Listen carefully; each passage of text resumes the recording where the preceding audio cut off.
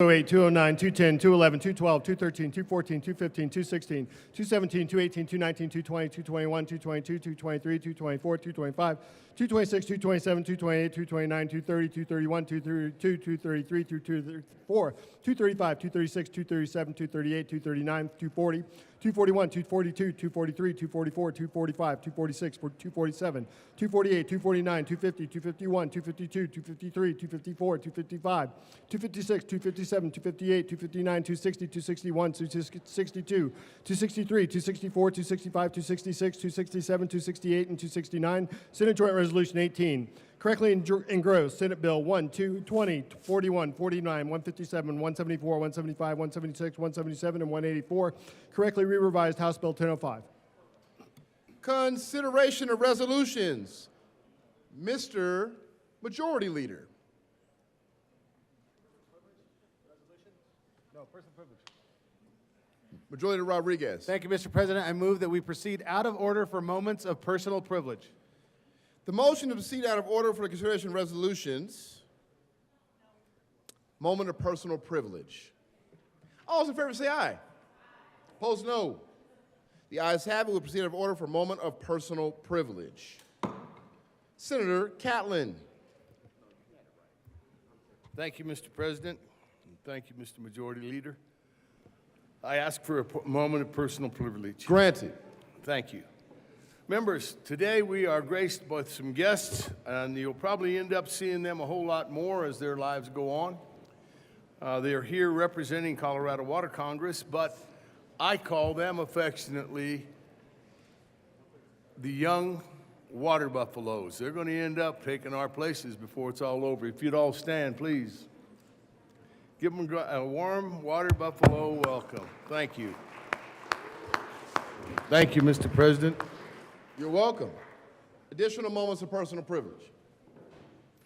Seeing none, now Majority Leader Rodriguez.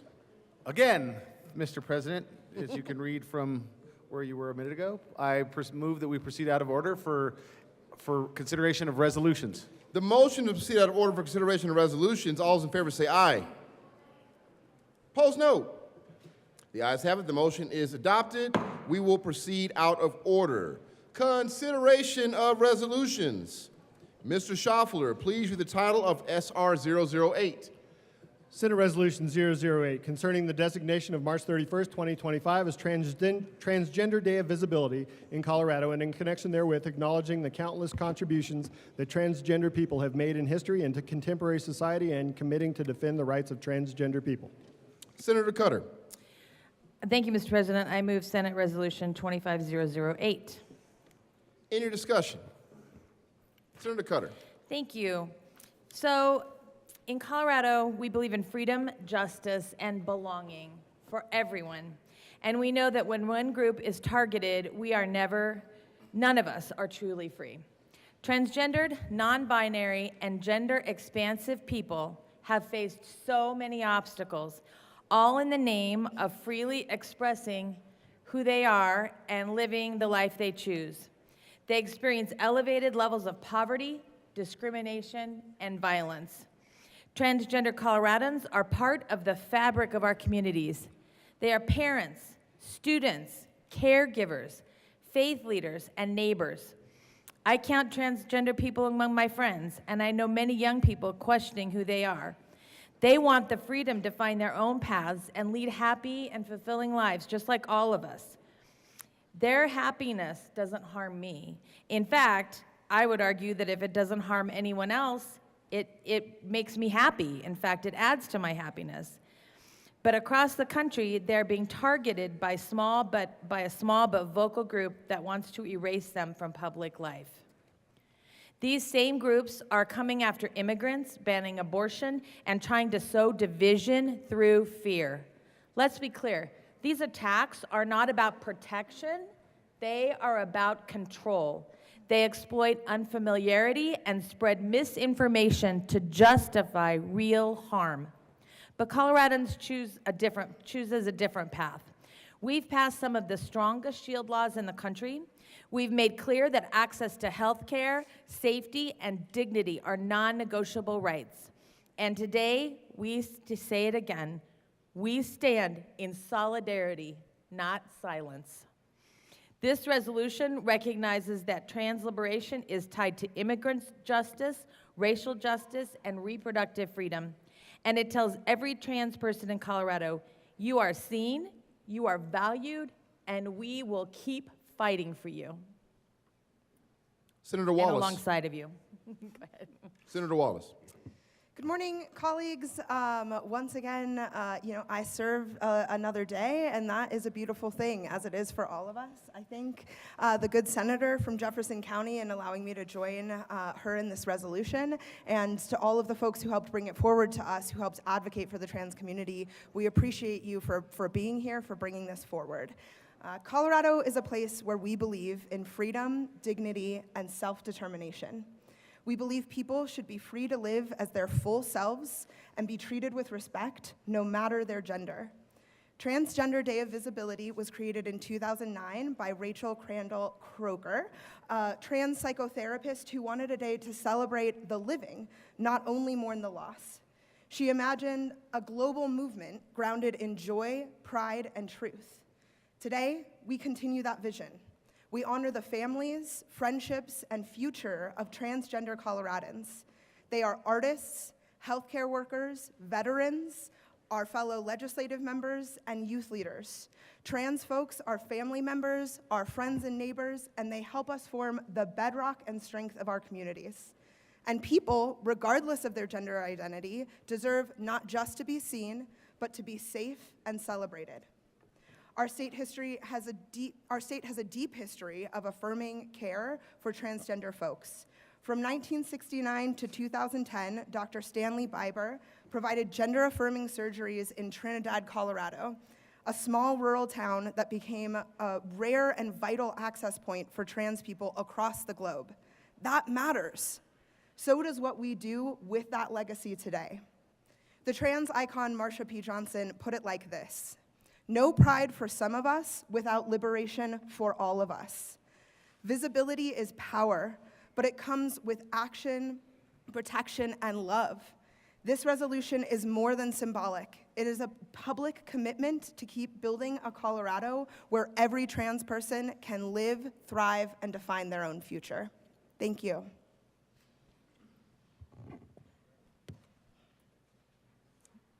Senator Cutter. Thank you, Mr. President. It's a Monday, and I forgot to ask if this could be read at length. May I request the resolution be read at length? Mr. Schaffler, please read SR 008 at length.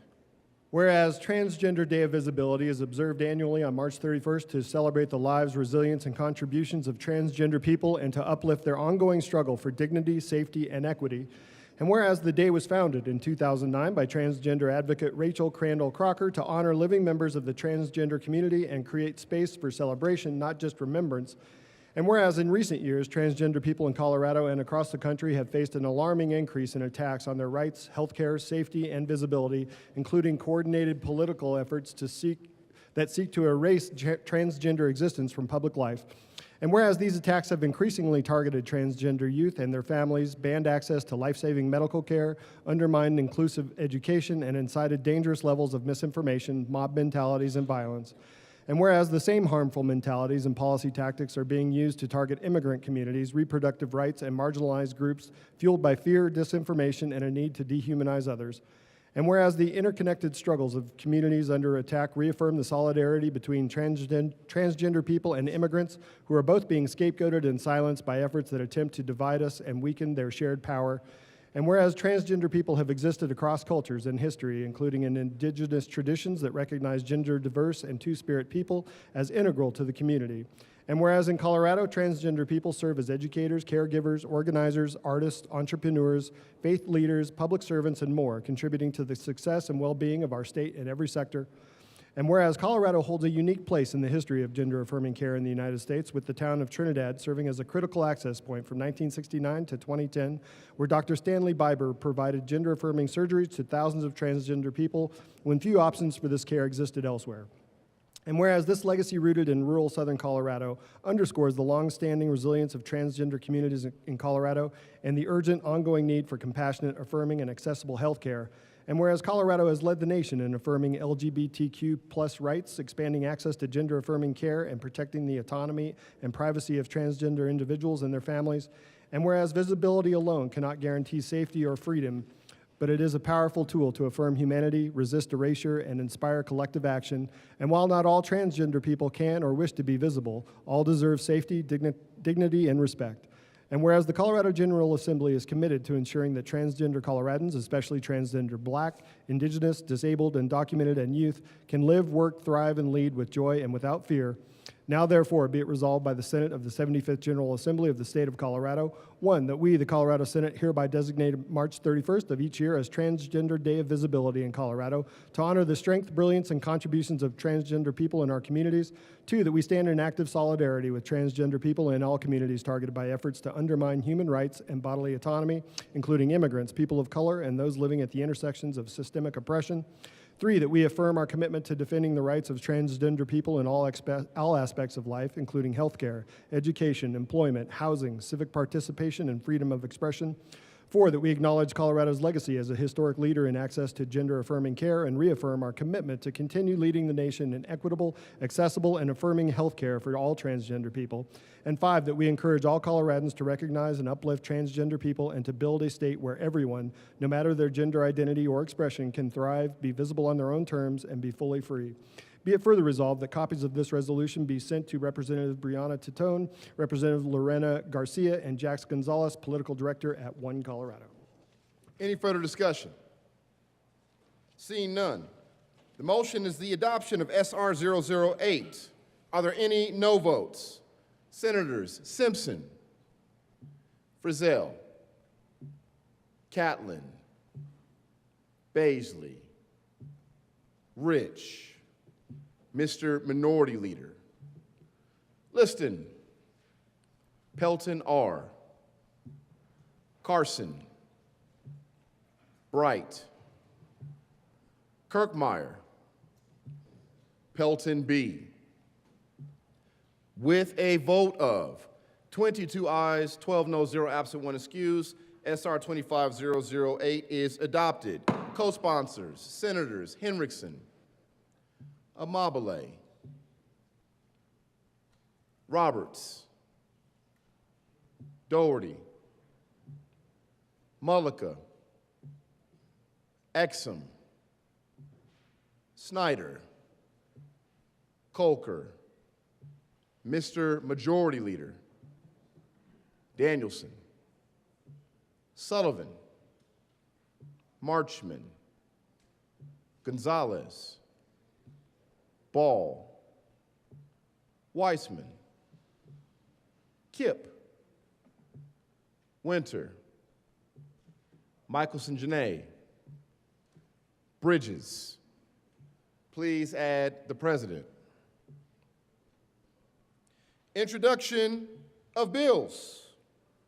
Mr. Schaffler.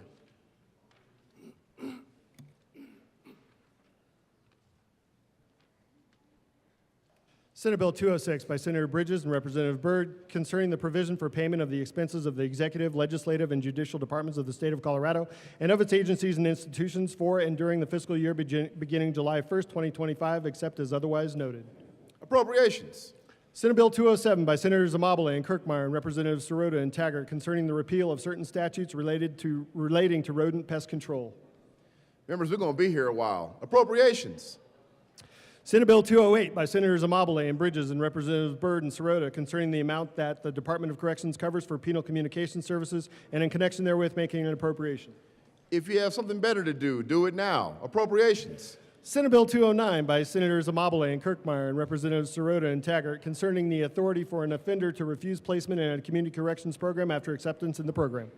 Appropriations. Senate Bill 210 by Senators Amabile and Kirkmeyer and Representatives Byrd and Sirota concerning repealing the 5-year appropriation requirement for bills that result in a net increase in periods of incarceration. Appropriations. Senate Bill 211 by Senators Amabile and Bridges and Representatives Sirota and Taggart concerning budgeting reports from the Department of Corrections. Appropriations. Senate Bill 212 by Senators Kirkmeyer and Bridges and Representatives Taggart and Byrd concerning the temporary use of the Centennial Correctional Facility South Sea Tower to house inmates during the Sterling Correctional Facility Access Controls Project and in connection therewith making an appropriation. Appropriations. Senate Bill 213 by Senators Bridges and Amabile and Representatives Sirota and Taggart concerning the use of broadband infrastructure cash fund and in connection therewith making an appropriation. Appropriations. Senate Bill 214 by Senators Bridges and Amabile and Representatives Sirota and Taggart concerning reimbursements for eligible meals provided through the Healthy School Meals for All program and in connection therewith making and reducing an appropriation. Appropriations. Senate Bill 215 by Senators Bridges and Kirkmeyer and Representative Byrd and Taggart concerning repealing the Colorado Student Leaders Institute. You guessed it, appropriations. Senate Bill 216 by Senators Bridges and Kirkmeyer and Representatives Sirota and Taggart concerning eliminating the requirement for annual reprinting of laws concerning education and in connection therewith reducing an appropriation.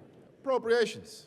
Senate Bill 217 by Senators Amabile and Bridges and Representative Byrd and Sirota concerning repealing their Computer Science Education for Teachers grant program. Appropriations. Senate Bill 218 by Senators Amabile and Bridges and Representatives Sirota and Byrd concerning the Department of Education's permissible use of money that is appropriated for the School Transformation Grant Program. Appropriations. Senate Bill 219 by Senators Amabile and Kirkmeyer and Representatives Byrd and Taggart concerning repealing the Colorado Career Advisory Training Program. Appropriations. Senate Bill 220 by Senators Bridges and Kirkmeyer and Representatives Sirota and Taggart concerning repealing the Accelerated College Opportunity Exam Fee Grant Program. Appropriations. Senate Bill 221 by Senators Bridges and Kirkmeyer and Representatives Byrd and Taggart concerning school district reporting on the total amount of additional mill levy revenue the school district distributes to institute charter schools within geographic boundary of the school district. Appropriations.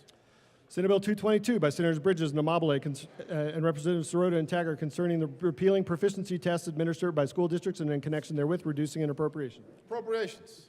Senate Bill 223 by Senators Kirkmeyer and Amabile and Representatives Sirota and Byrd concerning measures to calculate mill levy equalization to determine the distribution of mill levy equalization funding to institute charter schools and in connection therewith reducing an appropriation. Appropriations.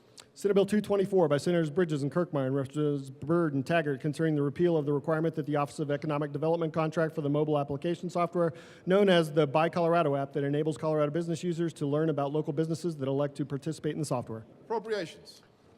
Senate Bill 225 by Senators Amabile and Kirkmeyer and Representatives Byrd and Taggart concerning the reduction in the transfer from the Limited Gaming Fund to the Advanced Industries Acceleration Cash Fund for state fiscal year 2025-26. Appropriations.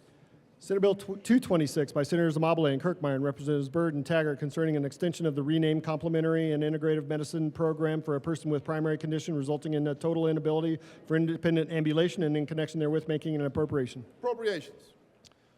Senate Bill 227 by Senators Bridges and Kirkmeyer and Representatives Byrd and Sirota concerning adjustments to the appropriations made for the 2024-25 state fiscal year to fund early intervention programs. Appropriations.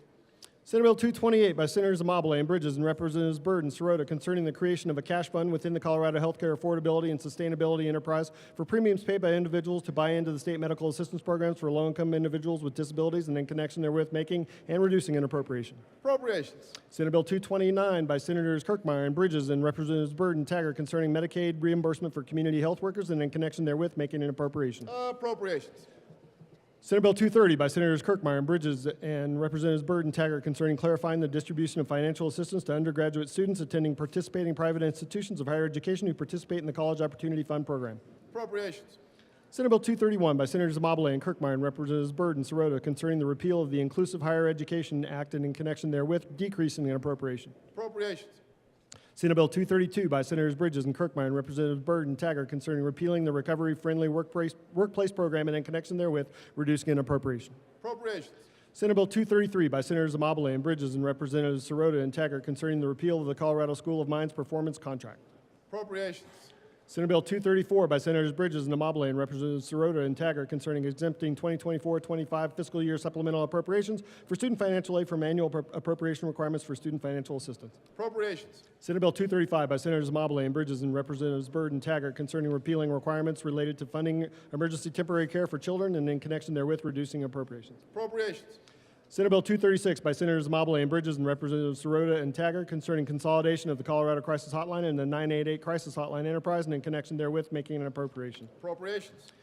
Senate Bill 237 by Senators Amabile and Bridges and Representatives Sirota and Taggart concerning repealing the Behavioral Health Voucher Program for rural and agricultural communities and in connection therewith reducing an appropriation. Appropriations.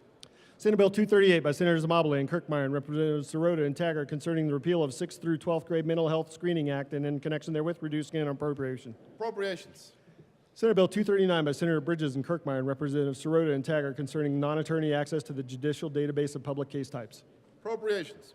Senate Bill 240 by Senator Bridges and Kirkmeyer and Representatives Byrd and Taggart concerning the creation of the Electronic Discovery and Criminal Cases Task Force. Appropriations. Senate Bill 241 by Senators Amabile and Kirkmeyer and Representatives Sirota and Taggart concerning the deposit of bond forfeiture collections in the Judicial Collection Enhancement Fund. Appropriations. Senate Bill 242 by Senators Amabile and Bridges and Representatives Sirota and Taggart concerning the division of unemployment insurance funding adjustments and in connection therewith making and reducing an appropriation. Appropriations.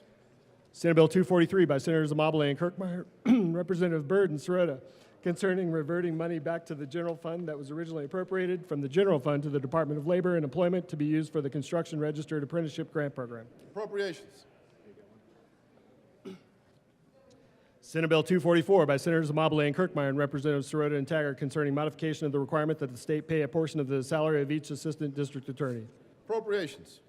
Senate Bill 245 by Senators Amabile and Bridges and Representatives Sirota and Byrd concerning modification of the authority of the Division of Housing to expend money from the Housing Development Grant Fund for administrative costs and in connection therewith making an appropriation. Appropriations. Senate Bill 246 by Senator Bridges and Kirkmeyer and Representatives Byrd and Sirota concerning the elimination of the gray and black market marijuana enforcement grant program.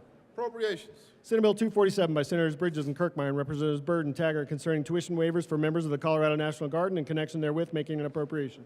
Appropriations.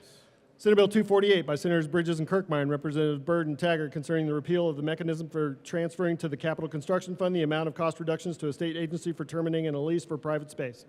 Appropriations. Senate Bill 249 by Senators Amabile and Kirkmeyer and Representatives Taggart and Byrd concerning the repeal of the annual transfer of money from the general fund to the state agency sustainability revolving fund. Appropriations. Senate Bill 250 by Senators Amabile and Kirkmeyer and Representatives Byrd and Taggart concerning repealing the disordered eating prevention program and in connection therewith reducing an appropriation. Appropriations. Senate Bill 251 by Senators Bridges and Amabile and Representatives Byrd and Sirota concerning eliminating the Kidney Disease Prevention and Education Task Force and in connection therewith reducing an appropriation. Appropriations. Senate Bill 252 by Senators Bridges and Kirkmeyer and Representatives Byrd and Taggart concerning the repeal of the Radiation Advisory Committee. Appropriations. Senate Bill 253 by Senators Bridges and Kirkmeyer and Representatives Sirota and Taggart concerning the elimination of certain repeal dates associated with the payment by persons in the animal agriculture sector of fees regarding regulated activities associated with animal feeding operations. Appropriations. Senate Bill 254 by Senators Bridges and Amabile and Representatives Byrd and Taggart concerning the transfer of $5 million from the general fund to the Stationary Sources Control Fund. Appropriations. Senate Bill 255 by Senators Amabile and Bridges and Representatives Byrd and Taggart concerning the transfer of $6 million from the general fund to the Hazardous Substance Response Fund. Appropriations. Senate Bill 256 by Senators Kirkmeyer and Amabile and Representatives Byrd and Sirota concerning a transfer to the Public Safety Communications Trust Fund for the support of the digital trunked radio system. Appropriations. Senate Bill 257 by Senators Bridges and Kirkmeyer and Representatives Byrd and Taggart concerning modification of the annual transfers from the general fund to the State Highway Fund. Appropriations. Senate Bill 258 by Senators Bridges and Kirkmeyer and Representatives Byrd and Sirota concerning a temporary reduction in the road safety surcharge and in connection therewith modifying the allocation of revenues from the surcharge to increase allocations to counties and municipalities during the temporary reduction. Appropriations. Senate Bill 259 by Senators Bridges and Kirkmeyer and Representatives Byrd and Taggart concerning the elimination of state property tax reimbursements for a taxpayer that owes ad valorem property tax on a property that has been destroyed by a natural cause. Appropriations. Senate Bill 260 by Senators Bridges and Amabile and Representatives Byrd and Taggart concerning the repeal of the Colorado Household Financial Recovery Pilot Program Act. Appropriations. Senate Bill 261 by Senators Amabile and Kirkmeyer and Representatives Byrd and Sirota concerning the administration of the Property Tax Deferral Program and in connection therewith, reversing the 2022 shift of administrative responsibilities for the program from county treasurers to the state treasurer and limiting the applicability of the 2022 expansion of program eligibility to taxpayers whose homesteads are in counties that opt into that expansion. Appropriations. Senate Bill 262 by Senators Amabile and Kirkmeyer and Representatives Byrd and Taggart concerning changes to the amount of money in the Capital Construction Fund. Appropriations. Senate Bill 263 by Senators Amabile and Bridges and Representatives Byrd and Taggart concerning statutes governing spending authority and in connection therewith extending the repeal date of certain statutes that allow transfers and over-expenditures in limited circumstances and clarifying which transfers between appropriations are for like purposes. Appropriations. Senate Bill 264 by Senators Bridges and Kirkmeyer and Representatives Byrd and Sirota concerning transfers of money from certain cash funds to the general fund. Appropriations. Senate Bill 265 by Senator Bridges and Kirkmeyer and Representatives Byrd and Taggart concerning the conversion of continuously appropriated cash funds to cash funds subject to annual appropriation by the General Assembly and in connection therewith making an appropriation. Appropriations. Senate Bill 266 by Senator Bridges and Kirkmeyer and Representatives Sirota and Taggart concerning the repeal of certain requirements that the General Assembly annually appropriate money. Appropriations. Senate Bill 267 by Senator Amabile and Kirkmeyer and Representatives Sirota and Taggart concerning elimination of roll-forward authority for a state department's utility line item. Appropriations. Senate Bill 268 by Senators Bridges and Kirkmeyer and Representatives Byrd and Sirota concerning changes to money in the marijuana tax cash fund and in connection therewith making an appropriation. Appropriations. Senate Bill 269 by Senator Bridges and Kirkmeyer and Representatives Sirota and Taggart concerning the transfer of $4 million from the general fund to the Infrastructure Investment and Jobs Act cash fund. Appropriations. Senate Bill 270 by Senator Bridges and Amabile and Representatives Byrd and Sirota concerning nursing facilities fees collected by the Colorado Healthcare Affordability and Sustainability Enterprise and in connection therewith authorizing the enterprise to provide additional services to nursing facilities in exchange for the fees collected and making and reducing appropriations. Appropriations. House Bill 1285 by Representatives McCormick and Johnson and Senators Kipp and Pelton B concerning the veterinary workforce and in connection therewith establishing requirements for the practice of veterinary medicine by veterinary professional associates. Agriculture and natural resources. Members, please join me in giving Mr. Schaffler a round of applause. Third reading of bills. Consent calendar. Mr. Schaffler, please read the titles of all the bills on the consent calendar. Senate Bill 177 by Senators Kipp and Bright and Representatives Sirota and Bradfield concerning the continuation of the Early Childhood Leadership Commission. Senate Bill 176 by Senators Pelton R. and Snyder and Representatives Martinez and Winter concerning the continuation of the Commodity Handler and Farm Products Act and in connection therewith implementing the recommendations contained in the 2024 Sunset Report by the Department of Regulatory Agencies. Majority Leader Rodriguez. Thank you, Mr. President. I move for the passage of both bills on third reading of bills, final passage consent calendar, which is Senate Bill 177 and Senate Bill 176. Any discussion on any of the bills? Seeing none, the motion is the passage of all the bills on the third reading of bills consent calendar. Are there any no votes? Senator Baisley. Thank you, Mr. President. I would like to be recorded as a no vote on Senate Bill 177 and 176. Senator Baisley will be recorded as a no vote on Senate Bills 176 and 177. Senator Carson. Thank you, Mr. President. I wish to be recorded as a no vote on Senate Bill 177. Senator Carson will be recorded as a no vote on Senate Bill 177. Are there any additional no votes? Seeing none, with a vote of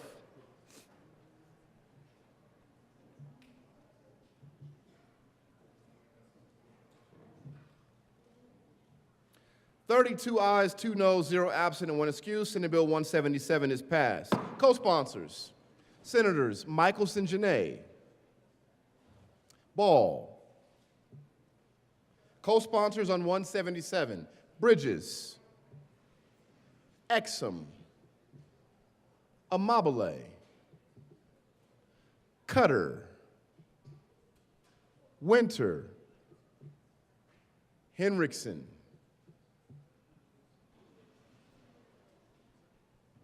Please add the president. With a vote of 33 ayes, 1 no, 0 absent, 1 excused, Senate Bill 176 is passed. Co-sponsors, Senators Simpson, Catlin, Pelton B, Bridges, Exum, Henriksen,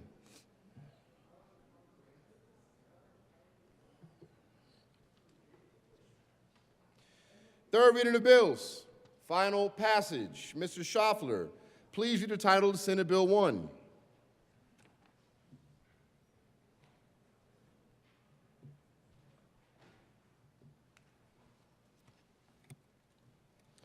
Senate Bill 1 by Senator Gonzalez and Roberts and Representatives Bacon and Joseph concerning the administration of elections and in connection therewith creating the Colorado Voting Rights Act and making an appropriation. Senator Gonzalez. Thank you, Mr. President. I move Senate Bill 1 on third reading and final passage and ask for an aye vote. Any discussion? Senator Gonzalez. Thank you, colleagues. I want to start off by telling a story about my mom, actually. It's funny the way things work out because my mom died when I was 20 years old. And at her funeral, and for years since, I have learned stories about her that give me insight as to what type of person she was before she had me. At my mom's funeral, people started coming up to me and telling me all of these stories about how they met her when she was at the bank on Friday. Not at the bank. She would go to the bank, stand while people were in line to cash their checks, and she would help people register to vote. My mom always taught us that voting was fundamentally important. And it's so much because of her that I am here today.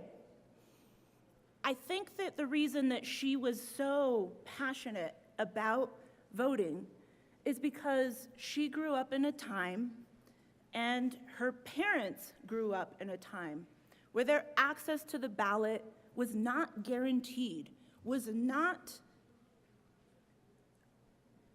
protected.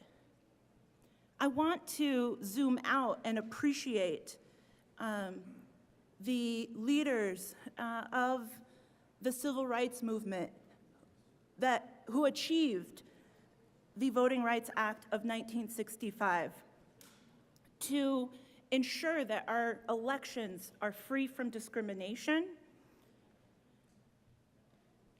The Federal Voting Rights Act back in 1965 was passed to confront gerrymandering and election practices that denied Black Americans and other voters of color an equal voice in democracy.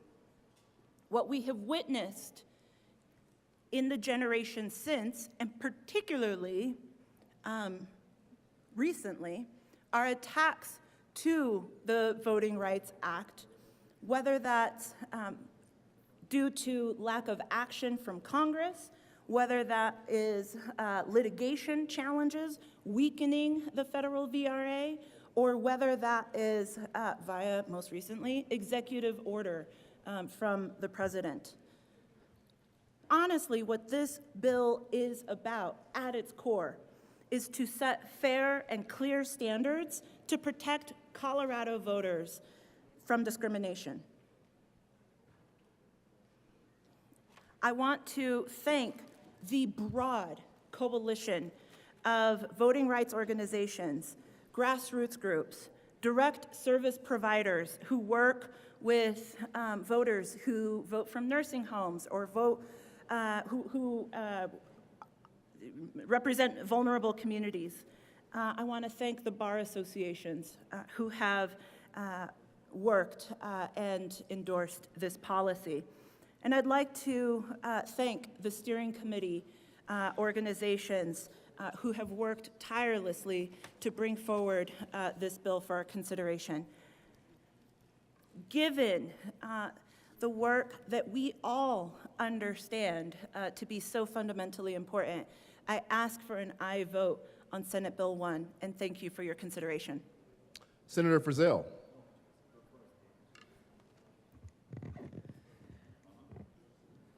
Good morning, Mr. President. Morning. I appreciate the effort and interest of the bill sponsor to increase trust and access to voting in the state of Colorado. I think that that is something that's important to everybody. We had a lot of lively debate on this bill last Friday. But I think that if we really want to address trust, and access to voting in the state of Colorado, we need to take a much broader view of the conversation. Because we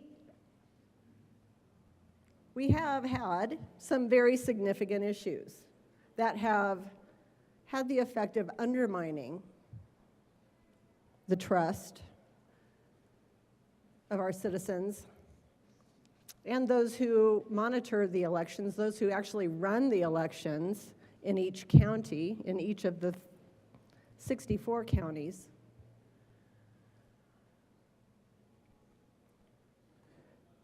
The trust in that relationship, that respectful relationship between the Secretary of State and those clerks who actually do the work. And so we talked about that last Friday, and I think it merits, it's a very important thing to me, because I somehow got dragged into this last fall due to my role on the Legislative Audit Committee.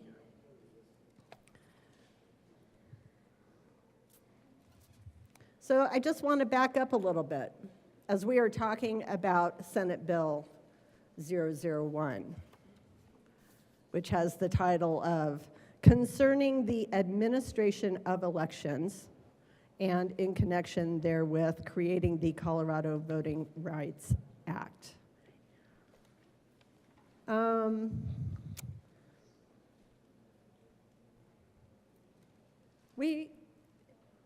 I ran an amendment successfully initially last Friday that was really geared towards this very important trust issue. It was geared towards transparency and the lack thereof. Because I think that if we're going to be talking about voting rights, and if we're talking about the administration of elections, transparency and collaboration are key to that conversation. So this is the thing, is we have a Secretary of State that has a troubling trend of neglect when it comes to issues around elections. You know, in June of 2024, and that was just the latest. And I'm speaking of the BIOS password leak. You know, in 2020, Griswold was served, the Secretary of State was really accused of not maintaining voter rolls. And that was pretty successful, that complaint. The Secretary of State agreed to provide annual updates as part of a settlement, and that came in 2023. But I mean, I'll tell you, so when I'm out walking neighborhoods, I'm sure you all do the same thing as you're campaigning, walking, and my mom, who has been gone for 9 years now, had her best friend live down the street from her. And her best friend was this lovely Italian woman, just salt of the earth, loved her. I loved her. I thought she was just wonderful.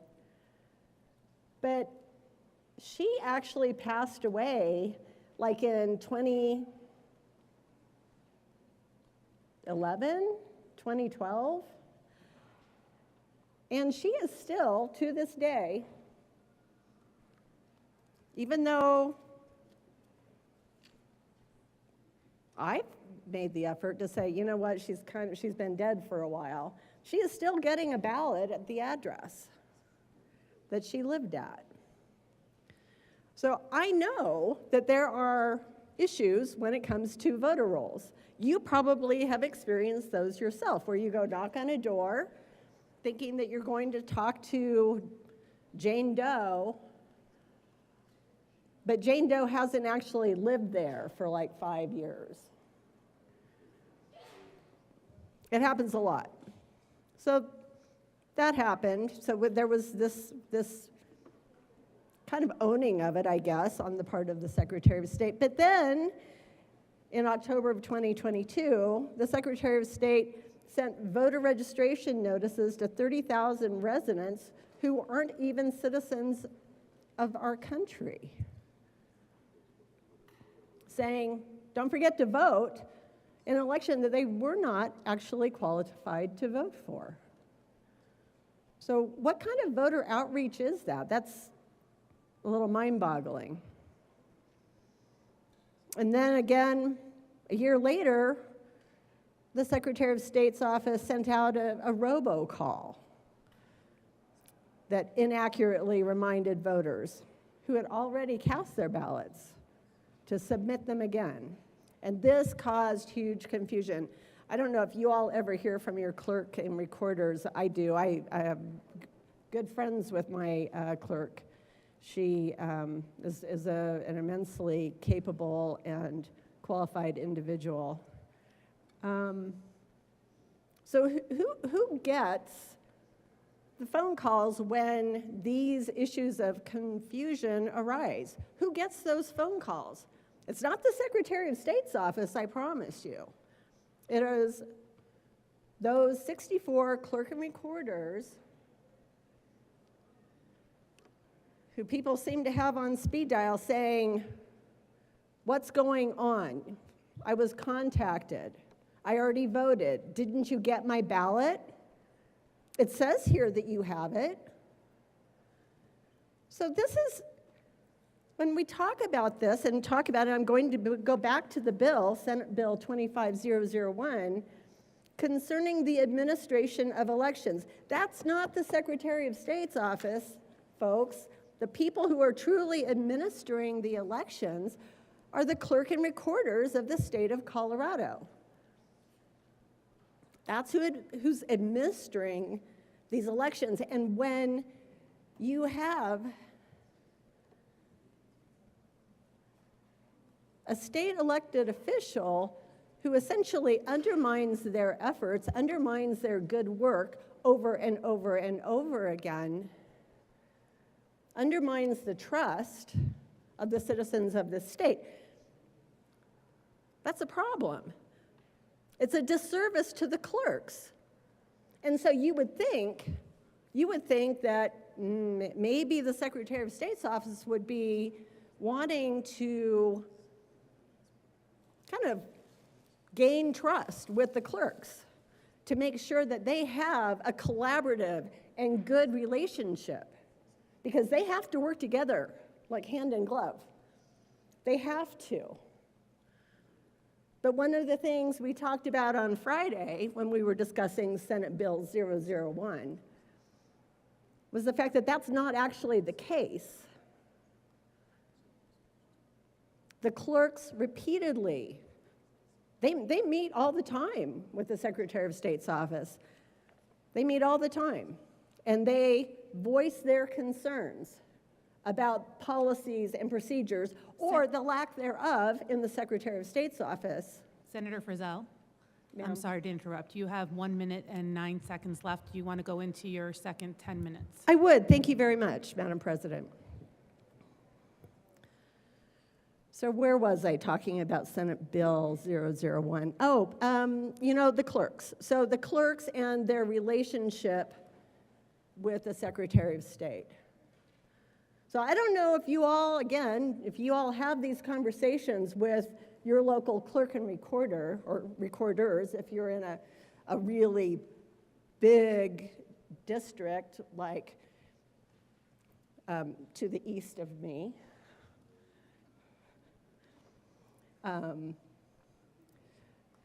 It rhymes with Beltonia.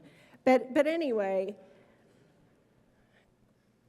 if you talk to your clerks, I think that for the most part, and this is not universally true, so I don't want to broad brush it, but it is, the vast majority of the clerks have a very strained relationship with the Secretary of State.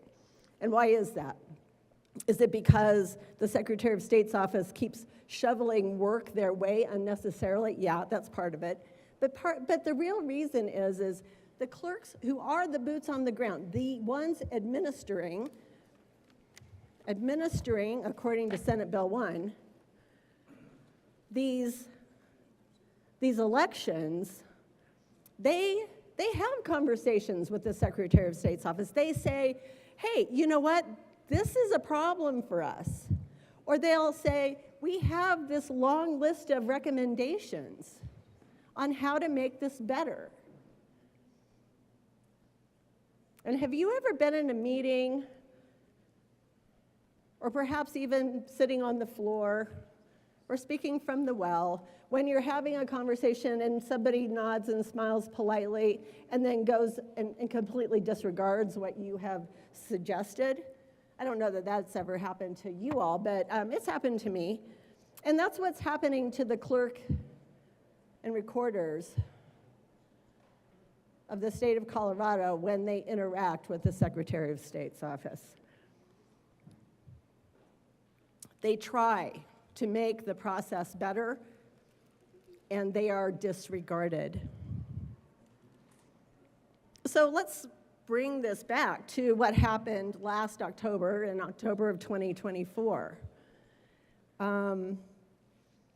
According to the timeline that I have, and if you all have a different timeline, I'd be happy to amend this, but the Secretary of State's office was made aware on the 24th of October, 2024,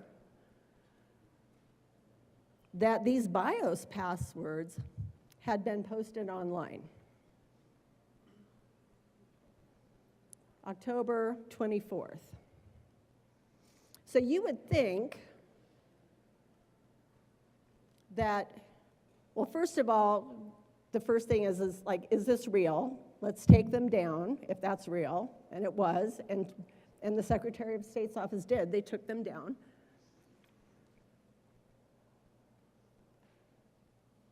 And you would think that perhaps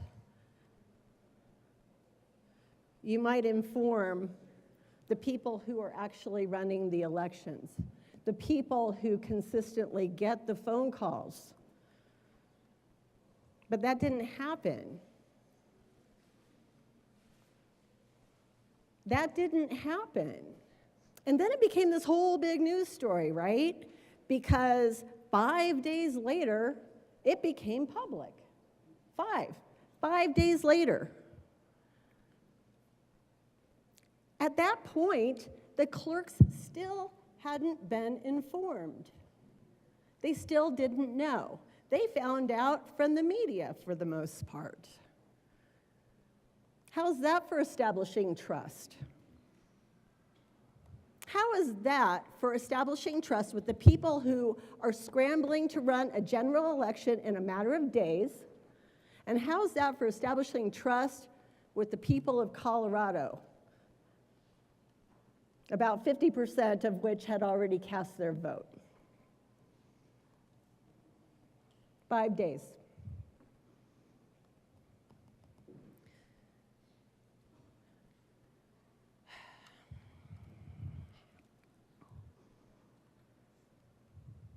So there was an investigation, an outside investigation, and that investigation found that the Secretary of State and her office violated state security protocols in the disclosure of election equipment passwords.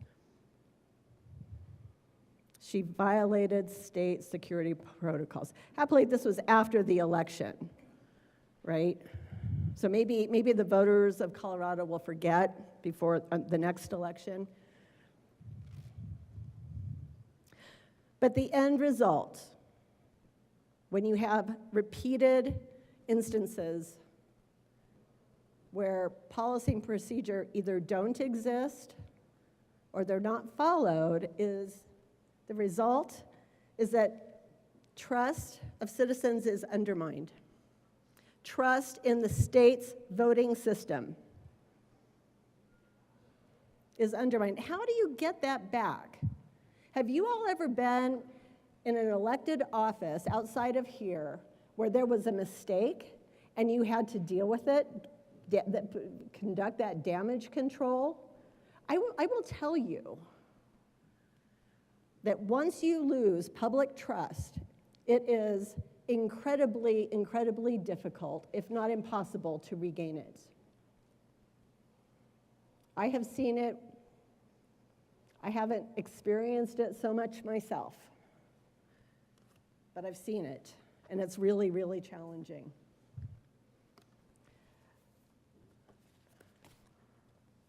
But colleagues, the answer is not to stick your head in the sand and deny it happened. That is never the solution. It's never the solution to sweep an incident of this magnitude under the carpet. It is not okay. So when we talk about voting rights and we talk about the administration of elections, we darn well should be talking about what has become a systemic issue in the Secretary of State's office when we're creating policy. This is not about politics. This is about following policy and ensuring that the citizens of the state of Colorado have trust in our election systems. And that's what this bill is about. And that's what we should be addressing in this bill. I'm deeply disappointed that that didn't happen. And in fact, in my conversations with my good friend, the Douglas County Clerk and Recorder, I found out that the Clerks Association provided a number of amendments and ideas for this particular piece of legislation, Senate Bill 1. They made requests, and they were not responded to. That's according to my friend, the Douglas County Clerk and Recorder, who's quite well thought of by the Clerks Association, and she's very much been in on these conversations. You know, I asked her, I said, so for Douglas County, what does this bill do? What changes are you going to have to make? And she's like, you know, we kind of already do all this stuff. So I would submit to you folks that this is a statement bill that was not stakeholdered with the Colorado Clerks Association, those who administer elections, those who are the boots on the ground, those who take the phone calls, take the heat for election mistakes that happen at a state level.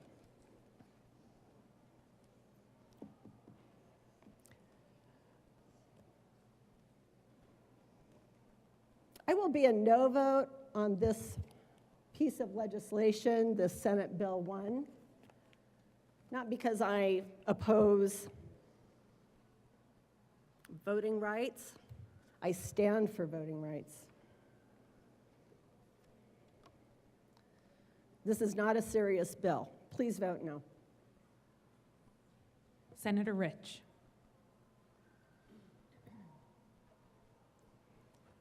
Thank you, Madam President, and I rise in opposition once again to this bill. And I want to thank the good senator from Castle Rock for laying out that argument so well.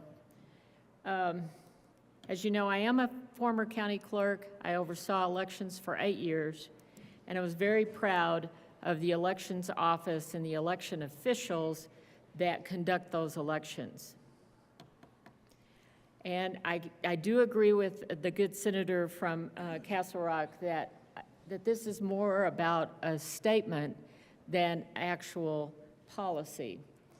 When I was the county clerk, I know it was shortly after the 2020 election, and legislation from this body was coming out at warp speed. One year, there were 138 election bills, and I was always kind of surprised that people in this chamber thought that they knew what was better, how to run an election. And then we get into an election and the voters are just so upset. And I'm like, yeah, I know, I'm sorry. Here's the list of the legislators that passed this bill. But I just feel like I'm trying to understand when it happened that there were practices of widespread efforts to deny race, color, and language minority groups an equal opportunity to elect candidates of their choice. And at the same time, supporting our Secretary of State's office that Colorado has the best elections in the nation. I don't get those, that doesn't seem to work together. And one cannot characterize discrimination as a persistent matter of statewide concern due to the history of discriminatory practices that create disparities that persist over time. I just feel like this bill is designed to facilitate numerous frivolous civil lawsuits brought against counties and municipalities lacking the resources to handle them. This is an unfunded mandate on local government. I saw that time and time again. And I know that you may think, oh, that's not really it. If you have never overseen an election, if you have never been that person on the ground, I don't know how you could stand here and say that. But I got a letter from one of my smaller municipalities, and that city council asked that the municipalities be excluded. I know that that was debated and that didn't happen, but I think there's going to be some unintended consequences and some unfunded mandates to the counties and to the municipalities, and that doesn't seem right to me when you're bringing a bill that you're not consistent with calling our Colorado having the best elections and then saying all of this about disparities. That doesn't seem to work for me. So on this bill, Senate Bill 001, I'm asking for a no vote. Senator Pelton B. Thank you, Madam President. First off, I would like to thank the good senator from Denver for bringing this bill. She and I have had conversations about elections before in this chamber, and I appreciate bringing this. I wholeheartly believe the more people that we get to vote, I think the better off we are. I have to tell you, though, some of the stuff in this bill is really worrisome. One of the things that was brought to my attention from CML was the unconstitutional application to home rule municipalities. They feel like the bill's unconstitutional in its application to home rule municipalities because Colorado's legal structure does not allow for state regulation of home rule municipality elections. Article 20, Section 6 of Colorado's Constitution, among other things, specifically confirms the full right of self-government in all matters pertaining to municipal elections. The Colorado Supreme Court and Court of Appeals have confirmed that for 113 years that the municipal elections are a matter of purely local concern, even if the state had a plausible interest in combating unidentified discrimination, there is no sufficient jurisdiction to override the express language of the Constitution. Courts will again confirm that the General Assembly cannot control municipal elections in this indirect fashion and this legislation that ultimately cannot be implemented. That's CML's take of the bill, Colorado Municipal League. I mean, I'm sure being from local governments, there's always some talk about how we can implement things. My frustration in this bill is that when I ran an amendment to put in that the state would come up with the extra money for the unfunded mandate. so they're not caught up by accidentally doing something or not having the funds to do it, so they don't get caught up in the system. I hear that a lot in the chamber. We don't want to make laws so people don't get caught up in the system. And I just don't want my clerks to get caught up in that, or even a municipality clerk. I mean, I've had my own, being a county commissioner, I've had my own problems with some municipalities. I'm not going to name names, but I've had my problems. But I will say that I still don't want those clerks to be responsible if there's no money to fund these things. The other thing I want to talk about is something that my father always likes to express to me with elections. Son, my vote doesn't count. And I tell him all the time, it does count. There's a person in this building that only won by 3 votes. 3 votes. Your vote matters. It always does. I don't care who you vote for. I will always tell them. My daughter and I sat down and had this conversation. She went and registered to vote. And when she went to register to vote, I said, this is probably the most important thing that you'll do right here, is you get to make the decision. We had the ballot in front of us, and I sat her down in the living room on a TV tray, and I said, go through and tell me what you think and how you would do this. How would you vote? And so she took her time and went over everything. And she's only 17, so she didn't get to vote. That's why I gave her my ballot. And she was like really thoughtful about going through it. And I think that this bill, the intent of this bill is trying to get more people involved. I get that. I understand that.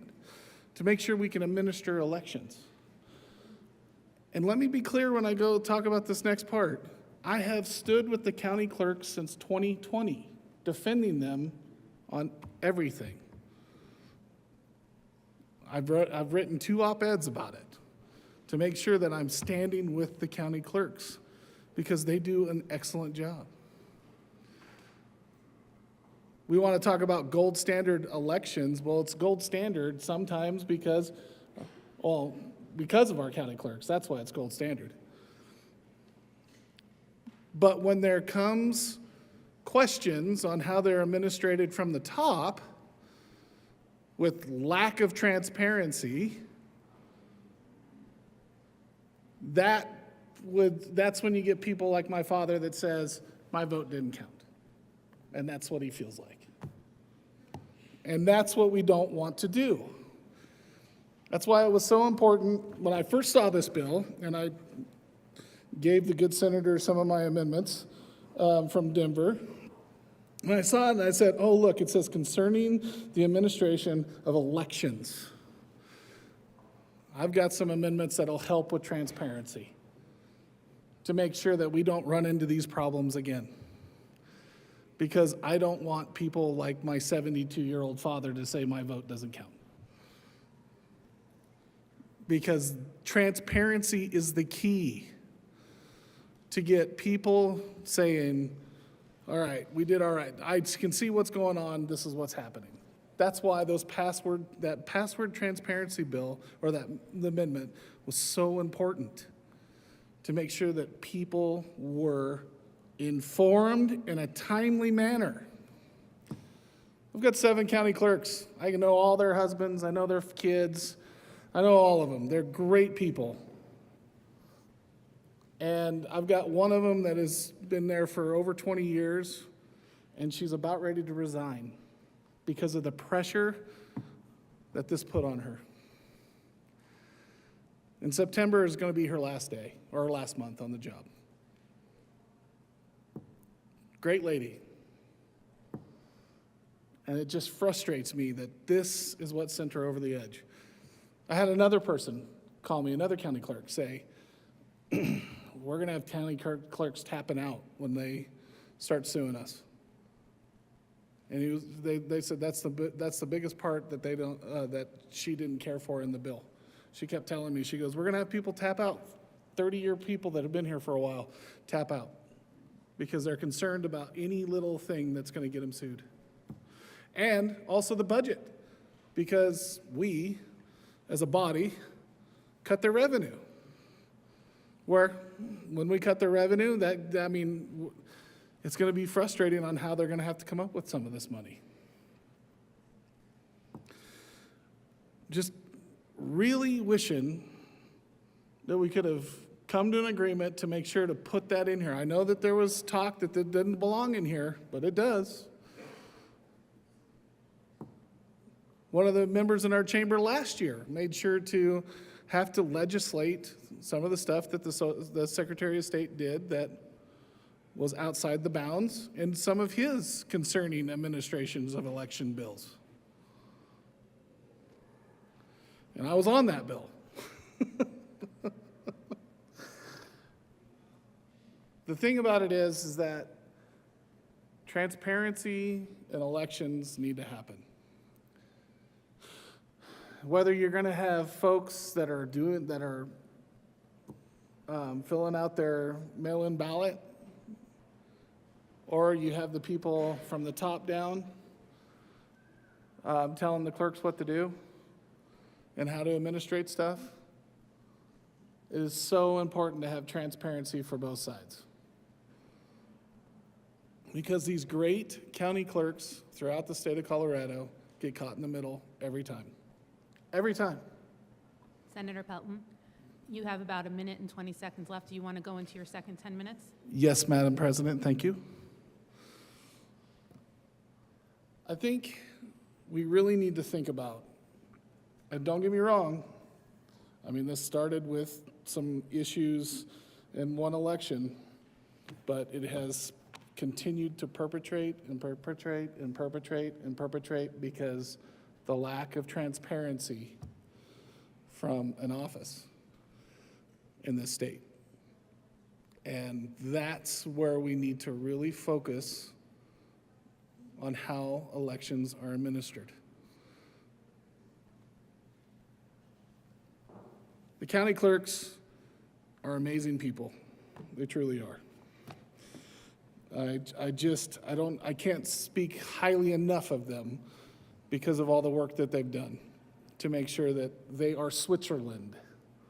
And that's what I get told all the time in my county.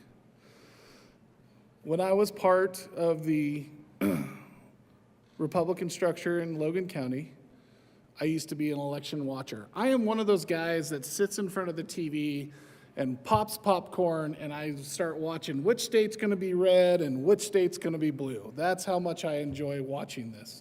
I love watching the debates, and I don't just watch one channel. I watch 2 or 3 channels at once so I can kind of get what's going on in the whole world. And I just get excited about watching those states turn colors. Because when I was a kid, I didn't get to see that. When I was a kid, it was all red. One state turned blue. So that's what I got to see. So now, when I'm sitting in front of the TV with my children, I can say, here's what's going on in this state, here's what's going on in this state, here's what's going on in this state. And they kind of get a kick out of it too. I have one daughter that gets a kick out of it, the other one thinks it's boring. But I enjoy the elections. I was a watcher. I enjoyed watching how they do things. And then as a county commissioner, I didn't enjoy the unfunded mandates that would come down because trying to come up with an extra $50,000 for the county clerks was always a difficulty thing to do. Where are we going to take it from? Well, normally what we had to do is we took it from roads. And that's what we'd have to do. Or we took it from raises. Places where, we had to take it from because we had an unfunded mandate. That's what this bill's going to do. I really, really, really hope that we can find a way to make sure, moving forward, that we can find a way to put transparency in this system where we don't have questions, especially from the top down or even the bottom up. Because that's the issue. Transparency. I can't remember what year it was, but I think 30,000 mailers went out to undocumented people in the state of Colorado to vote. I know that they can't vote, but still, that's something that brings questions to the election system. Then when we had the passwords coming out, that brings questions to the election system. And it all came out of one office. I don't care who sits in that office, but as long as we have transparency built in, then we won't have to worry about the questions. Because then, oh, they're transparent, it's coming out this way. I really hate the fact that we have to figure out a way to legislate a working relationship with the Secretary of State's office and the county clerks. Because I've actually seen where things come down from the Secretary of State's office that is not right because of the whole grant process that was going on to make sure that we were getting paid, the counties were getting backfilled for some of the stuff that they're having to do with the increased security, with the cameras, with all that stuff. Well, they had 3 different categories. They had small, medium, and large counties. We were considered a small county. We're a medium county, but we were considered a small county because my county clerk argued. So she got less money. That's the $50,000 that I talk about that we had to come up with to make sure we could get that done. So the problem, we just really need to figure out a way to make sure that this system is more transparent so there's not questions. Again, I don't disagree with getting more people to vote. I don't disagree with figuring out ways where people's right to vote is taken away from them. I think those things are the way it should be. I do. I'm so happy I live in a country where my 17-year-old daughter gets to choose the way she wants to vote. She gets to choose who she affiliates with. And I don't have any influence over that, and I think it's wonderful that she gets to do that. Just like my father, when I went to register to vote, and it was the same way. He had no choice in what I was doing because I'm an adult and I get to do it, just like she did. I just think that if we're going to have a conversation about how we how we do the administration of elections, that we do it transparently and stop putting all the pressure on our county clerks. They don't need it. They do an excellent job. And I'll stand by that every time. I thank you for listening to me today, and I want to say thank you to the good senator from Denver, because I think that the debate that we had the other day was a little challenging, and I appreciate it. And I appreciate us having a free and fair election process. We just need to make sure it's transparent as well. And I ask for a no vote on Senate Bill 1. Is there any further discussion? Seeing none, the question before us, the motion is the passage of Senate Bill 001. Are there any no votes? Senators Rich, Baisley, Catlin, Frizzell,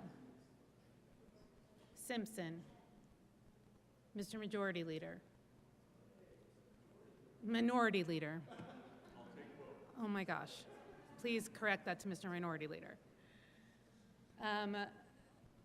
Senator Liston, Pelton R., Carson, Wright, Kirkmeyer, Pelton B. With a vote of 22 aye, 12 no, 0 absent, and 1 excused, Senate Bill 001 is adopted. Co-sponsors: Senators Exum, Sullivan, Ball, Winter, Kipp, Wallace, Cutter, Snyder, Bridges. Will the clerk please read the title to Senate Bill 002?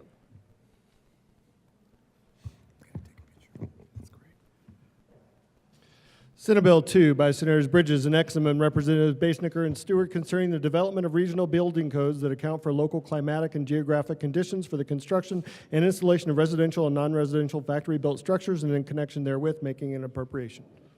Senator Exum. Thank you, Madam President. I move Senate Bill 2 on third reading and final passage. Is there any further discussion?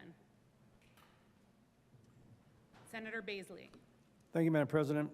I had a brief conversation with Bruce Eisenhower of the Department of Local Affairs on this topic this morning. I just wanted to share what he has texted me. It's very brief, but I believe it very relevant in our deciding on how to vote on Senate Bill 2. He says, in regard to factory-built structures, local governments currently do not have oversight or jurisdiction. The oversight and jurisdiction currently resides with the Department of Local Affairs, and Senate Bill 2 does not change that. This applies to plan review, factory inspections, and installation, even though they can contract those services to a third party. So where we might concern ourselves with stepping on local control, this evidently does not impose on local control. So I thought it would be useful to share that. Thank you, Madam President. Is there any further discussion? Seeing none, the motion is the passage of Senate Bill 002. Are there any no votes? Senator Rich, Frizzell, Simpson, Pelton B, Bright, Carson, Pelton R, Liston. With a vote of 26, Mr. Minority Leader. Senator Kirkmeyer. Senator Catlin. Any more? Okay. Okay, you already got it, listen.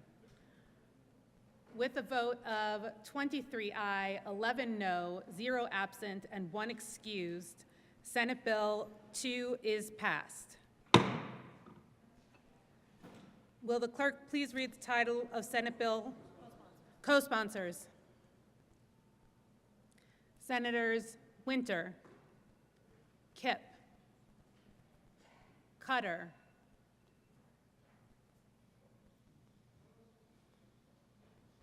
please add the president. Will the clerk please read the title to Senate Bill 49?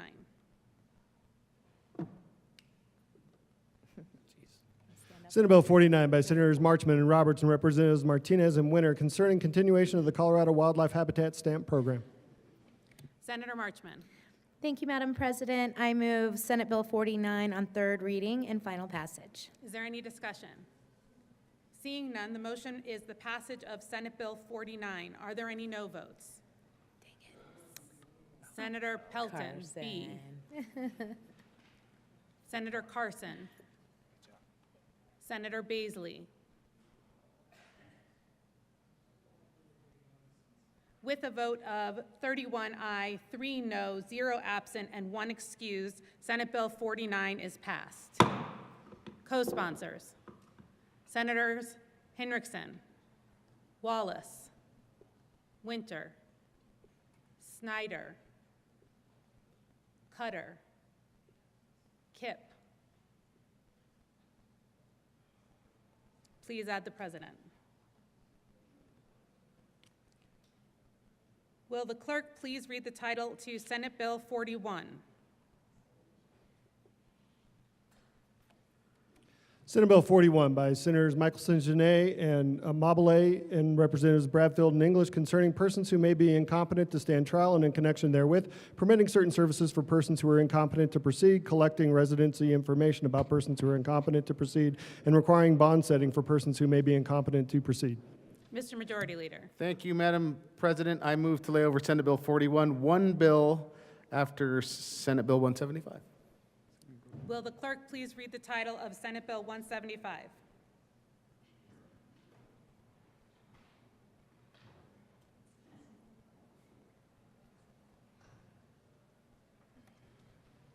Senate Bill 175 by Senators Gonzalez and Representative Basnicker and Morrow concerning the continuation of the towing task force and in connection therewith implementing the recommendation contained in the 2024 Sunset Report by the Department of Regulatory Agencies. Senator Gonzalez. Thank you, Madam President. I move Senate Bill 175 on third reading and final passage. Ask for an aye vote. Is there any discussion? Seeing none, the motion is the passage of Senate Bill 175. Are there any no votes? Senators, Mr. Minority Leader, Simpson, Frizzell, Catlin, Baisley,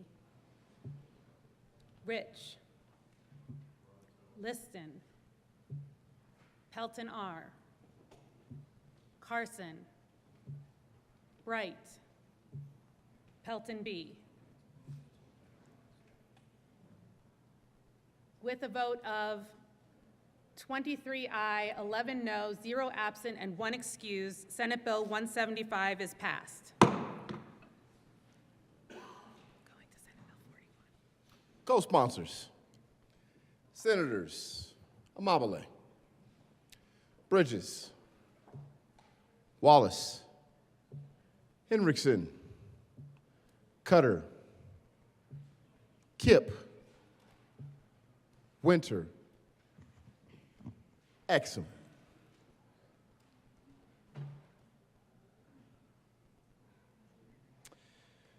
Mr. Schaffler, please read the title of Senate Bill 41.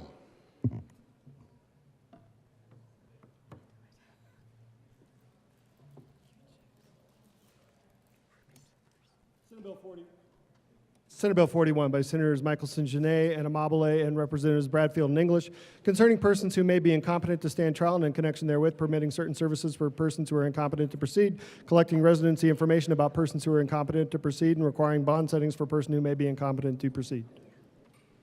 Senator Amabile. Thank you, Mr. President. I move Senate Bill 41 on third reading and final passage. Any discussion? Seeing none, the motion is to pass Senate Bill 41. Are there any no votes? Senators Rich, Baisley, Liston, Pelton R., Catlin, Frizzell, Carson, Bright, Simpson, Mr. Minority Leader, Kirkmeyer, Pelton B. With a vote of 22 ayes, 12 noes, 0 absent, and 1 excuse, Senate Bill 41 is passed. Co-sponsors, Senators Coker, Cutter, Henriksen, Kipp, Wallace, Weissman, Mr. Majority Leader, Ball, Gonzalez, Majority Leader Rodriguez. Thank you, Mr. President. I move to lay over Senate Bill 157 until Tuesday, April the 1st.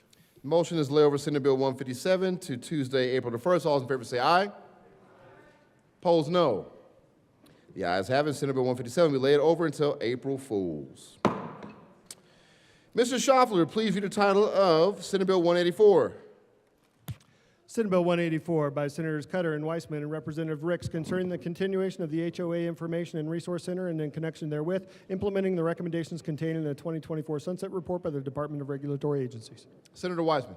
Thank you, Mr. President. We move the adoption of SB 184 on third reading and final passage. Any discussion? Seeing none, the motion is the passage of Senate Bill 184. Are there any no votes? Senators Rich, Pelton B., Liston, Bright, Baisley, Kirkmeyer, Pelton R., Simpson, Carson, Catlin, save the best for last, Frizzell. With a vote of 23 ayes, 11 noes, 0 absent, 1 excused, Senate Bill 184 is passed. Co-sponsors, Senators Wallace,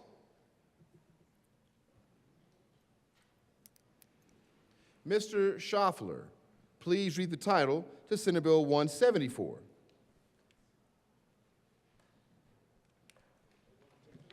Senate Bill 174 by Senators Roberts and Simpson and Representatives Lukens and Soper concerning the continuation of the regulation of outfitters and in connection therewith, implementing the recommendations contained in the 2024 Sunset Report by the Department of Regulatory Agencies.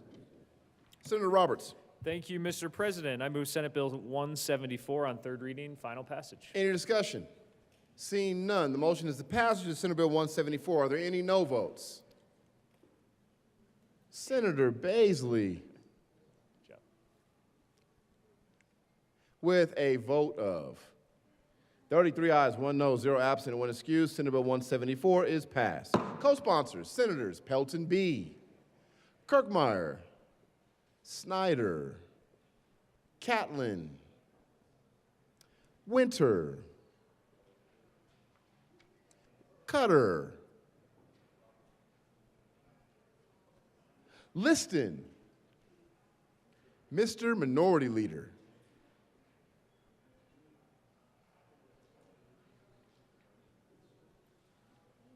Mr. Schaffler, please read the title to Senate Bill 20. Senate Bill 20 by Senators Weissman and Gonzalez and Representatives Lindsay and Mabry concerning the enforcement of existing landlord-tenant law. Senator, both of y'all, Gonzalez. Thank you, Mr. President. We move Senate Bill 20 on third reading and final passage and ask for an aye vote. Any discussion? Seeing none, the motion is the passage of Senate Bill 20. Are there any no votes? Wow. Senators Kirkmeyer, so many options to choose from. Catlin, Pelton B., Baisley, Mr. Minority Leader, Frizzell, Rich, Liston, Simpson,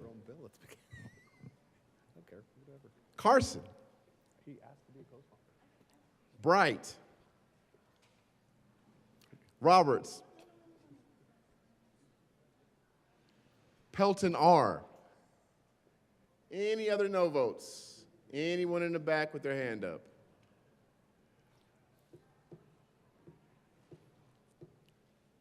Senator Mullica. Did the Minority Leader really want it to be a no vote? Mr. Minority Leader, did you want to be a no vote? All right, no vote. You're already no vote. With a vote of 20 ayes, 14 noes, 0 absent, 1 excused, Senate Bill 20 is passed.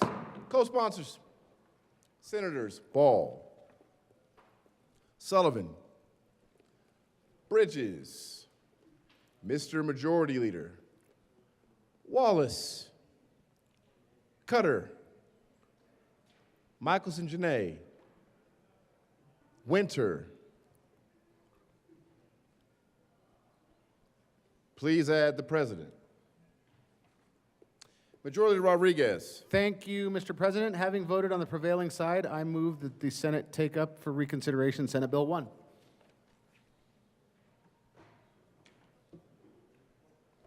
The motion is for the reconsideration of Senate Bill 1. All those in favor say aye. Opposed, no. The motion is adopted and reconsideration is granted. Mr. Schaffler, please read the title of Senate Bill 1. Senate Bill 1 by Senator Gonzalez and Representatives Bacon and Joseph concerning the administration of elections and in connection therewith creating the Colorado Voting Rights Act and making an appropriation. Senator Gonzalez. Thank you, Mr. President. I move Senate Bill 1, again, on third reading and final passage and ask for an aye vote. Before initially I was just going to let it be and not respond to some of the comments that we heard from the senators in opposition to the bill. Not sure if they actually read Senate Bill 1, because I want to be very clear about what this bill actually does. This bill ensures that Colorado voters can vote free from discrimination. This bill codifies the existing protections that have been eroded from the 1965 Voting Rights Act. What that would do is prohibit election practices that create disparities in participation for communities of color and for other protected groups. let's be clear that opposition to this policy is opposition to protecting Colorado voters from discrimination. I renew my request for an aye vote, and I thank you for your consideration. Further discussion on Senate Bill 1.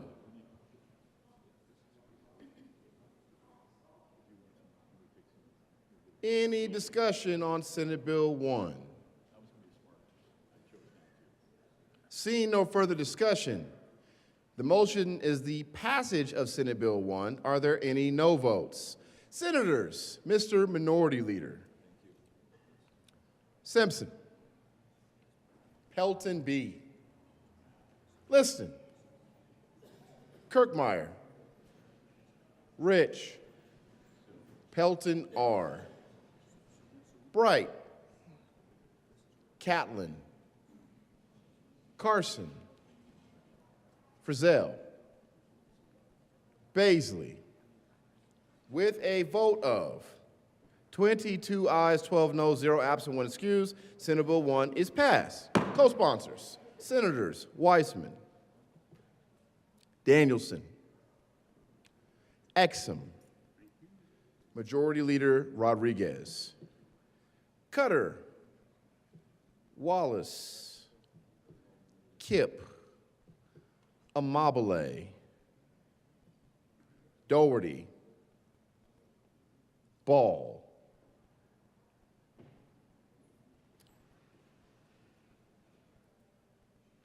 please add the President. General orders. Second reading of the bill's consent calendar. Senator Exum.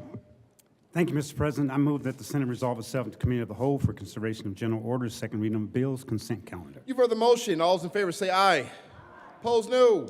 The motion is adopted. The Senate will resolve itself to Committee of the Whole for consideration of general order, second reading of the bills, consent calendar. And Senator Exum will take the chair. Get you some.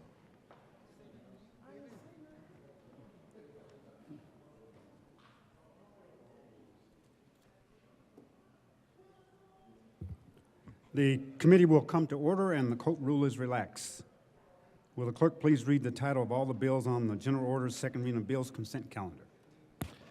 House Bill 1221 by Representatives Hamrick and Garcia Sander and Senators Bridges and Lundin concerning authorizing Emily Griffith Technical College to offer an Associate of Applied Science degree. House Bill 1230 by Representative Caldwell and Pascal and Senator Winter concerning changes to the traffic violation for overtaking a school bus. House Bill 1075 by Representatives Sander and Phillips and Senators Kirkmeyer and Mullica concerning regulation of speech-language pathology assistance. House Bill 1217 by Representatives Soper and Titone and Senators Catlin and Roberts concerning protections for consumers who utilize funeral services and in connection therewith distinguishing transportation protection agreements from pre-need contracts, establishing a violation of the Colorado Consumer Protection Act and under the Mortuary Science Code for a funeral director who commits theft of a client's money and changing the date by which an applicant must demonstrate 4,000 hours of work experience to receive a provisional license. House Bill 1166 by Representatives Ferre and Weinberg and Senators Kipp and Cutter concerning reducing food waste. Mr. Majority Leader. Thank you, Mr. Chair. I move for the passage of all the bills on general order, second reading of bills, consent calendar, and the accompanying committee reports, which are House Bill 1221, House Bill 1230, and the Transportation and Energy Report, House Bill 1075, and the Business Labor Technology Report, House Bill 1217, and House Bill 1166. Thank you. Is there any discussion on the committee reports? The motion, seeing none, the motion for the body is the adoption of all the committee reports on general orders, second reading of bills, consent calendar. All those in favor say aye. All opposed say no. The ayes have it.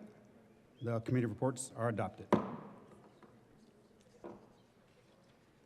Is there any further discussion of any of the bills on the consent calendar?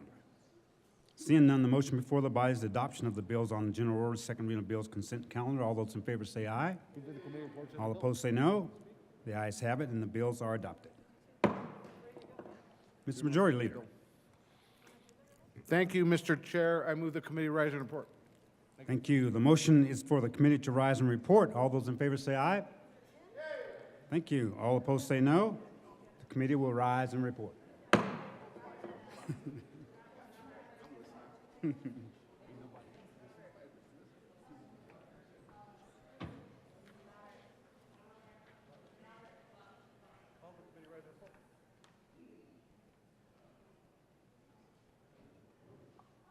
Senate will come to order. Senator Exum.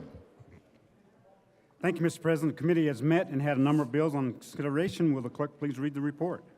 March 31st, 2025. Mr. President, in committee, the whole begs leave to report has had under consideration the following attached bills, being the second reading thereof, and makes the following recommendations thereon. House Bill 1221, House Bill 1230 as amended, House Bill 1075 as amended, House Bill 1217, House Bill 1166 passed on second reading and ordered revised and placed on the calendar for third reading and final passage. Senator Exum. Thank you, Mr. President. I move the report. The motion is adoption of the committee of the whole report. Are there any no votes? With a vote of 34 ayes, 0 no, 0 absent, 1 excused, the committee of the whole report is adopted. House Bill 1221, 1230 as amended, 1075 as amended, 1217, and 1166 passed on second reading, order and revised and placed on the calendar for third reading and final passage. General orders, second reading of bills. Senator Exum. Thank you, Mr. President. I move that the Senate resolve itself in the committee of the whole for consideration of general orders, second reading of bills. You've heard the motion. All those in favor say aye. Opposed, no. The ayes have it, and the motion's adopted. The Senate will resolve itself in the committee of the whole for consideration of general orders, second reading of bills, and Senator Exum will take the chair.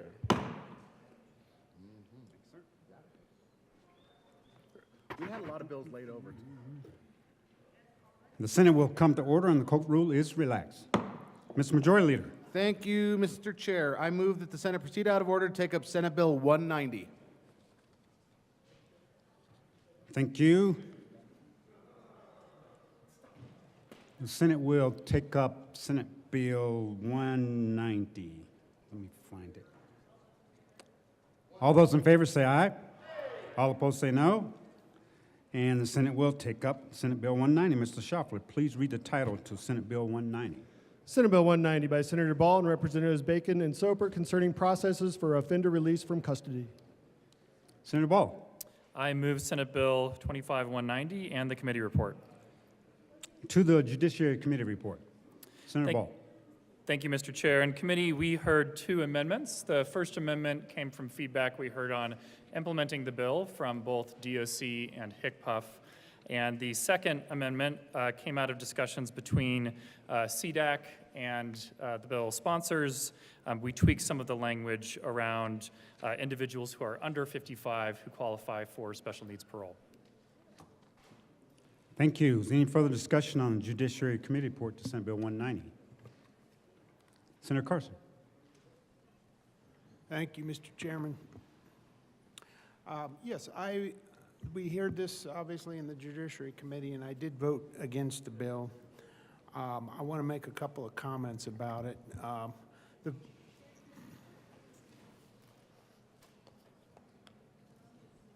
Okay, I can wait. Okay, any further discussion on the Judiciary Committee report? Seeing none, the question before us is adoption of the Judiciary Committee report to Senate Bill 190. All those in favor say aye. Aye. All opposed say no. The ayes have it, and the Judiciary Committee report is adopted. To the bill. Senator Ball.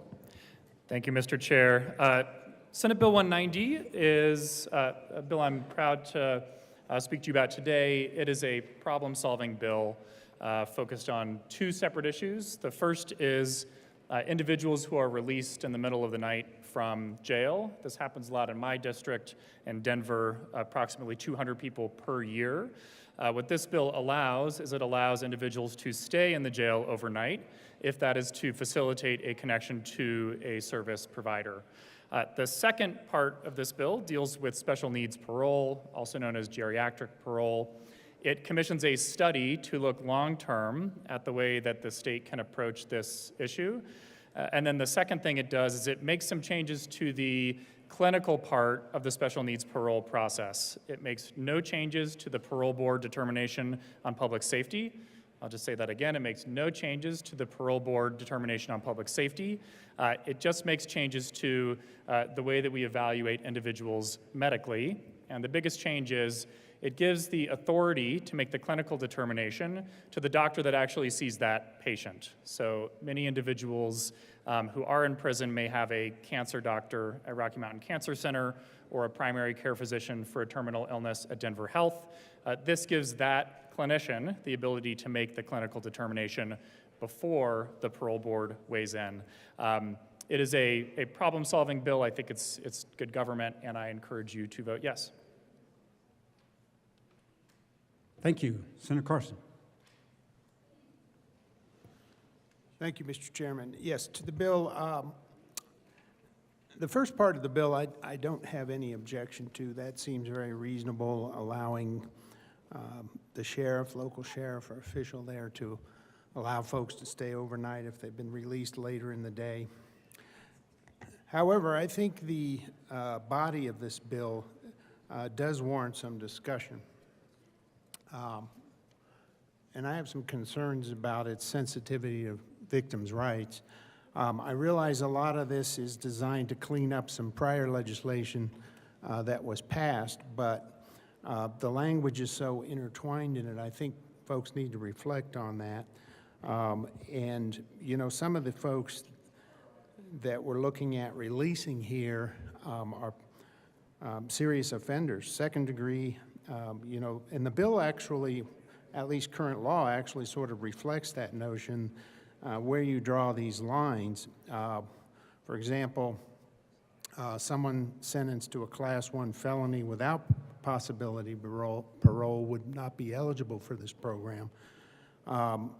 Someone convicted of a Class 2 felony crime who served fewer than 10 years under current law would not be eligible for the program. But you know, second degree felonies are pretty serious offenses. You can be talking about second degree murder, kidnapping, sex trafficking. And so I think we need to, you know, as we're revising these type of programs, we need to take a look at adjusting those lines where we're making the draw. So I object to the bill and urge a no vote. Thank you. Any further discussion? Senator Liston to Senate Bill 90. Or Thank you, 190, Mr. I'm sorry. Chairman. Well, members, I do not serve on the Judiciary Committee, and I appreciate the good sponsors why they're bringing the bill, but I'm just a little bit confused as I read in the the bill summary that there's all of these exceptions for that a person is, as I read through it here, that they're going to get paroled earlier for renal disease, metastatic cancer, numerous other, you know, pulmonary disorder, heart disease, liver disease, Huntington's disease, and so forth.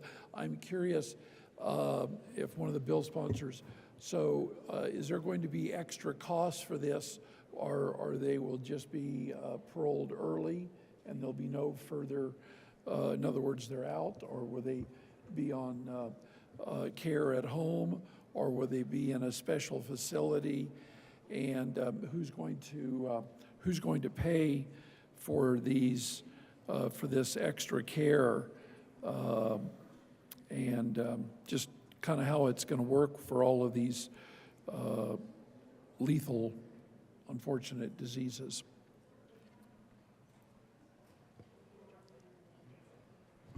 Senator Ball. Thank you, Mr. Chair. I'll respond to both of the good senators who came up to make comments. The first is, this does not change where the bar is for special needs parole. One of the problems with the previous standard is that there were two separate medical standards, one for over 55 individuals, one for under 55. That proved inadministrable in practice, so this creates a common medical standard. What this creates is it creates a much higher barrier to being eligible for special needs parole if someone is under 55, and that was done out of concerns to victims. In some places, this actually increases the bar for individuals to qualify for special needs parole. So it used to be the case that someone who is under 55, if they met that second medical standard, would be eligible for special needs parole right away. This changes that. That person would not become eligible for several years, even if they met the medical criteria. The second point for the Good Senator from Colorado Springs, currently what is happening is the clinical determination is made, the parole board makes a determination on public safety, and then individuals, generally speaking, are either released to family or hospice care, or they are tabled, which means there is no place that will take those individuals.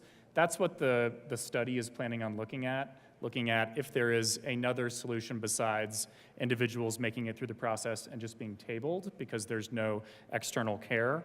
So more to follow on the study and what that leads to. I think there's a broader conversation to be had that was also discussed in JBC about what to do with these individuals. But the short answer is one of the reasons there's no fiscal note, it would likely be a negative fiscal note if there were one, but one of the reasons there is none is because that end of the process has to change for the numbers of individuals going through special needs parole to change. Right now, most folks are just getting caught up at the last step. Thank you, Senator Gonzalez. Thank you, Mr. Chair. And in addition to the comments offered by the good senator from the east side of Denver, I will also also in response to your question of like who is paying for what care, currently it is us, the state of Colorado, the taxpayers. For each individual who would be released on parole under this mechanism that we are attempting to study in order to more fully address, would that each individual released on parole would thereby account for $1,365 a month or $16,380 a year in savings. Thank you. And that is information found on the fiscal note. Thank you, Mr. Chair. Thank you. Any further discussion? Yes, Senator Liston. Thank you, Mr. Chair. Well, since a study was brought up, I'm curious who is going to do the study, and will the study be free? Will this be a group of doctors and so forth? So who's doing the study? And you know, it's going to cost something, I would think. So if you could further elaborate, thank you. Thank you, Chair. Senator Ball. Thank you, Mr. Chair. We consulted with OLS staff, and they informed us that they could perform this study with no additional appropriations. So OLS staff is the entity who will perform the study. Thank you. Further discussion? Yes, Senator Liston. Thank you. So will there be, is it just one person from staff, or is it a different staff from the different departments like corrections and Health and Human Services and so forth? How many people would you know? Thank you. Thank you. Senator Ball. Thank you, Mr. Chair. I don't know the precise number of individuals who work on the study. There have been departments who have looked at this before, and so we are hoping, HCPUF, for instance, has done some work in this area, so we are hoping that this study brings together some of the agency work that is currently being done and puts it together into the study that this bill provides for. Thank you. Seeing no further discussion, the motion before the body is the passage of Senate Bill 190. All those in favor say aye. All opposed say no. The ayes have it. Senate Bill 190 is adopted. Mr. Shopler, please read the title to... Oh, Mr. Majority Leader. Thank you, Mr. Chair. I move the Senate proceed out of order to take up Senate Bill 166. Okay, the motion for the body is to proceed out of order to take up Senate Bill 166. All those in favor say aye. All opposed say no. The ayes have it. The Senate will take up Senate Bill 166. Mr. Sharpler, please read the title to Senate Bill 166. Senate Bill 166 by Senator Mullica concerning quality incentive payments based on incidents of workplace violence in a hospital setting. Senator Mullica. Thank you, Mr. Chair. I move Senate Bill 166 and the Health and Human Services Committee report. To the Health and Human Services Committee report. Thank you, Mr. Chair. In Health and Human Services, we did run an amendment just determining how the board of stakeholders is set up to make sure that we weren't having any undue burden on the department. I'd ask for a yes vote. Thank you. Is there any further discussion on the Health and Human Services Committee report to Senate Bill 166? Seeing none, question before us is the adoption of the committee report. All those in favor say aye. Aye. All opposed say no. The ayes have it, and the committee report is adopted. To the bill, Senator Mullica. Thank you, Mr. Chair. Members, really excited to bring you Senate Bill 166 today. This bill is really trying to address workplace violence in the healthcare setting.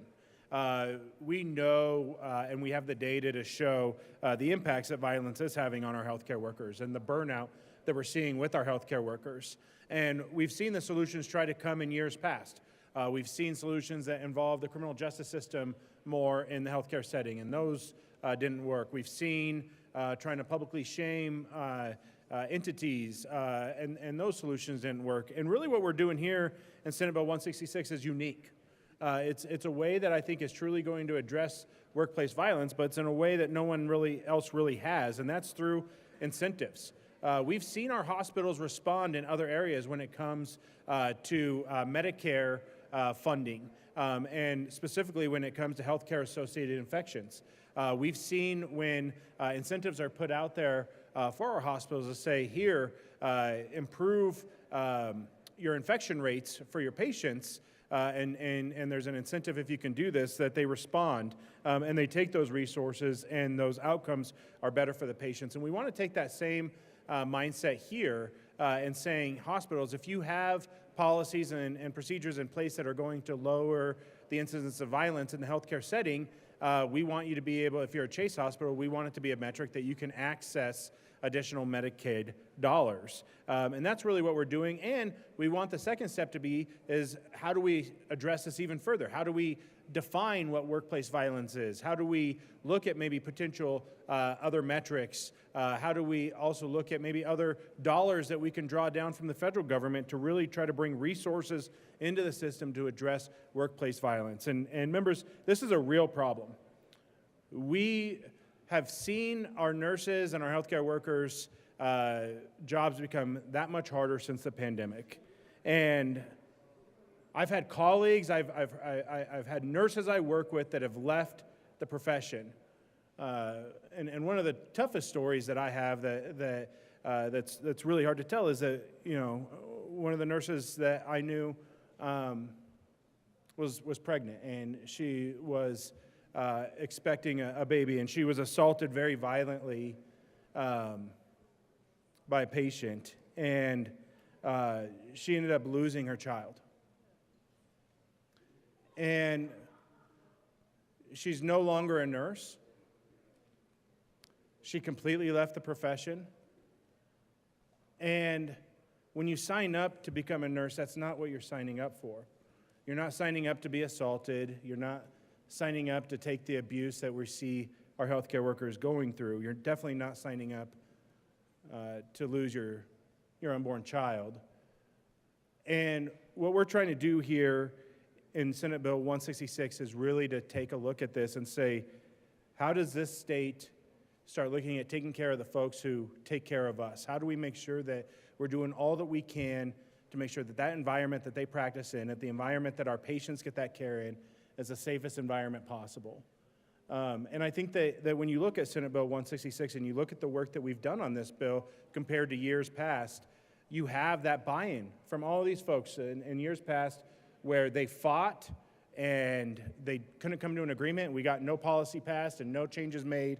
We actually have agreement. We have buy-in with Senate Bill 166, and I think we are moving in the right direction to really try to make sure that we're doing all that we can to protect these healthcare workers. And so, extremely proud to bring you Senate Bill 166, and would ask for your yes vote. Thank you. Senator Purcell.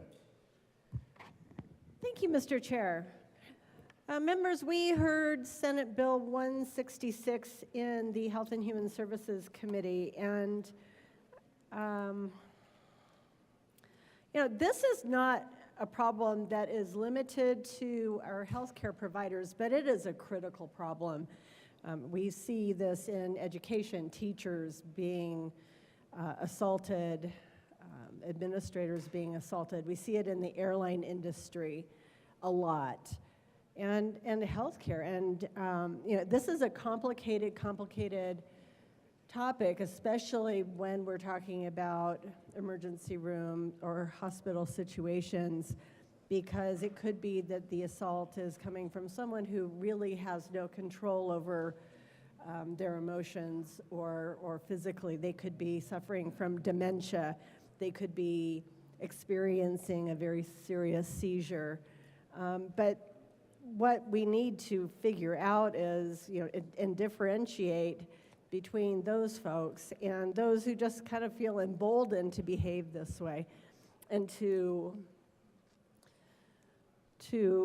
commit acts of violence against those who are really trying to provide great care.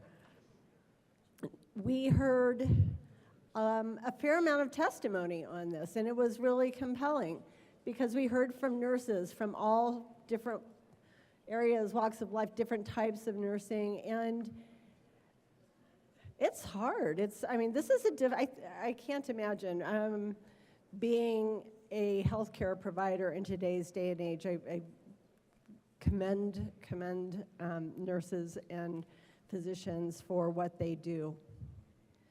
But the testimony was, in some cases, a little heart rate wrenching. And I've talked about this from the well before. My daughter-in-law, my son's wife, is an ER nurse. She's been an ER nurse for years and years, and she has been assaulted. She has come home bruised and with black eyes, and she has had to experience some things that are candidly pretty god-awful. And so to the point where she is now leaving her profession as an emergency room nurse, and she is studying to be a nurse practitioner so that she doesn't have to work in an ER anymore. And I think that that's really sad because knowing her, I believe she's really good at what she does. But it's a loss. And I think it'll be good for her in the long run. I have a niece who wants to be a nurse. She's studying to be a nurse, and she's currently employed as a CNA. And I worry a lot about her because she is a very quiet, meek, mild, sweet-natured young woman. And I worry about her being able to defend herself or needing to defend herself. So I am very supportive of this bill. I voted yes on it in committee. I think it's an important topic that we need to undertake in this legislature. And I commend the bill sponsor. Thank you so much for bringing this bill, because we have got to start somewhere, folks. We've got to start somewhere. This is maybe not exactly the starting point that the bill sponsor wanted to because of our budget situation, but here we are. And he did a great job in figuring out a way to make it work. So I am a yes on this. Please join me with your yes vote, and let's do something to help our healthcare providers stay safe. Thank you. Senator Carson. Thank you, Mr. Chairman. I support this bill. I thank the chairman for bringing it, chairman of our health committee. This is a very important issue that I don't think gets enough attention. We're all aware, I'm sure, of emergency rooms. A lot of the folks who come into emergency rooms, unfortunately, can be quite violent. They can be addicted to drugs or alcohol. And you got to think about the nursing staff, the medical staff there trying to treat them and their safety. But one area we don't think about a lot, I think, is an area where I actually spent a lot of time. Both of my parents, in the later years of their lives, spent a lot of time in assisted living and then long-term care. And I got to tell you, I have tremendous respect as a result of that, of the nursing staff and the aides in those facilities, because what they have to deal with on a daily basis, you know, we think about the patients who are in those facilities. Many are suffering from dementia, Alzheimer's, other long-term care issues, but we often forget the nurses and the aides, and I frankly, when I would observe a lot of them, I thought they should be nominated for sainthood. I mean, they are there constantly trying to help these people, and they often are subjected, not because the person who's ill maybe doesn't even understand what they're doing, but they're taking it out on the nursing staff and the aides. And I don't know what the solution is here, but I think this bill is a very good start in putting more attention on this issue, and maybe we can come up with some better guidelines and protections for our healthcare workers. Thank you. Senator Michelson-Janae. Thank you, Mr. Chair. I just wanted to come up and speak in support of this bill. I used to work at Denver Health. I was Director of Volunteers and Patient Information, which meant I was in charge of the patient information desk in the SICU, so the Surgical Intensive Care Unit. And if you know Denver Health, you know if there's a shooting or if there's a fight, they're ending up in the Surgical Intensive Care Unit in Denver Health. And so if there's multiple people involved, sometimes we have two sides of an issue in the waiting room at the same time. And it becomes very dangerous when they come back and visit in the SICU. It becomes very dangerous for the nurses if we're not sure who's on what side of an issue. And I think this bill is very important. I've seen too many nurses attacked, and I would just ask for your support for this bill. Thank you. Thank you. Senator Bright. Thank you, Mr. Chair. I'd like to speak to Senate Bill 25166. I think this is a great piece of legislation. Workplace violence is a real thing. It's something that we deal with in many industries, many workplaces, many environments, and it's something that we really need to sit up and address. There's not a more important place to address workplace violence than our medical facilities, our emergency rooms, and I really feel that this is important to address. I appreciate the bill sponsor's intent with this. I'd love to see this replicated in many other places to try to address these things. I also appreciate the amendments that were brought to make this a relatively low-cost initiative. I'm excited to see the results of what can come from this, and hopefully we can use this as a blueprint, a pattern, so that we can address workplace violence in other areas as well. I would encourage a yes vote on Senate Bill 166. Thank you so much. Thank you. Senator Liston. Thank you, Mr. Chair. Well, members, I too rise in support of Senate Bill 166. I might have mentioned to you, my son-in-law is a neurootologist. And what that means in fancy words is he does skull-based surgery, very important surgery for those who have hearing problems. He does very sophisticated surgery that requires not only going to medical school and then doing your residency, which normally is 3 years, but for a neurootologist, it's for 5 years. And then afterwards, he proceeded to do a fellowship for another year or two, so that by the time he was done with all of his renewing his vows of poverty, as I called it, he was finally able to practice. But I distinctly remember when he was going through residency, after his second or third or fourth year of residency, working in a hospital in Connecticut, Bridgeport, Connecticut, I think it is.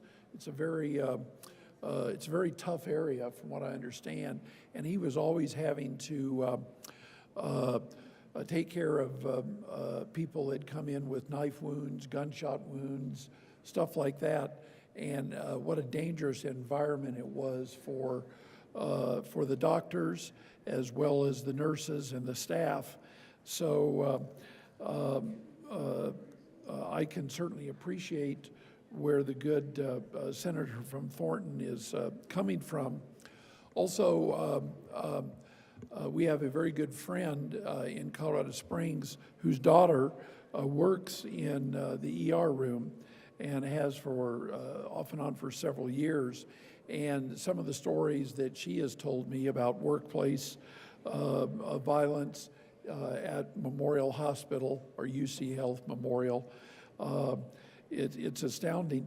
You know, and something else that I think about it is that when we, just as regular patients, if we go into the hospital, virtually all of us now, you know, we have to go through a kind of like airport security. We have to empty our pockets and all that because they're there. In the old days, you just walked right into the hospital. Well, today, over the last several years, you've got to, like I say, take everything out of your pockets. They wand you because they're very concerned about workplace violence for the nurses and the staff and the doctors. So I can only imagine that some sort of study needs to be done. And I commend the good senator from Thornton for bringing this piece of legislation because it's probably needed to protect not only the patients, but the public at large. So with that, I rise in support of Senate Bill 166. Thank you, Mr. Chair. Thank you. Senator Pilton R. Thank you, Mr. Chair. You know, I come at this from a little different angle.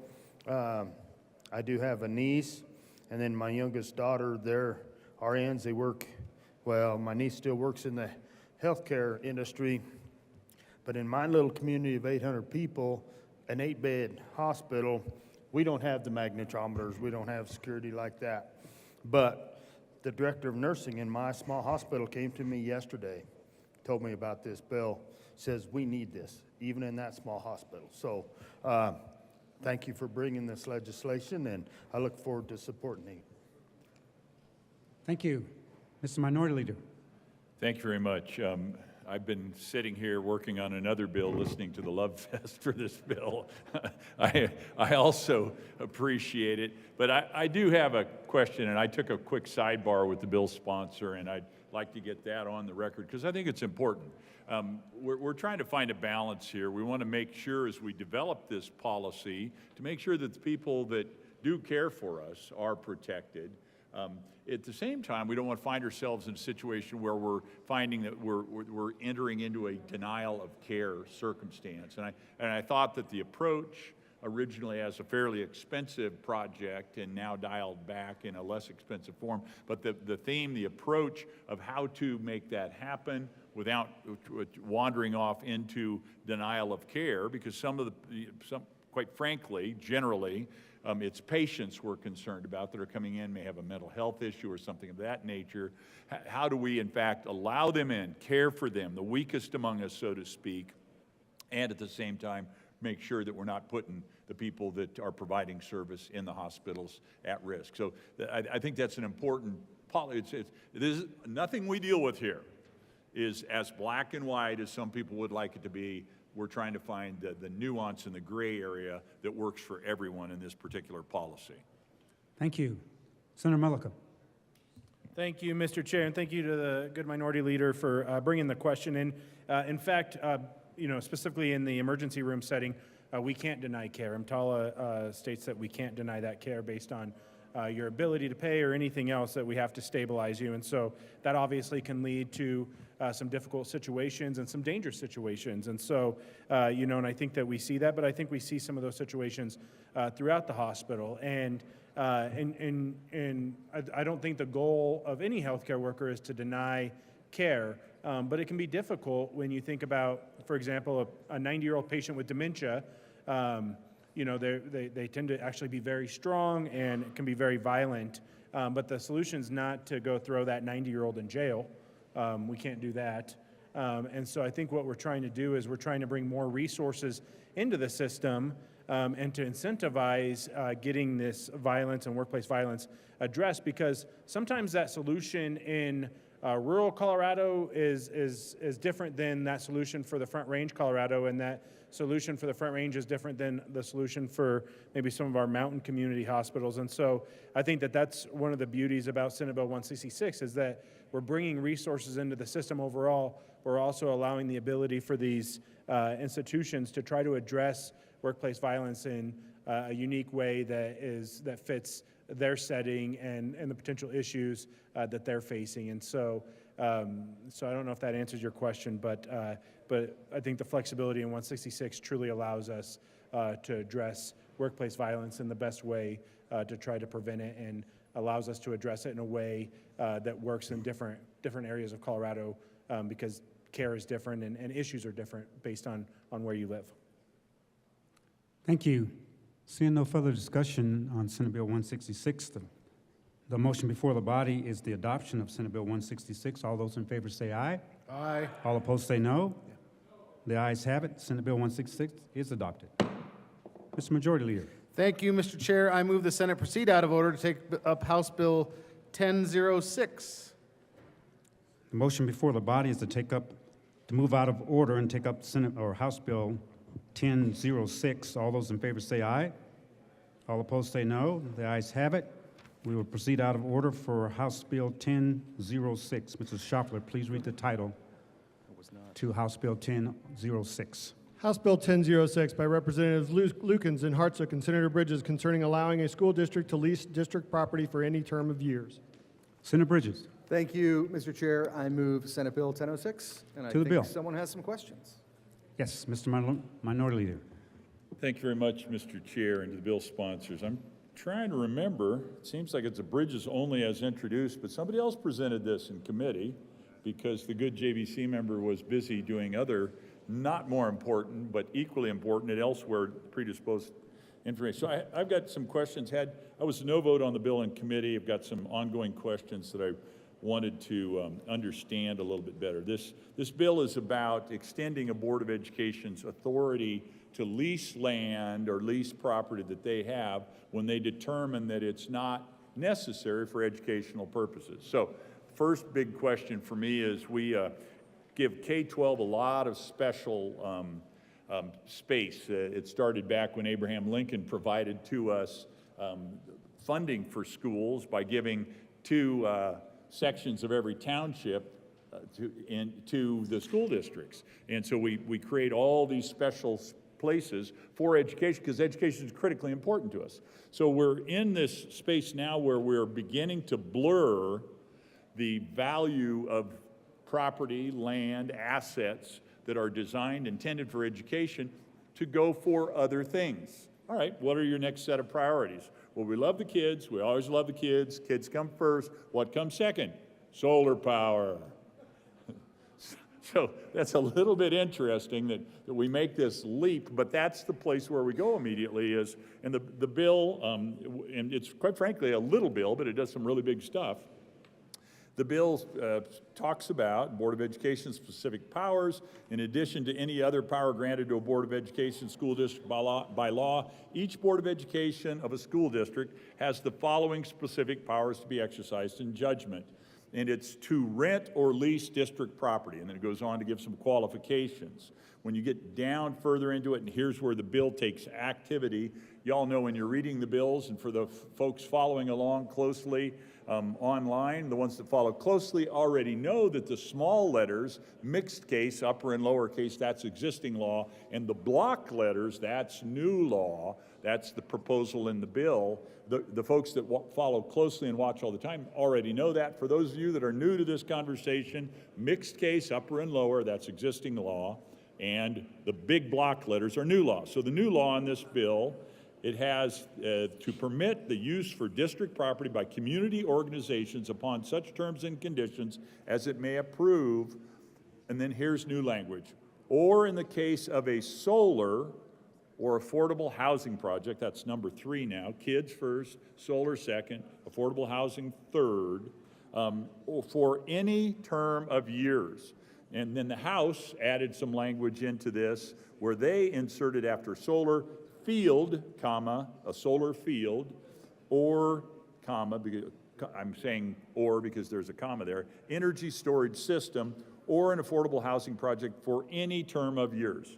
So, first question is, are we comfortable with the principle of, quite frankly, locking up this use of this land that was intended, this property that was intended for education, to be for solar or affordable housing, commendable causes, but we're making a big change. Education, super special in the way we've delegated and assigned the assets of the country, started at a federal level and we managed it at the state. Are we comfortable locking up land and property for solar fields and affordable housing in perpetuity? It is the issue. So it's a principled question, number 1.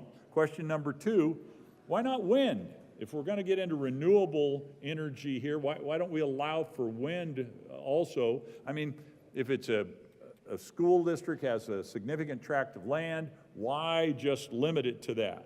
So that's question 2. Question 3 is inherent in the first question, any term of years, but as we kind of get into the conversation a little further, I want to make sure that we're actually getting what we want from this bill, because I think it's confusing as you read into the bill. There is a limitation later in the bill that says not to exceed 50 years. And I want to make sure we don't have a drafting error going on here, where in one place we say it can go on forever, any term of years, and another place in the same paragraph, we say, but not to exceed 50 years. So that's a third or fourth question, I guess, as we're digging down into it. So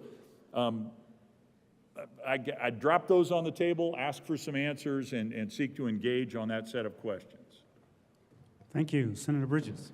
Thank you, Mr. Chair. First off, yes, I do think we want to do this, and I understand that schools are very special and have been for many years, and in this case, we're simply allowing a school district to use some of their land in a way that benefits that community, that benefits that school district. In particular, the question about the 10 years to 50 years is finding the property is not needed for the district's purposes is unnecessary if the district becomes the subtenant of the property under a sublease. So that 10 to 50 is in that particular case, not applied to the bill as a whole. This is supported by CASE, it's supported by the Rural Schools Alliance. This is about letting the schools operate in the way that is going to create the greatest benefit for those students.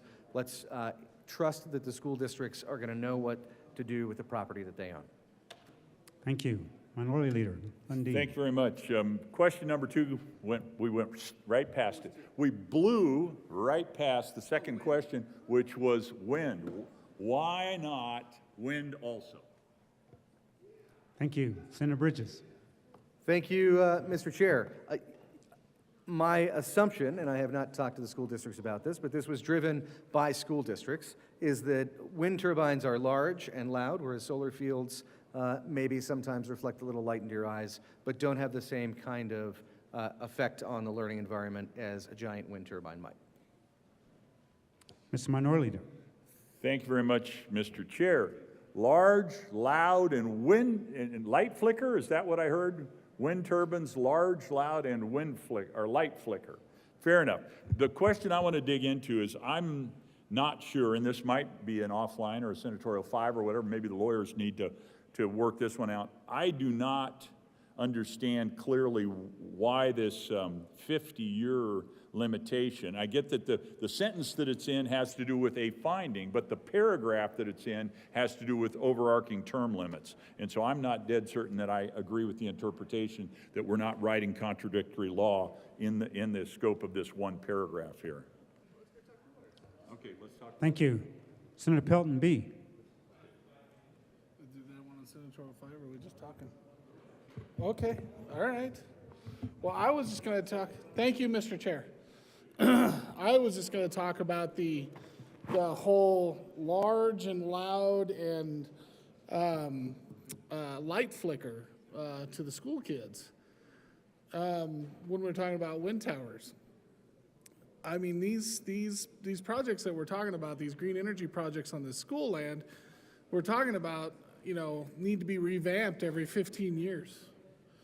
So 20 years for wind towers, but 15 years for solar panels because the solar panels don't last that long. And especially where I live, we're talking about large hailstorms about every 8 to 10 years. It's been that way for as long as I've been alive. So sometimes you have hail in some places, sometimes you have hail in other places. It's not changed much in the last 50 years since I've been alive on what weather we're getting. So it's just kind of odd that we're just talking about that amount there when it comes down to, the green energy projects.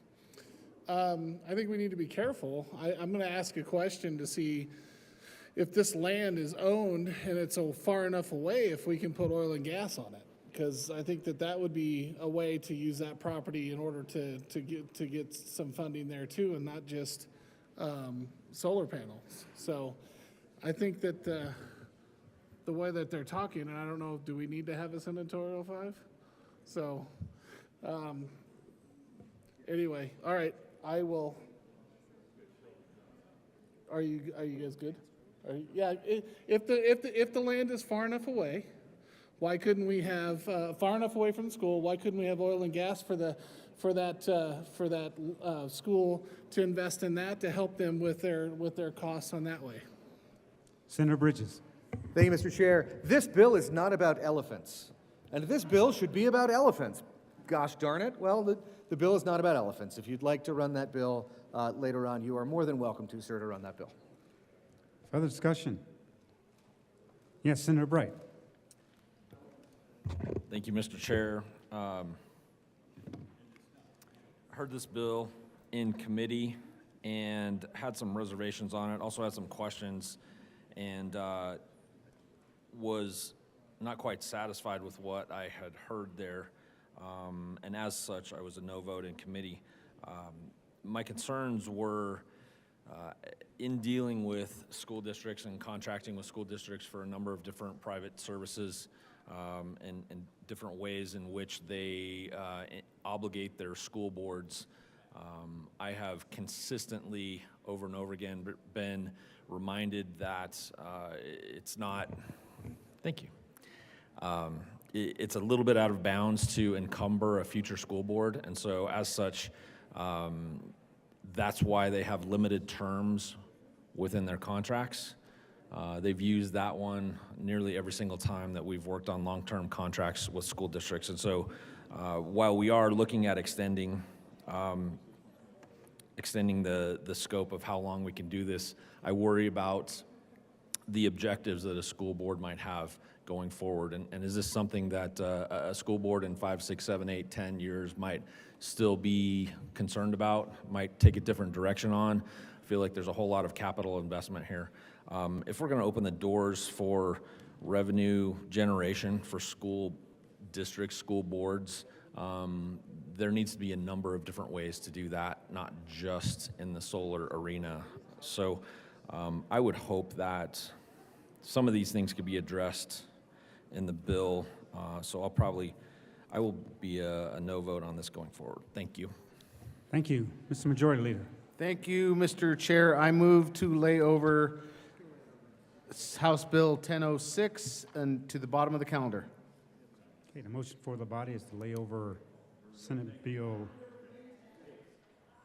I'm sorry, we're on House Bill 1006. Yes, Mr. Majority Leader.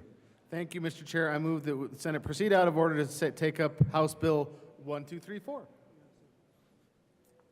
Okay, and also Senate Bill, or House Bill 1006 will be laid over. And we are going to take up, the motion before the body is to proceed out of order to take up House Bill 1234. All those in favor say aye. All opposed say no. The ayes have it, and we will take up House Bill 1234. 1234. Mr. Schaffler, please read the title to House Bill 1234.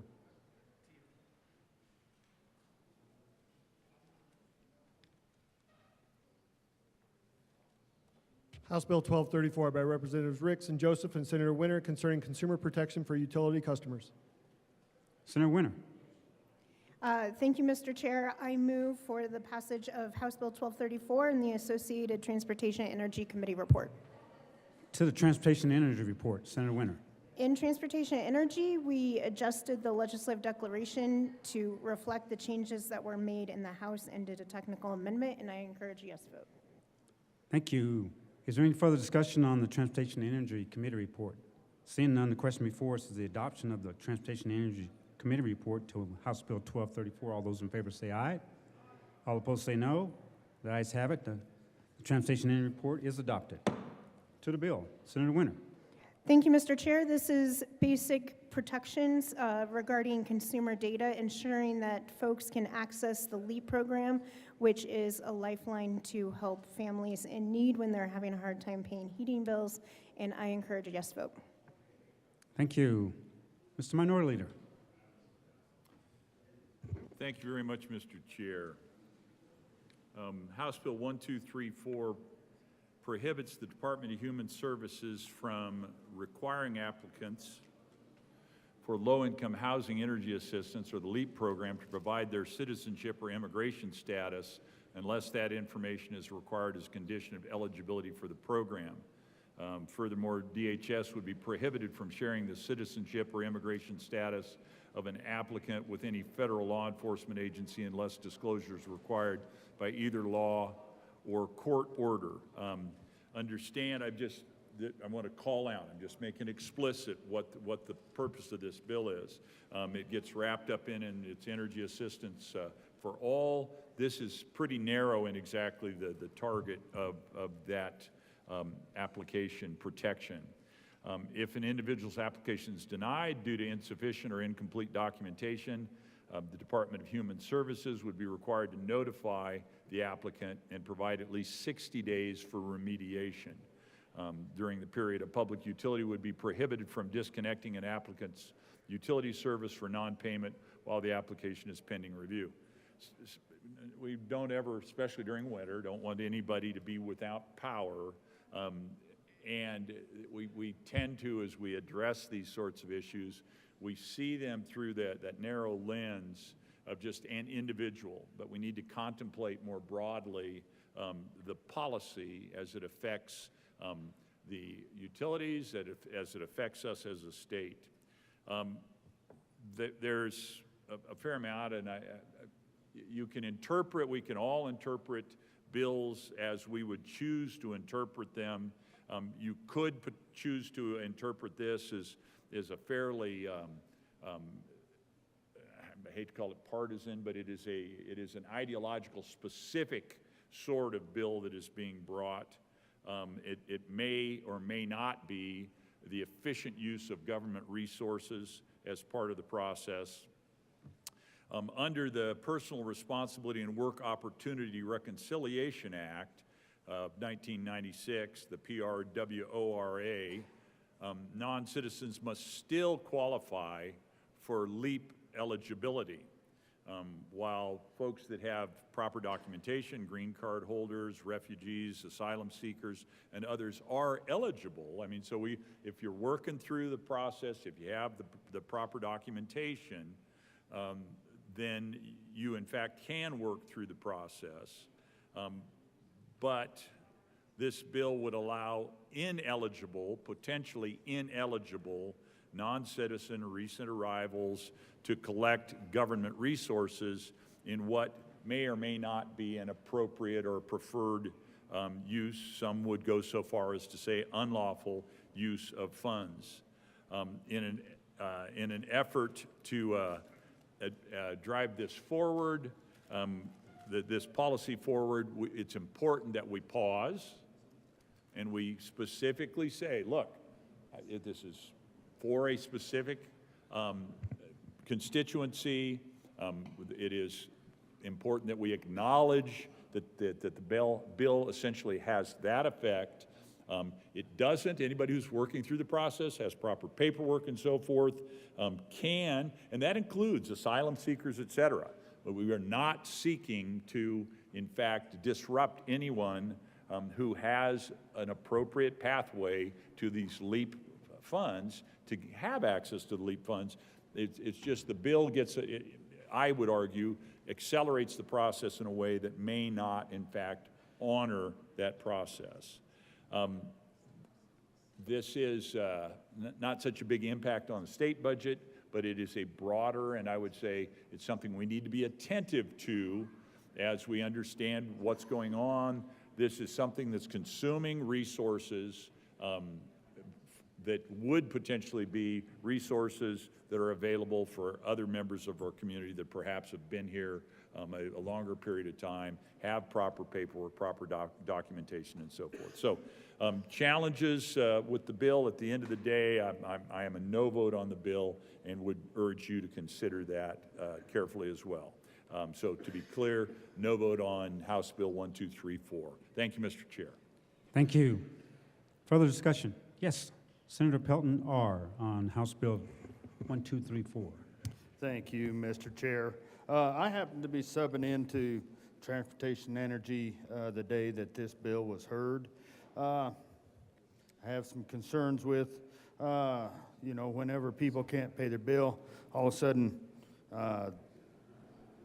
they have to wait 60 days to get any payment. You know, these utility providers have expenses, and I just don't find it, you know, real fair that they have to put everything on hold just because people didn't have their applications in, or for whatever reason that they can't make their payment until after the 60-day application period. So with that, There's an amendment at the desk. Thank you. Mr. Schauffele, please read the title to Amendment L015. Amendment L15, amend re-engross bill, page 5, after line 7, insert. Senator Pelton R. thank you, Mr. Chair. I move Amendment L015. To the amendment. Thank you. You know, under the bill, like I started to explain, it requires utility providers to maintain their service to these LEAP applicants, regardless of whether an applicant pays his or her monthly bill during that 60-day application remediation period.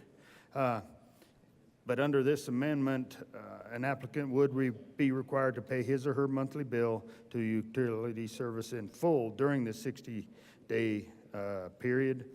If the LEAP applicant application is subsequently accepted, the utility company must offer a credit for the difference between an average monthly LEAP utility rate and an average monthly full-price utility payment. So, you know, again, like I said, utility companies have expenses, and they need that revenue stream to keep coming in, because otherwise we'll have, I've got, out in rural Colorado, these are little REAs, co-ops that have a hard time making ends meet as it is, and I would hate to put any undue stress on them. So I would ask for a yes vote on L015. Thank you. Further discussion on Amendment L015. Yes, Senator Carson. Thank you, Mr. Chairman. I support the amendment by my colleague from Senator from Cheyenne Wells. The issue with this bill is it's going to require utility providers to maintain service for LEAP applicants regardless of whether an applicant pays his or her monthly bill during a 60-day application remediation period. So we all want to be sympathetic to folks who need help, but the problem with the way this bill works is you can file this request for remediation, and then you're eventually denied it, but during that period of time, the utility company doesn't have the revenue. So we've got to think about all of the customers that need assistance. We need to think about keeping, you know, the utilities operating properly. Utilities should not be stripped of critical revenue streams while LEAP applicants undergo a remediation process. And this amendment would deal with that issue.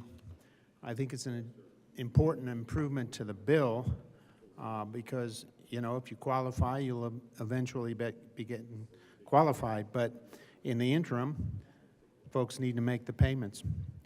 Thank you. Thank you. Senator Rich to Amendment L015. Thank you, Mr. Chair, and I do rise in support of L015.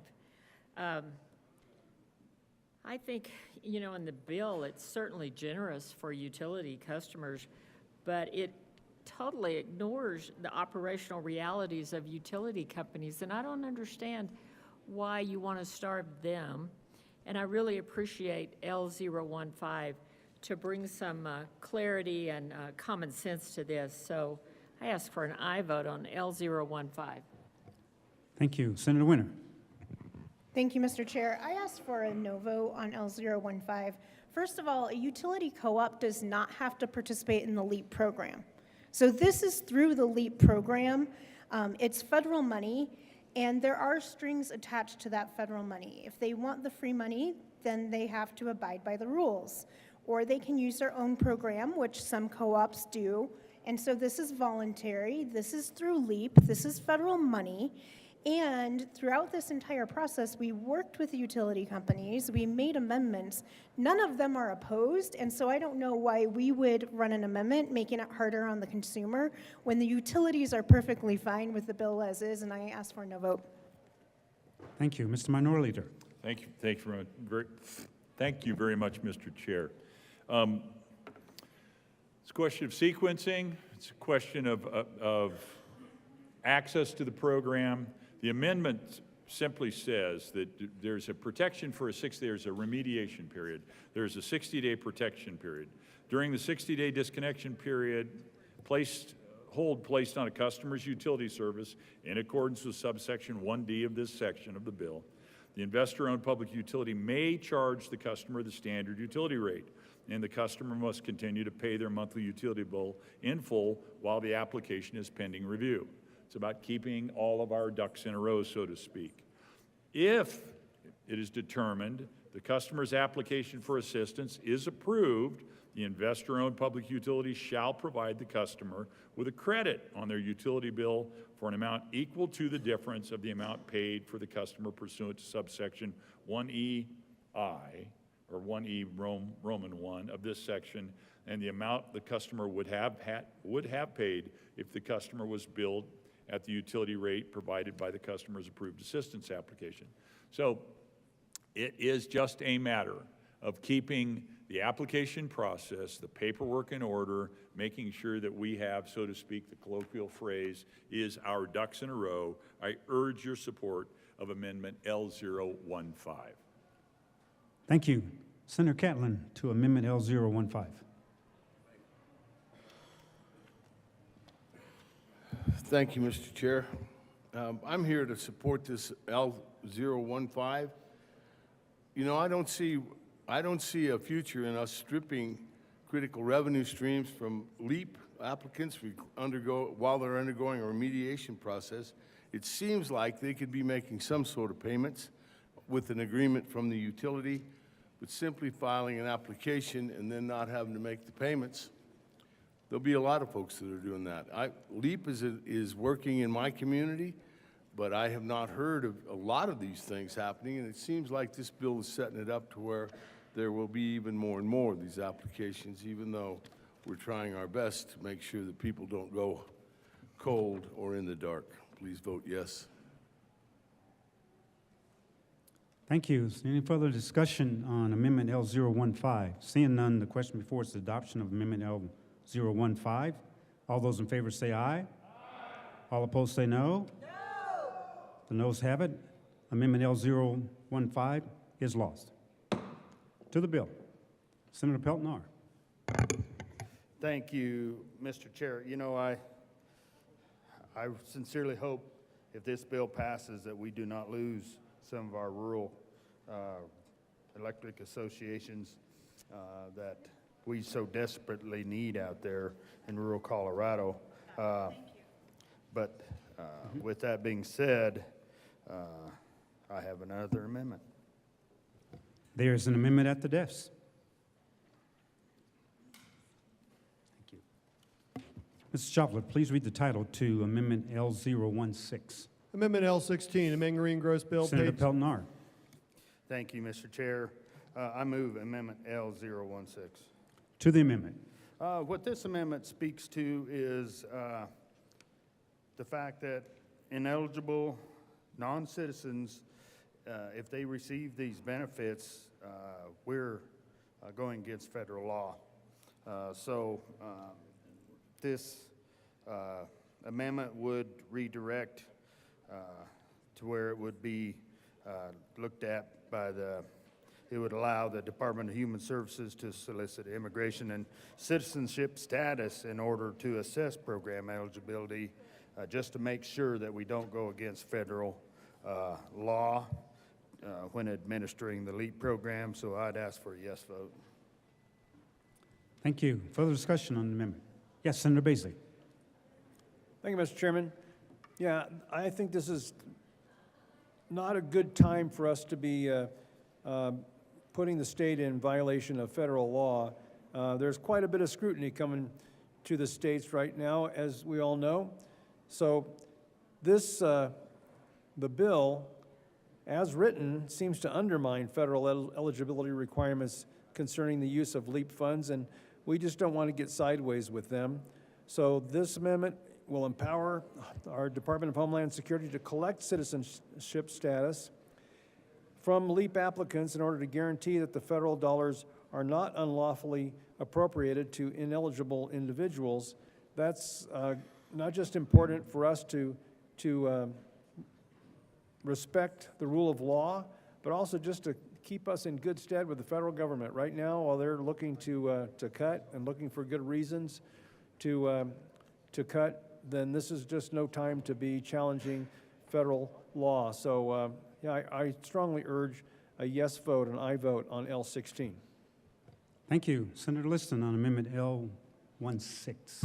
Very good. Thank you, Mr. Chair. I too rise in support of Amendment L016. Well, members, the people who are paying for whether through voluntary contributions or through assessments on their utility bill, you know, they're paying their utility bill each and every month, and I think that they would be a little bit chagrined to know that that their taxes and fees are going to pay for people that have paid nothing and that are not even here legally necessarily. So, and if it's against federal law. So I rise in support for Amendment L016. It's a disincentive. I know that people in my community, we have the Colorado Springs municipal-owned utility, the Colorado Springs Utilities. And I think if they found out that their hard-earned fees and taxes and payments were going for non-citizens, I think they would be very chagrined, and probably some people would be pretty upset. I think this is a fair and reasonable amendment. I would urge an aye vote on Amendment L016. Thank you. Senator Carson on Amendment L016. Thank you, Mr. Chairman. I also support Amendment L016. You know, I think what this amendment does, my colleague from Cheyenne Wells is simply saying, let's comply with federal law. Ineligible non-citizens, as defined under the Personal Responsibility and Work Community Opportunity Reconciliation Act of 1996, are prohibited from receiving LEAP program assistance within the state of Colorado. So we're just asking that the program comply with federal law. So the amendment would allow the Department of Human Services to solicit immigration and citizenship status in order to assess program eligibility based on this requirement. So there's a lot of folks out there who need assistance under the LEAP program and other programs with their utilities, and so I think we need to set priorities. You always have to set priorities with government assistance programs. And I think this is a very reasonable amendment to say that if you're not in the country legally, you're not eligible for the program. And I urge my colleagues to support the amendment. Let's see, this is L016. Thank you. Senator Gonzalez. Oh, thank you, Mr. Chair. I rise in opposition to L16 to 1234 because it's real fun when amendments try to cherry pick from federal law. It's clear that they read 8 U.S.C. Section 1621A and B, but they failed to continue reading federal statute down to sub D, which says that if a local or a state government makes the policy determination that the state and or local government can make their policy determination related to eligibility. So that is the policy discussion here before us. I don't want to assume any impugning of motives, but I would encourage my colleagues who are supporting L16 to actually read the federal statute before we actually go in and try to quote federal statute. This is unnecessary and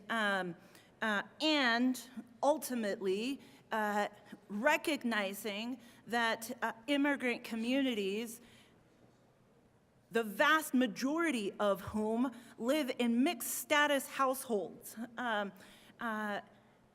leaves us with, on this amendment, unclear policy rationale for the amendment, and I think additional burden for the department to actually ensure that the dollars are being used to their best extent. I ask for a no vote on 1234. Thank you. Any further discussion? Yes. Senator Catlin on Amendment L016. Thank you, Mr. President. I'm down here to support L16. The way it's written currently, this bill appears to undermine federal eligibility requirements concerning the use of LEAP funds.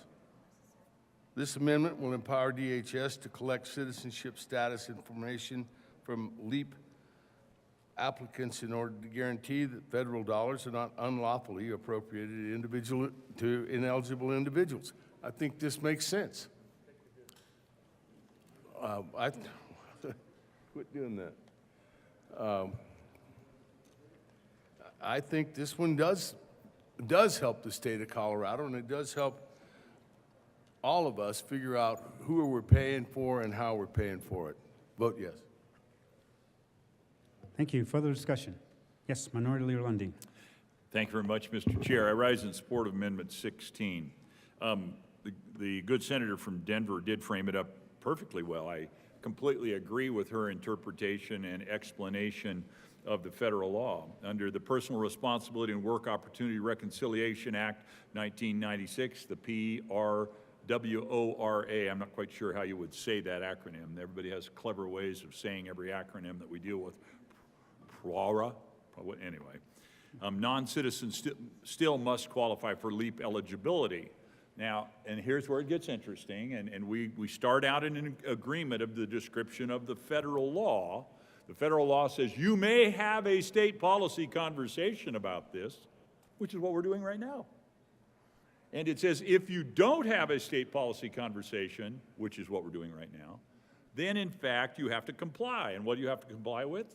Well, the federal law, while green card holders, refugees, asylum seekers, and others are eligible for the LEAP assistance, the PRORA, geez, I just can't say that, the Personal Responsibility and Work Opportunity Reconciliation Act mandates that all non-citizens must be vetted prior to receiving the federal benefits, which would be the LEAP benefits that we keep referring to.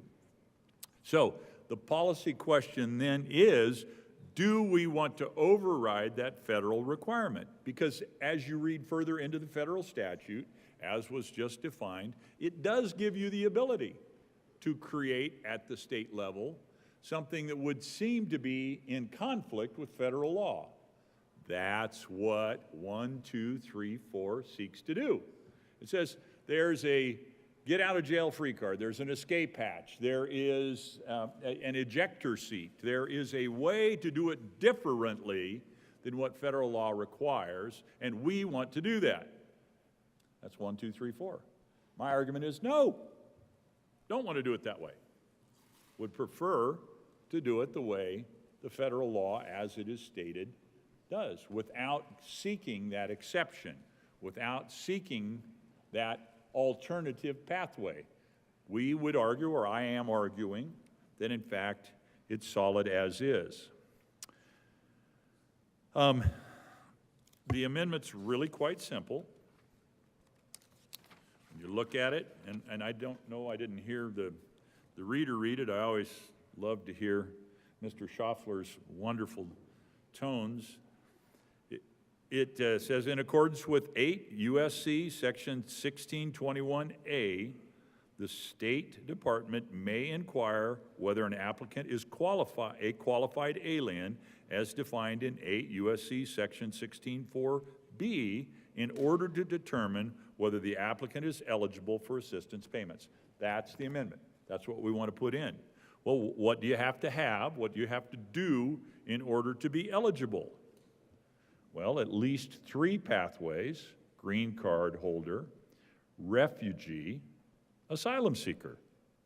All these people that, you know, over the past number of years have been described, you know, catch and release. You hear all sorts of phrases.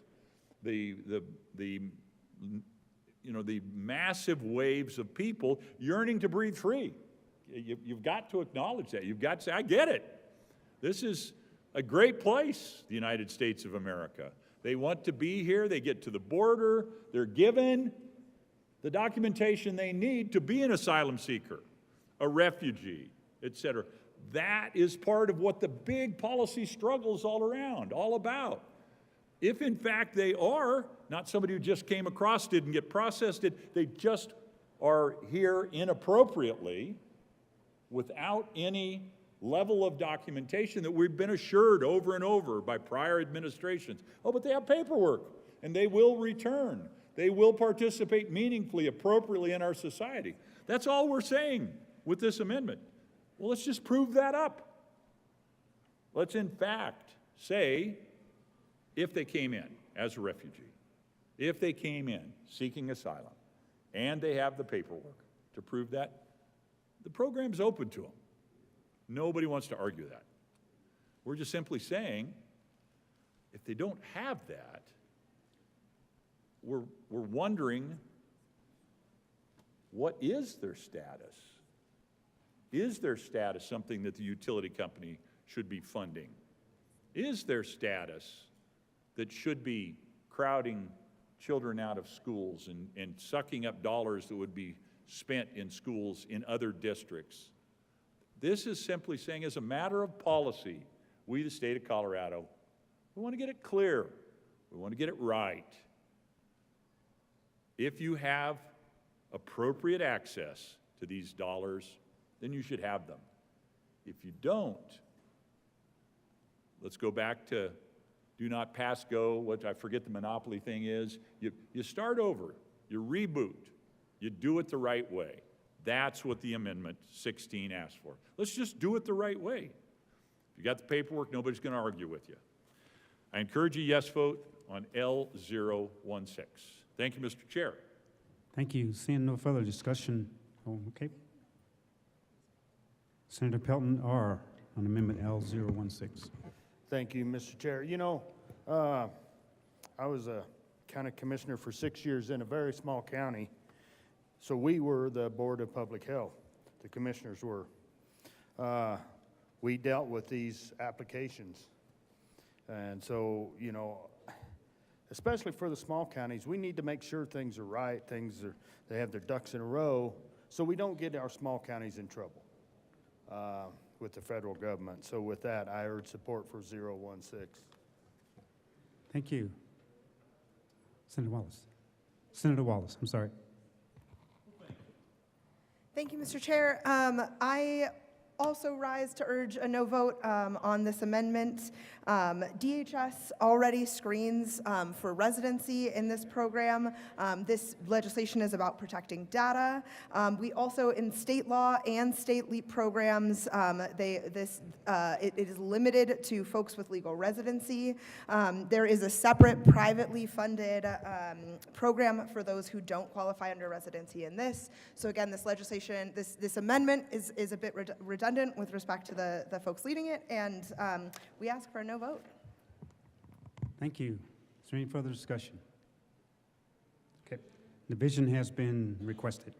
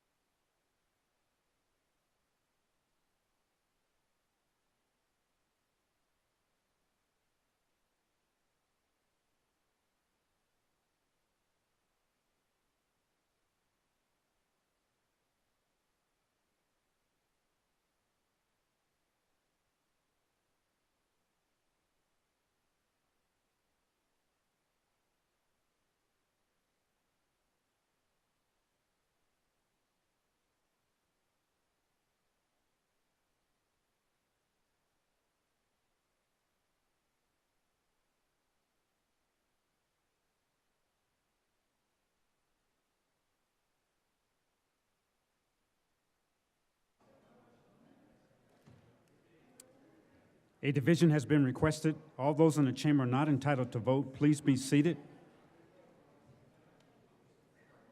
The motion is the passage of Amendment L016. All those in favor, please stand.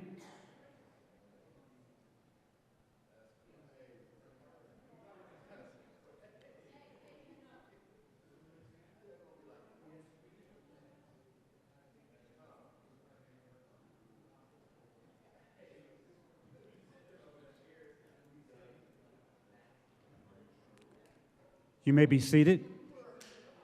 All those opposed to Amendment L016, please stand and remain standing.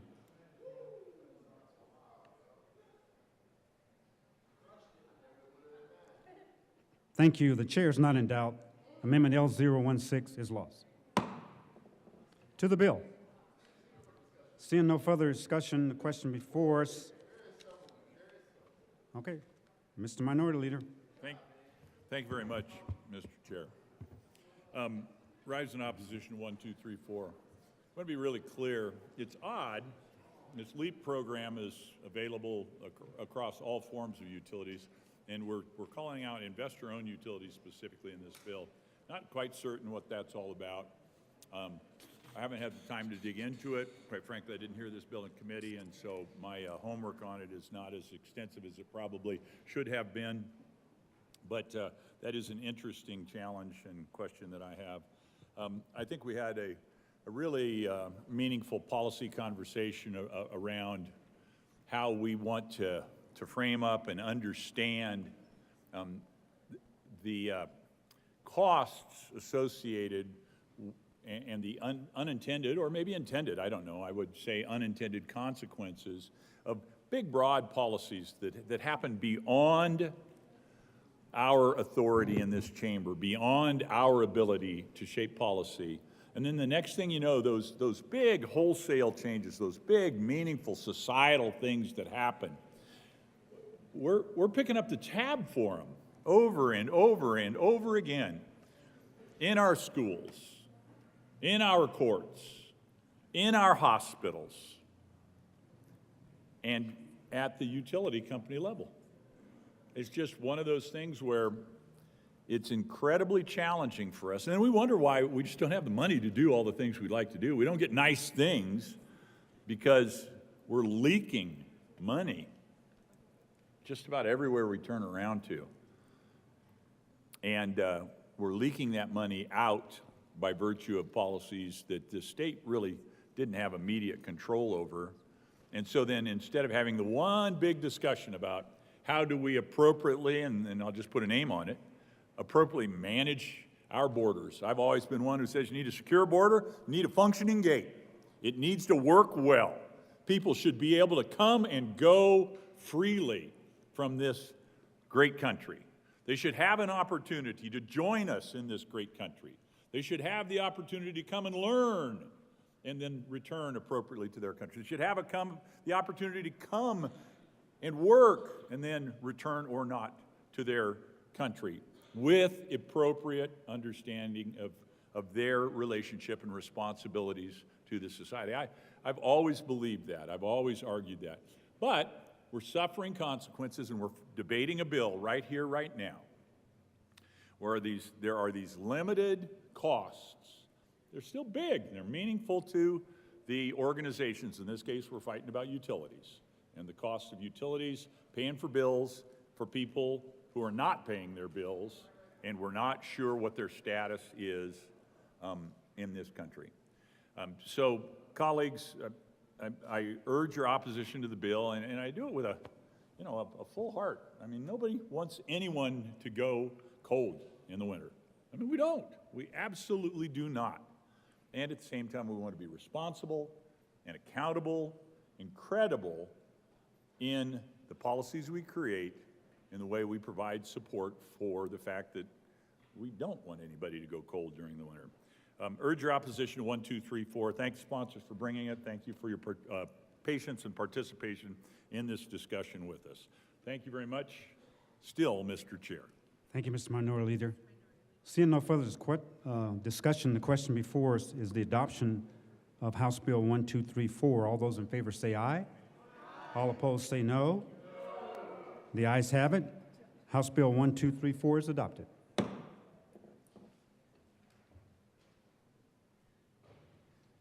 Mr. Majority Leader.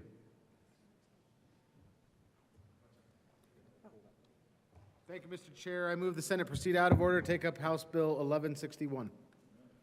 Thank you. The question before us, or the motion before us, is to proceed out of order to take up House Bill 1161. All those in favor say aye. Aye. All opposed say no.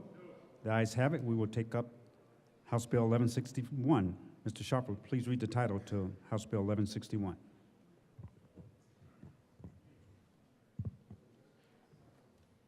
House Bill 1161 by Representatives Valdez and Senator Kipp concerning requiring the labeling of gas-fueled stoves. Senator Kipp. Thank you. I move HB 1161 and the committee report. To the Transportation and Energy Committee report. Senator Kipp.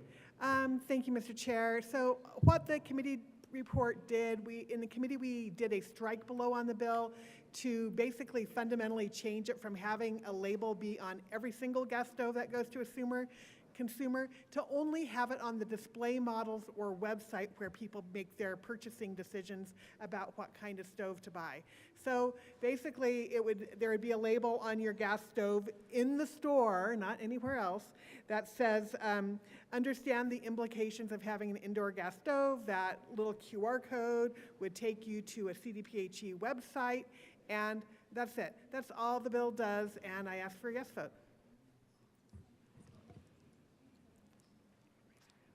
Thank you. Is there any further discussion on the Transportation and Energy Committee report?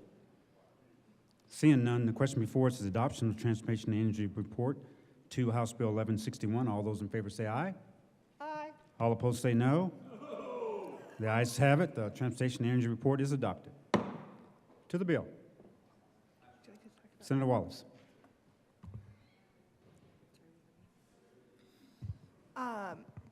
I just want to, there are numerous health studies that we can get into more as we debate this bill around the health impacts of gas appliances, specifically gas stoves. And so we are pointing towards reputable data, science-driven studies around this just to ensure consumers are protected and know exactly what they're bringing into their homes. Senator Kipp. But ultimately, you can buy whatever you want. This bill does nothing to preclude you from buying whatever kind of stove you want. So, thank you. Thank you. Senator Liston to House Bill 1161. Thank you, Mr. Chairman. Well, I rise in opposition to House Bill 1161, and I don't see the need for this, members. My wife and I have had a gas stove for years, and and we're perfectly fine. And we're perfectly fine. My neighbors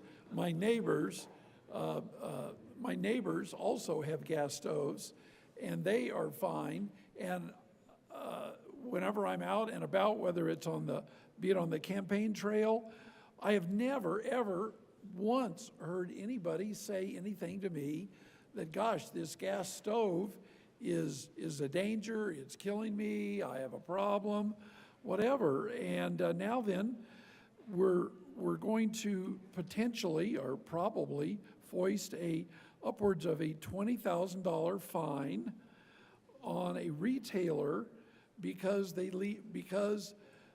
didn't put the correct sticker or a sticker that's outlined in this bill on their floor model.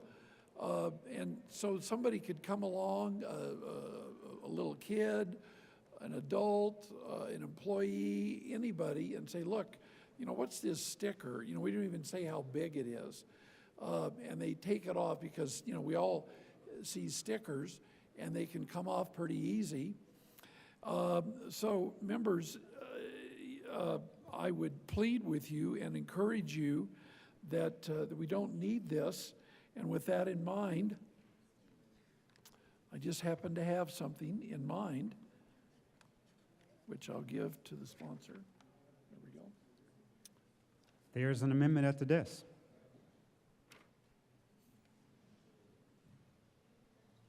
Thank you.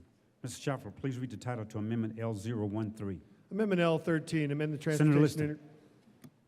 Thank you, Mr. Chairman. Members, I move Amendment L013 to House Bill 1161. To the amendment. What this does, members, is it strips out the $20,000 penalty. We shouldn't have a penalty, especially an exorbitant penalty for a mistake or whatever it could be. That there's not a sticker, be it on the floor model or all of the models. It it's just not needed. And I think people would be aghast, the retailers especially, that are doing their darndest. These gas stoves are well vented, they're installed correctly. I can't recall if anybody can tell me of a gas stove that's exploded or whatever. I would like to see the proof of that. We've had gas stoves forever, and they work great, and the various retailers who sell them, bend over backwards to tell people the pros and the cons. And so I urge an aye vote on Amendment L013. We do not need to penalize financially or otherwise for an inadvertent mistake of somebody coming and taking off the sticker. What are we going to have, the sticker patrol? How are we going to enforce this? Are we going to hire somebody to go around to all the retailers and check all of the gas stoves on the floor and wherever they may be and say, oh my God, there is not a sticker that says this, and we need to fine this retailer $20,000. Let's go get them. So with that, members, I urge an aye vote on Amendment L013. Thank you. Senator Pelton to Amendment L013. Thank you, Mr. Chair. You know, I happened to be subbing into committee that day that we heard this bill. I had the same concerns with exactly what this amendment addresses. There's kids running around stores unsupervised by their parents anymore and doing all kinds of naughty stuff. We'll just say it that way. Yeah. Not my bill, not my bill. Anyway, you know, and then now we're going to hold the store owner liable for that act of that youngster just out doing youngster things. I think at the end of the day, you know, it's pretty excessive, the fine that could be imposed. And this bill, or this amendment here, L013, addresses exactly that concern, that if for some reason, you know, maybe it's damp the day that they put it on the appliance or the display or whatever is there, and it didn't stick good. So with that, I urge support of L013. Thank you. Senator Frizzell, Amendment L013.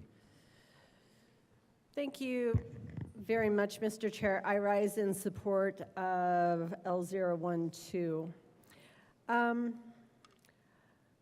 This made me think of, you know those stupid tags that are on pillows and your mattress? Yeah, exactly. It's a federal offense. It's like, big letters, do not remove this tag. And it's like screaming, do not remove this tag. And this makes me think of those fabulous tags. Have you ever like taken the tag off and like ripped it off and then he like rips the seam? That makes me so mad. It happens. But in all seriousness, there you go, citizens arrest. Thank you. Thank you from the floor. You know, this is unbelievably simple to me. This amendment is really important because, you know what, we put so many regulations on our businesses. One after the other after the other. This is just yet another one. And, you know, I talk about my granddaughters who are 3 and 5, almost 3. And they are really fun, but I could absolutely see them being in a store, running around, peeling stickers off, and gosh knows what else they would be doing. But things happen, and the punitive nature of this bill really concerns me. It just does. So we really need to cut these businesses some slack. If the sticker is removed from a floor model, it's not because anybody has malicious intent, because they don't. There's no malicious intent. It just means that somebody's 3-year-old was running by and decided that would be really fun to peel off. So members, please vote yes on this amendment. Vote yes to remove yet another impediment to businesses who are just trying to sell gas stoves. And, you know, I'm a big fan of gas stoves. I have one, and you will have to pry it out of my cold, dead fingers because I will always use a gas stove. I think that they're fantastic, and we shouldn't make it harder for these businesses to sell them. Thank you. Senator Bridges. Thank you, Mr. Chair. Did the sergeants not hear? The senator from Castle Rock takes the tags off of her pillows, everyone. This is a federal crime. I've read those tags. You cannot take those tags off your pillows and your mattresses. And I just want to make sure that the sergeants, call my con, folks. I am outraged, and something must be done. Thank you.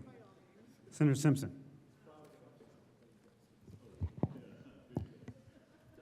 Thank you, Mr. Chair. That would be a deceptive trade practice, I think, isn't it? I rise in support of L013 to House Bill 1161. And again, it's pretty simple. The amendment says, notwithstanding subsection 1 of this section, if an adhesive label is discovered to have been removed from a display model by an individual who is not employed by or affiliated with the retailer, no enforcement action pursuant to Article 1 of Title 6 may be brought against the retailer. Very simple and straightforward about the heavy hand of government again, and about the opportunity to go, there are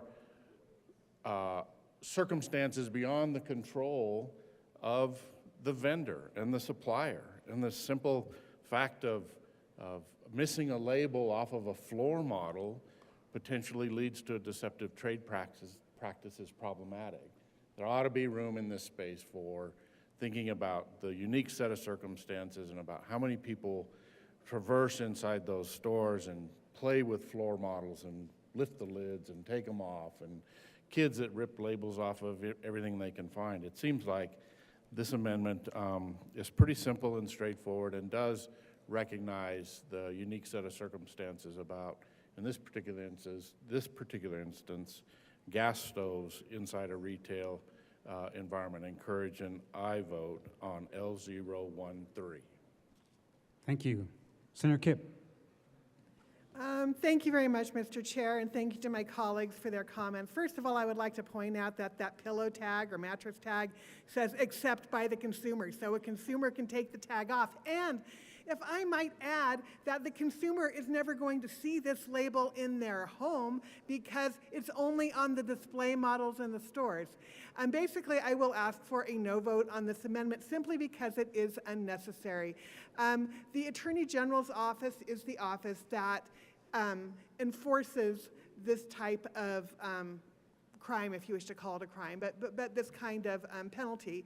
And they have told me, they have never charged a $20,000 fine. That just doesn't happen. The only time they ever go towards a fine is if there is a need to do it to ensure compliance. So if anybody makes any attempt whatsoever at complying with the law, they are not going to get a fine. So I will just say that this amendment is unnecessary and ask for a no vote. Thank you. Senator Wallace. Thank you, Mr. Chair. It was mentioned earlier that some folks don't have gas stoves, like their gas stoves. We understand that, and that folks haven't seen health implications of these gas stoves. I'm so grateful for that, right? I don't want health implications on any of my fellow colleagues or on the citizens of Colorado. There are health implications to gas stoves, though, so I wanted to point us to some scientific studies that tell us about that. First of all, nitrogen dioxide. According to the Journal of the Air and Waste Management Association, when burned at a high temperature, that is regulated by the EPA outside because there's a limited amount of exposure that is okay for humans to take. That same level setting does not happen for indoor exposure. Despite this, exposure to NO2 or nitrogen dioxide increases the odds of developing a respiratory illness by 20%. According to the International Journal of Environmental Research and Public Health, a study by the Rocky Mountain Institute asserted that gas stoves used for cooking are associated Senator with, Wallace, quote, yes? we're still on the amendment. That sounds like it might be to the bill. Close enough. No, that's okay, Mr. Chair. We can return to this conversation. My point is that there are health impacts here, and so I'm happy to address the amendment and come back to this. Thank you. Further discussion on Amendment L013. Senator Liston. Thank you, Mr. Chair. Well, members, I'm glad that the good senator from Fort Collins acknowledged that it might be rare that a $20,000 fine would be assessed against the retailer, which is good. But really, why should we even fine the retailer? The retailer, people just don't go in there and they go, I think I'll buy this one. You know, the consumer knows what they want to buy. They're educated, and they say, and part of the reason that they want to buy gas stoves is they are popular and people like to cook with them. They are more than willing to take whatever minimal risk it might be, whether, whether it's supposedly bad for their health or not, which I think would be in dispute because they're very, very popular. And I'm not aware to this date of someone dying by using a gas stove. They're more popular than ever. Like the good senator from Douglas County, Castle Rock, said, you would have to pry it out of her fingers to do away her cold, dead fingers, not just her fingers, her cold, dead fingers, to take away her gas stove. And believe me, I know she is not alone. The purpose of L13 is that it's really unneeded. We don't need to be fining the good retailers for just wanting to do the right thing and sell popular products. What are we supposed to do? Start putting those on barbecues now? You know, I mean, that's the next step. You know, this is, no offense, this is ultimate nannyism. We don't need it. People don't want it. It's unnecessary. The retailers are good, honest people. They're salespeople, can explain the pros and the cons. So with that, members, I once again renew my plea to you to vote for Amendment L013. Thank you. Thank you. Minority Leader Lundin. Thank you very much, Mr. Chair. I rise in support of Amendment 13. Colleagues, you've heard me describe myself as a hayseed from Nebraska. Grew up small town, Minden, Nebraska. There were two competing furniture and housing supply stores, Hested's and Fitzsimmons. And I can envision a conversation between the manager of Hested's and his stock boy with regard to their competing store down the street, Fitzsimmons. Hey, Tommy, I want you to go down the street to Fitzsimmons again this afternoon and take all the gas warning labels off all of their gas appliances. We're going to drive them out of business by virtue of fine. I'm making jokes. But the reality is, what we're doing is we are putting people at risk. We're saying to businesses in Colorado, yeah, we know it's been tough. We know it's been getting tougher. We know we're writing lots and lots of regulations for you to have to deal with. And we're going to write some more. You've got to now manage, not just put the labels on, but you got to check. You got to make sure they're there every day, because even though it's been argued by the bill sponsors in opposition to Amendment 13, even though it's highly unlikely that the $20,000 fine is going to get levied on someone, it's possible that that fine could get levied on someone. Multiple offenses. Do you know how many times Fitzsimmons has been caught without, fictional, this is a fictional name, by the way, I'm not reading out anybody. They've been caught without having the appropriate warning labels multiple times, Your Honor. I think a maximum fine is applicable in this case. In fact, we want that fine to be the full $20,000 fine, because it is a deceptive trade practice. And if you don't believe me, just ask the folks from Hested's, because they've been ragging about Fitzsimmons all week long. I urge your support of Amendment L13. Let's not pile on the burdens on top of the burdens on top of the burdens we've been putting on businesses, especially small businesses in Colorado. Urge your support of Amendment 13. Thank you. Seeing no further discussion, the question before us is the adoption of Amendment L013. Division has been called.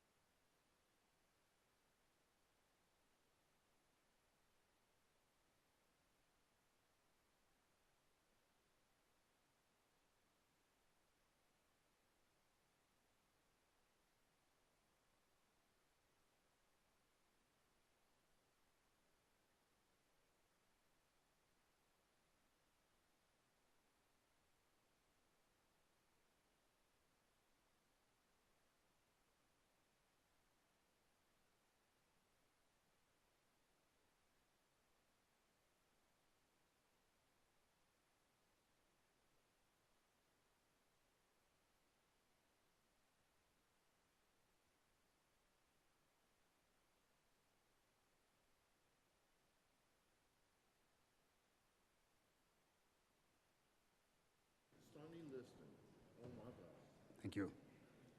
A division has been requested. All those in the chamber not entitled to vote, please be seated.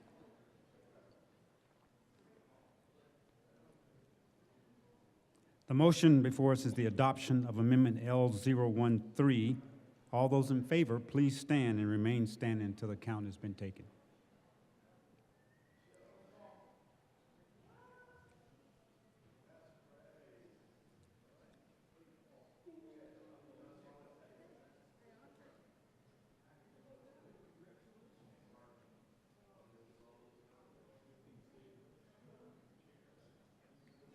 Thank you. You may be seated. All those in favor, please stand and remain standing until the vote has been taken. Oh, I'm sorry.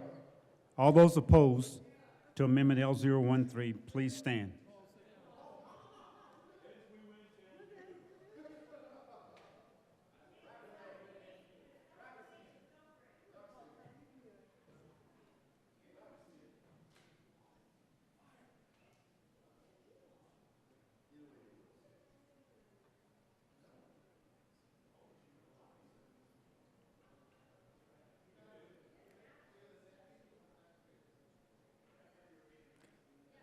You may be seated.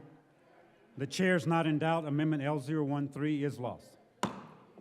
To the bill. Senator Catlin to House Bill 1161. Thank you, Mr. Chair. We heard this committee and we heard this bill in committee, and you know the talk about, well, they've never fined anyone for that much money, those kind of things. Then why do we put it in? If we're not thinking about using that number, why would we put that there? Is that just to scare tactics or what? Bills should say and laws should say this is what we are going to do. One of the things that worries me is that we're getting to use the word deceptive trade practices more and more, and commonly we're using it. I don't think there's probably much more serious charge in business than to be charged with deceptive trade practices. Yet it's getting to be a common phrase that we use around this building, and that concerns me. So what I'd like to do is I have an amendment here that I'd like to present. There's an amendment at the desk. Mr. Chopler, please read the title to Amendment L012. Amendment L12, amend the Senator Catlin. transportation. Thank you, Mr. President. I move Amendment 12 to House Bill 1161. And I'd... To the amendment. Thank you.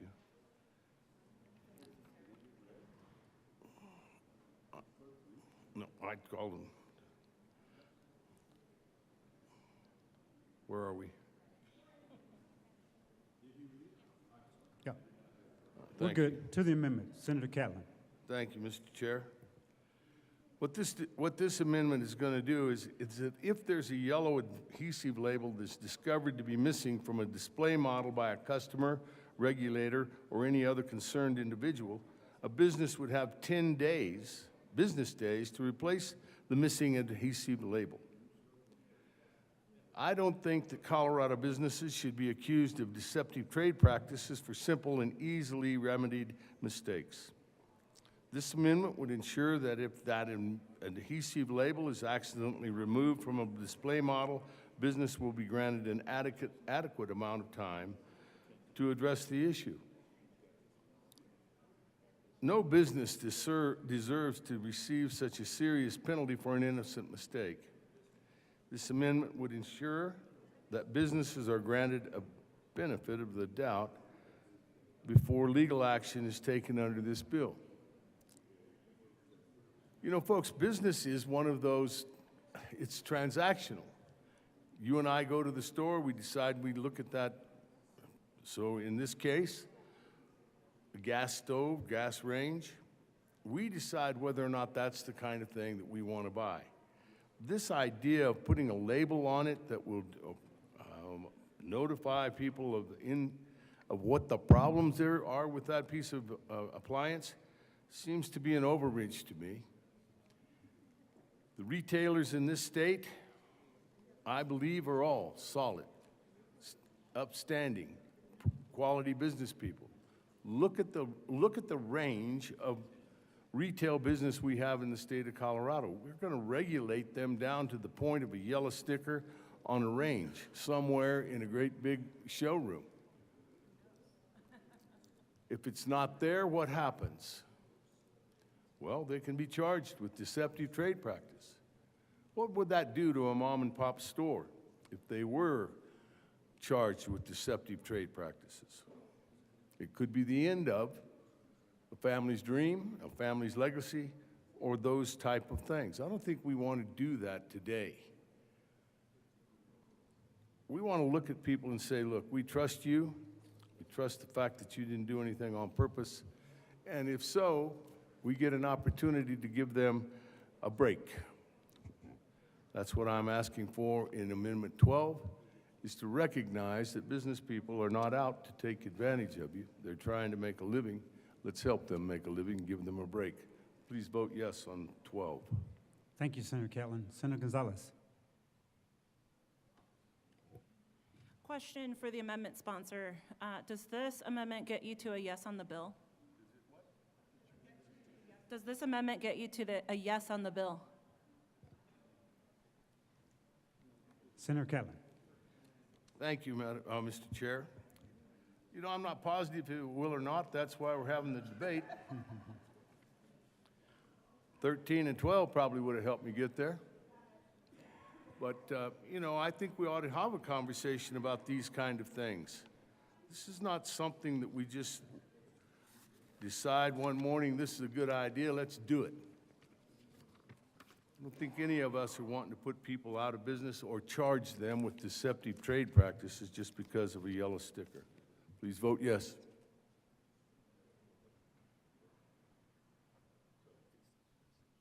Are you speaking to the amendment? You go first. You want to go? Senator Kipp, you want to go? Okay. Senator Liston. Thank you, Mr. Chair. Well, members, I rise in support of Amendment L012. Surely, if per the last bill that we had just a few minutes ago, I think House Bill 1234, that if we're giving people 30 to 60 days to pay their utility bills, surely we can give a retailer who is employing people, paying taxes of all sorts, property taxes, income taxes, you name it, and employing people, surely we can give a honest retailer 10 days to make good if the sticker is removed. Think about that. I mean, we give people, if you get a parking fine or a speeding ticket, all kinds of misdemeanors, you're given plenty of time to come in there and plead your case, certainly more than 10 days. But here, we're ready to fine a good, honest retailer potentially thousands of dollars, up to $20,000. Even if it's half of that, it's still $10,000. Even if it's a quarter, $5,000. Because a sticker isn't there. Let's give that retailer at least, more than 10 days, take off that 10 days. They shouldn't be fined because somebody comes and takes off the sticker. I urge an aye vote on Amendment L012. Thank you. Senator Kipp. Thank you, colleagues. Once again, I come down to ask for a no vote simply because this is unnecessary, not that it's unreasonable. But here's the thing. The way this law is enforced is already very reasonable. They always start with education. Following education, they're not going to assess any fine, not even like $2, unless a retailer is refusing to comply with the law. That is all that happens, so that is why I asked for a no vote on this amendment. Thank you. Further discussion? Yes. Minority Leader Lundin. Thank you very much, Mr. Chair. Rise in support of Amendment L012. This bill is challenging in so many ways. It's all around a label. You'd think no big deal, labels are no big deal. Well, I'm not the only person in the building who thinks labels are a big deal. There's somebody who resides on the first floor who doesn't like labels at all. You know, we passed a bill out of here practically unanimously the other day. Pretty darn sure we're going to need to pass it again unanimously because it ain't going to pass muster down on one. So the reality is labels can be bad or they can be good. I think this is kind of an effort to shame people. And shaming is something we're not supposed to be doing anymore in the modern era. But that's exactly what this is about. And for those of us that are gourmands, that we actually care about food, you can't cook on an electric stove. Even those modern electric convectional things, it is not the same as a gas range. You just absolutely can't do it. Anyway, back to the amendment. This simply says, you got 10 days to fix it. If you discover it's missing because the competing store down the street sent their stock boy down to pull all the labels off, you got 10 days to fix it. Seems appropriate. Or you're going to be subject to the monetary damages of the fact that you are now, going to, again, shame again. You're going to be shamed in your community for being one of those businesses that does deceptive trade practices. So I urge your support of Amendment 12. Thank you. Senator Frizzell. That's a hard act to follow. So I rise in support of Amendment 12, and this is why. I personally don't agree with the bill, and if this amendment were to pass, I would still not agree with the bill. I really don't think that it's the purview of us, of this body, to put restrictions and regulations on businesses to put stickers on stuff. I think that is not particularly helpful to the conversation. Where that decision needs to be made is through local building codes. And I think that a lot of local building codes address the requirement of ventilating gas stoves. I, as previously mentioned, have a gas stove that I really like, and it's ventilated. I've got one of those pop-up vents. Candidly, it does a totally terrible job, but it's there because my local building department, when we built the house and installed the gas stove, requires ventilation. That's true in many, many areas. So this is really, this question of to ventilate or not to ventilate is really more a local building standard. Nobody, I mean, to add a sticker to the gas stove or range, whatever, but don't penalize. The deceptive trade practices, that's not the, I would hope that's not the intent, because that sounds like a punishment, right? That sounds like we're holding these retailers and wholesalers to this standard that they may or may not be able to meet. If my 3-year-old granddaughter runs around and starts ripping stickers off and they don't realize it. This is really an important thing. Let's not penalize these businesses. Let's not create a standard that they have to adhere to. I mean, do they need to hire an extra person to go around and check to see that all the stickers are still in place? Is that where we are now? So I rise in support of Amendment 12. Let's not penalize our local businesses. Let's not penalize businesses at all. Let's not create unrealistic requirements that they have to meet. And let's leave them alone. But this is a good way to at least get there. So thank you very much. Thank you. Senator Rich.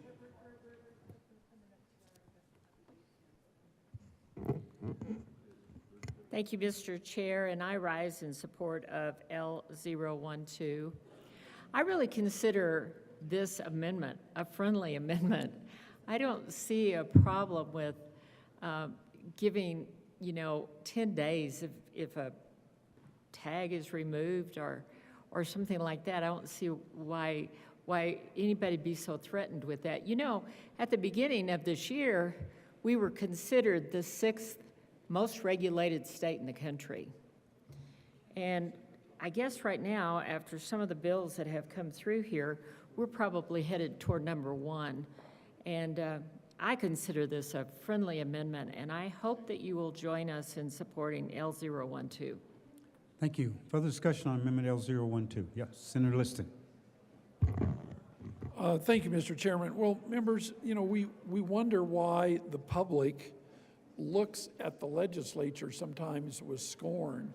You know, we've spent the better part of 30, 40 minutes or more on trying to penalize retailers for just trying to sell gas stoves.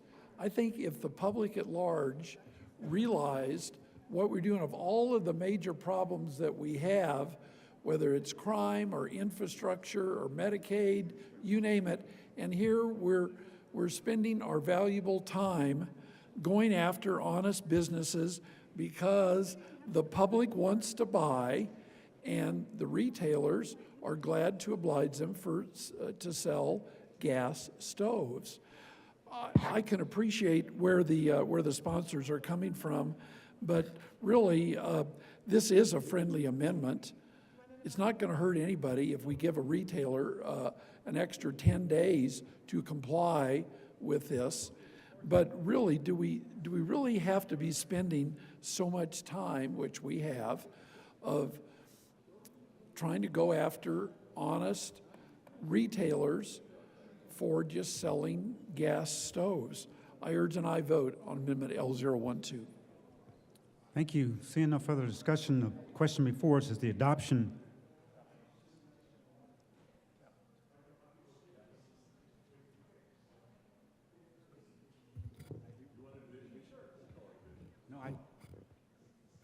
The question before us is adoption of Amendment L012 to Senate or House Bill 1161. All those in favor say aye. Aye. All opposed say no. No. The noes have it. Amendment L012 is lost. To the bill. Senator Liston. Thank you, Mr. Chair. Well, okay, I give.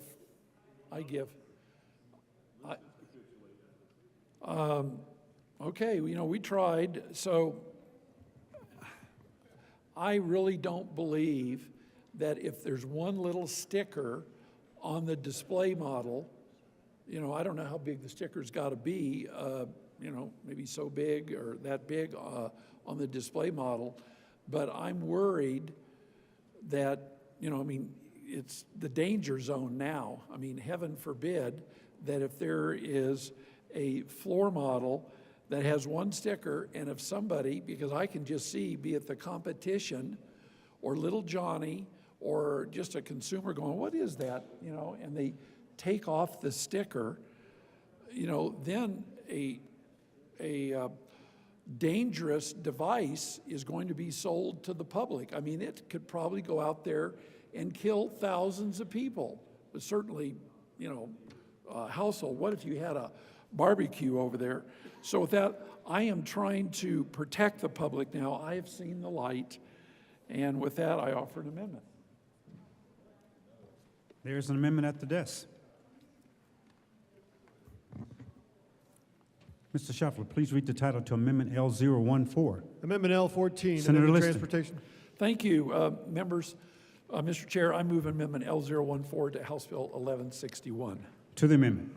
Well, what it is, members, is that, you know, one sticker is not good enough. I mean, you know, if you had a little sticker, it doesn't even say where it is. So what this amendment does is that it requires 4 stickers that are at least 8 inches by 8 inches, one on the front, one on the back, and one on each side.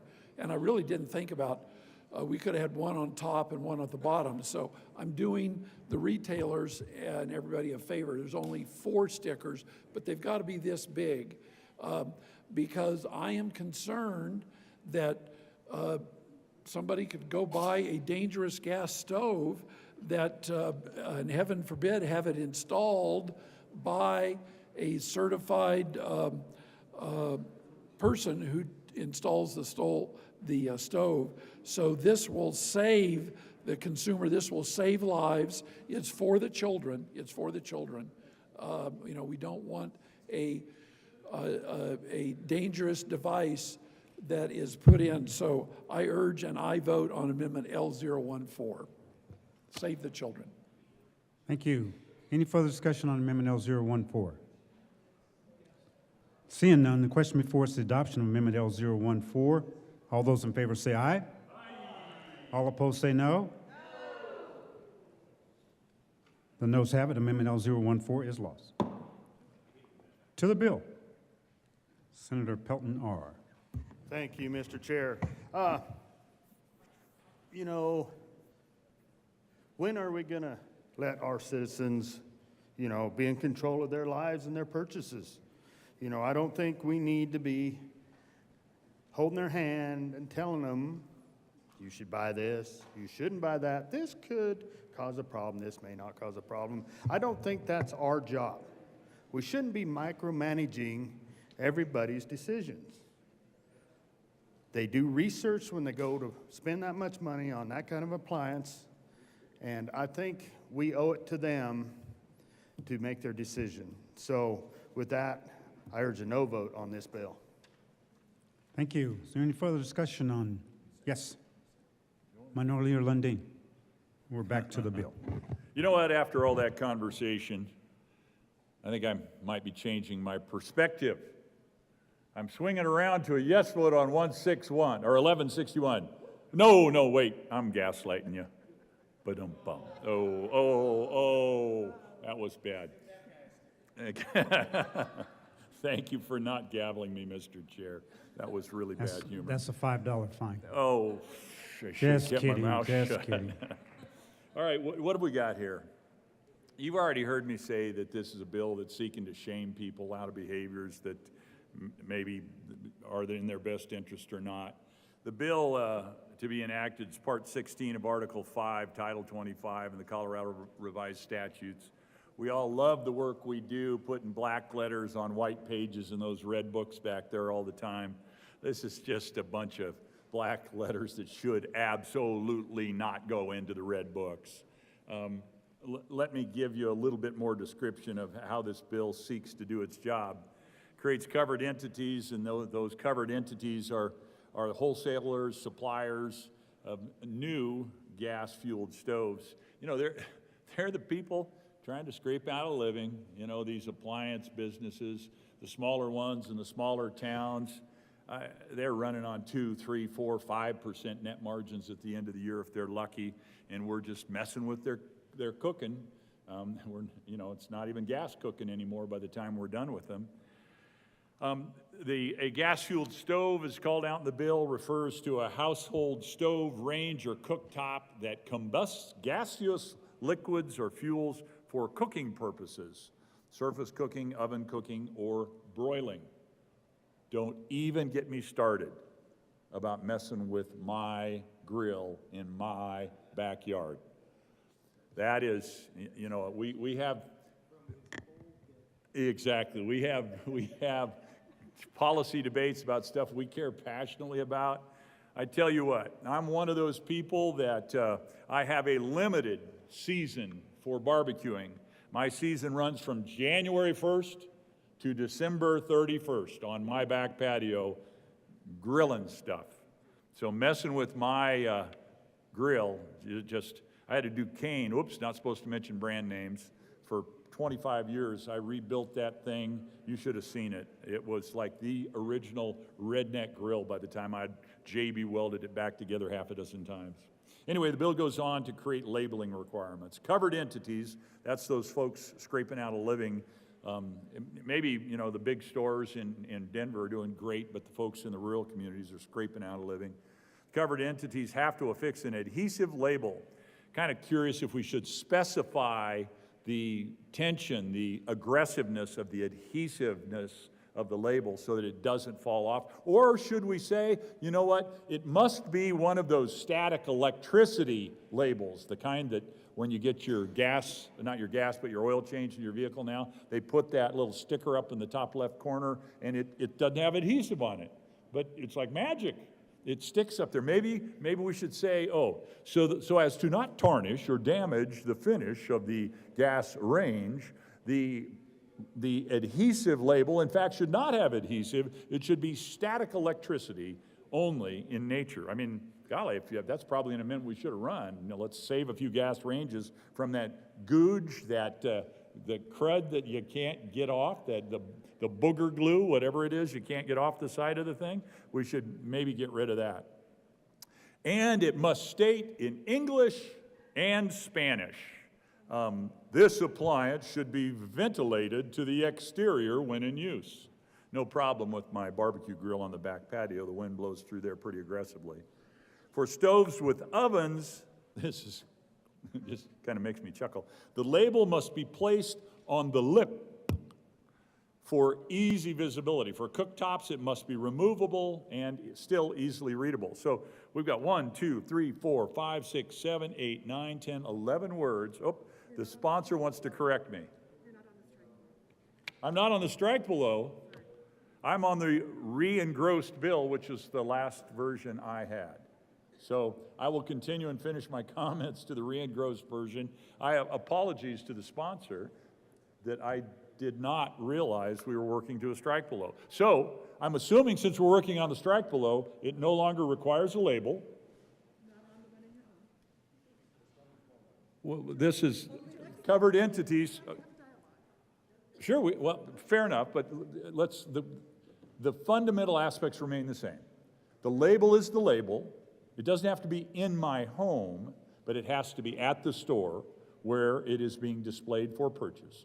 That is correct in the strike below. There's still a penalty clause if the label is removed before. So I am speaking essentially to the bill. The label at the store, to be clear, I think I misled or left people with the wrong impression that I was not understanding the bill when I said the wind blows through my back patio. The reality is, yes, the sticker, probably unless I bought the floor model, and I'm just cheap enough to maybe have bought the floor model, would not have a sticker on it when it enters my home. If I bought the floor model, in fact, it might have the label on it when it enters my home.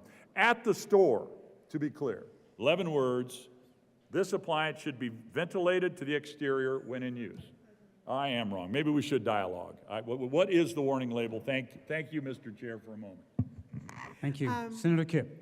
My apologies, Senator Lundin. I can get you a copy of the strike below, but what the new label will say is understand the implications of having an indoor gas stove.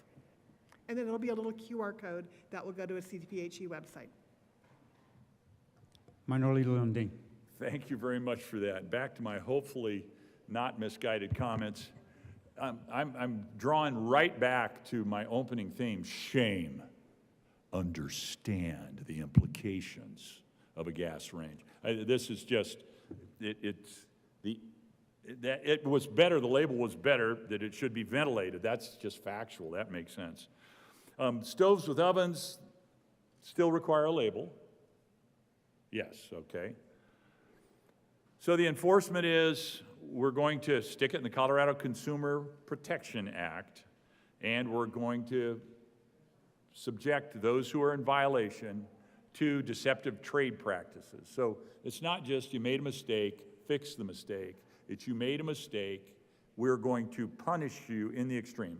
The deceptive trade practices section of code is all about punitive damages. It's about trying to change behavior by financial force. The good news, I do want to call out one piece of the bill that I really like. It has a petition clause. Gives the people of Colorado the ability to petition if it becomes law. So here's my arguments against. Unnecessary regulatory burden, ongoing theme of mine. You hear this continuously.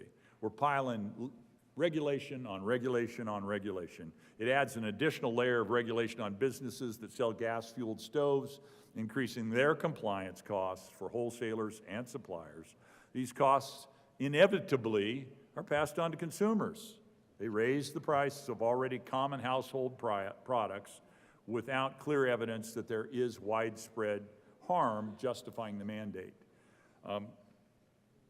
It is a truism that businesses don't pay taxes and businesses don't pay regulations. Consumers do. Businesses get a fair return on deployed capital or they're gone. That's just the way it works.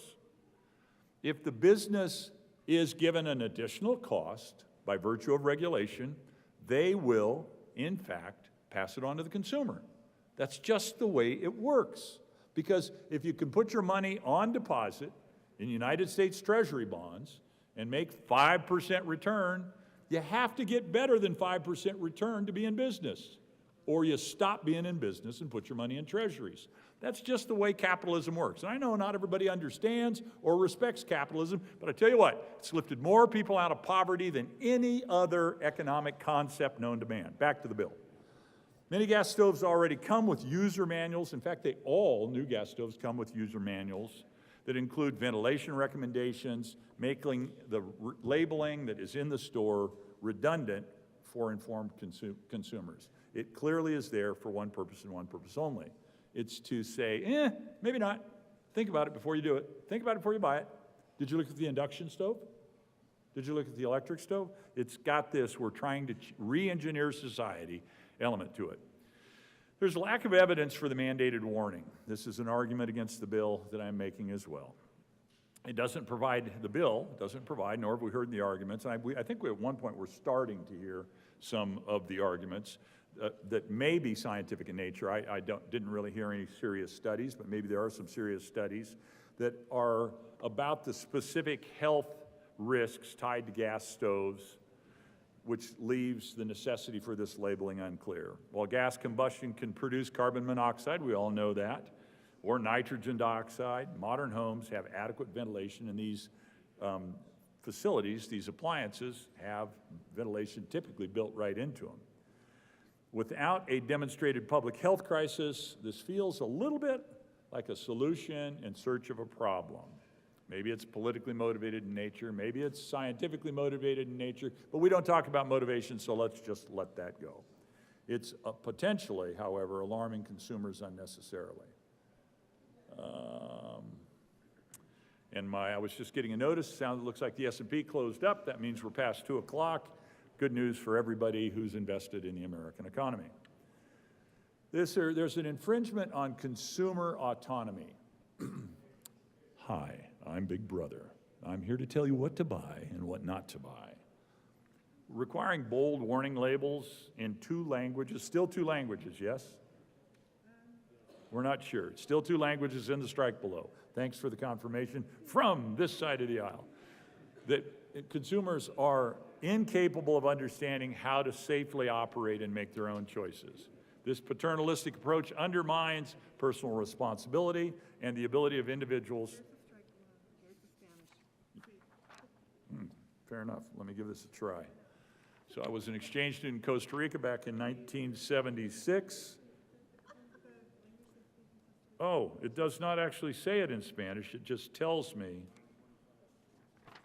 Line 25.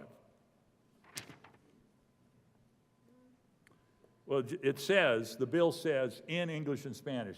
And then it gives us the English, but it does not give us the Spanish. I was going to read you the Spanish, but I do not know exactly how I would say that label warning with the authority of a label warning in Spanish. I could, in a very ugly Spanish tongue, explain to you what it means, but then everybody would shake their heads. I'm going to get assistance here, I think. No, I'm not going to get assistance. Oh, I'm going to get assistance. I will yield the floor. I will yield the floor. I'm trying to understand what's the announcement, and I will yield specifically for what the announcement or the label would be in Spanish. That's all I was trying to understand. Okay. Phone a friend, Senator Gonzalez. Mr. Minority Leader, there are over 100 people who are waiting for the Senate Judiciary Committee to begin. I know that there are other Coloradans who are also waiting to testify in other committees on important policies. To answer your question, it's not written here in Spanish, so I can't respond to that question for you. Minority Leader Lundy. Thank you. I will continue. So I was calling out the fact that it says in The bill says you must produce in English and Spanish, and then it tells you what to say in English, but it does not say what the label should say in Spanish. Fair enough. We can let that linger as a question. There are disproportionate penalties. Classifying a labeling violation as a deceptive trade practice under the CCPA is incredibly punitive. I've mentioned that earlier. The CCPA is designed to address intentional fraud or misrepresentations, not minor labeling oversights or mistakes that have happened in packaging. This could lead to harsh fines and lawsuits against businesses for technical noncompliance rather than actually harming consumers. Small businesses, and I've spoke about them multiple times in this conversation, in particular, might struggle with legal and financial consequences of accidental violations. There will be created by virtue of this the potentiality of market distortions and practicality issues. The law applies only to new stoves sold in Colorado, creating an uneven playing field between in-state and out-of-state suppliers. Online retailers outside of Colorado might face logistical questions and challenges complying with the rule, potentially reducing consumer options or increasing shipping costs. This has been an issue that has been discussed multiple times. Colorado is a big market, 5.8 million people, but it's not that big of a market. And when we start saying you have to label things this way to do business in Colorado, we are saying don't do business in Colorado.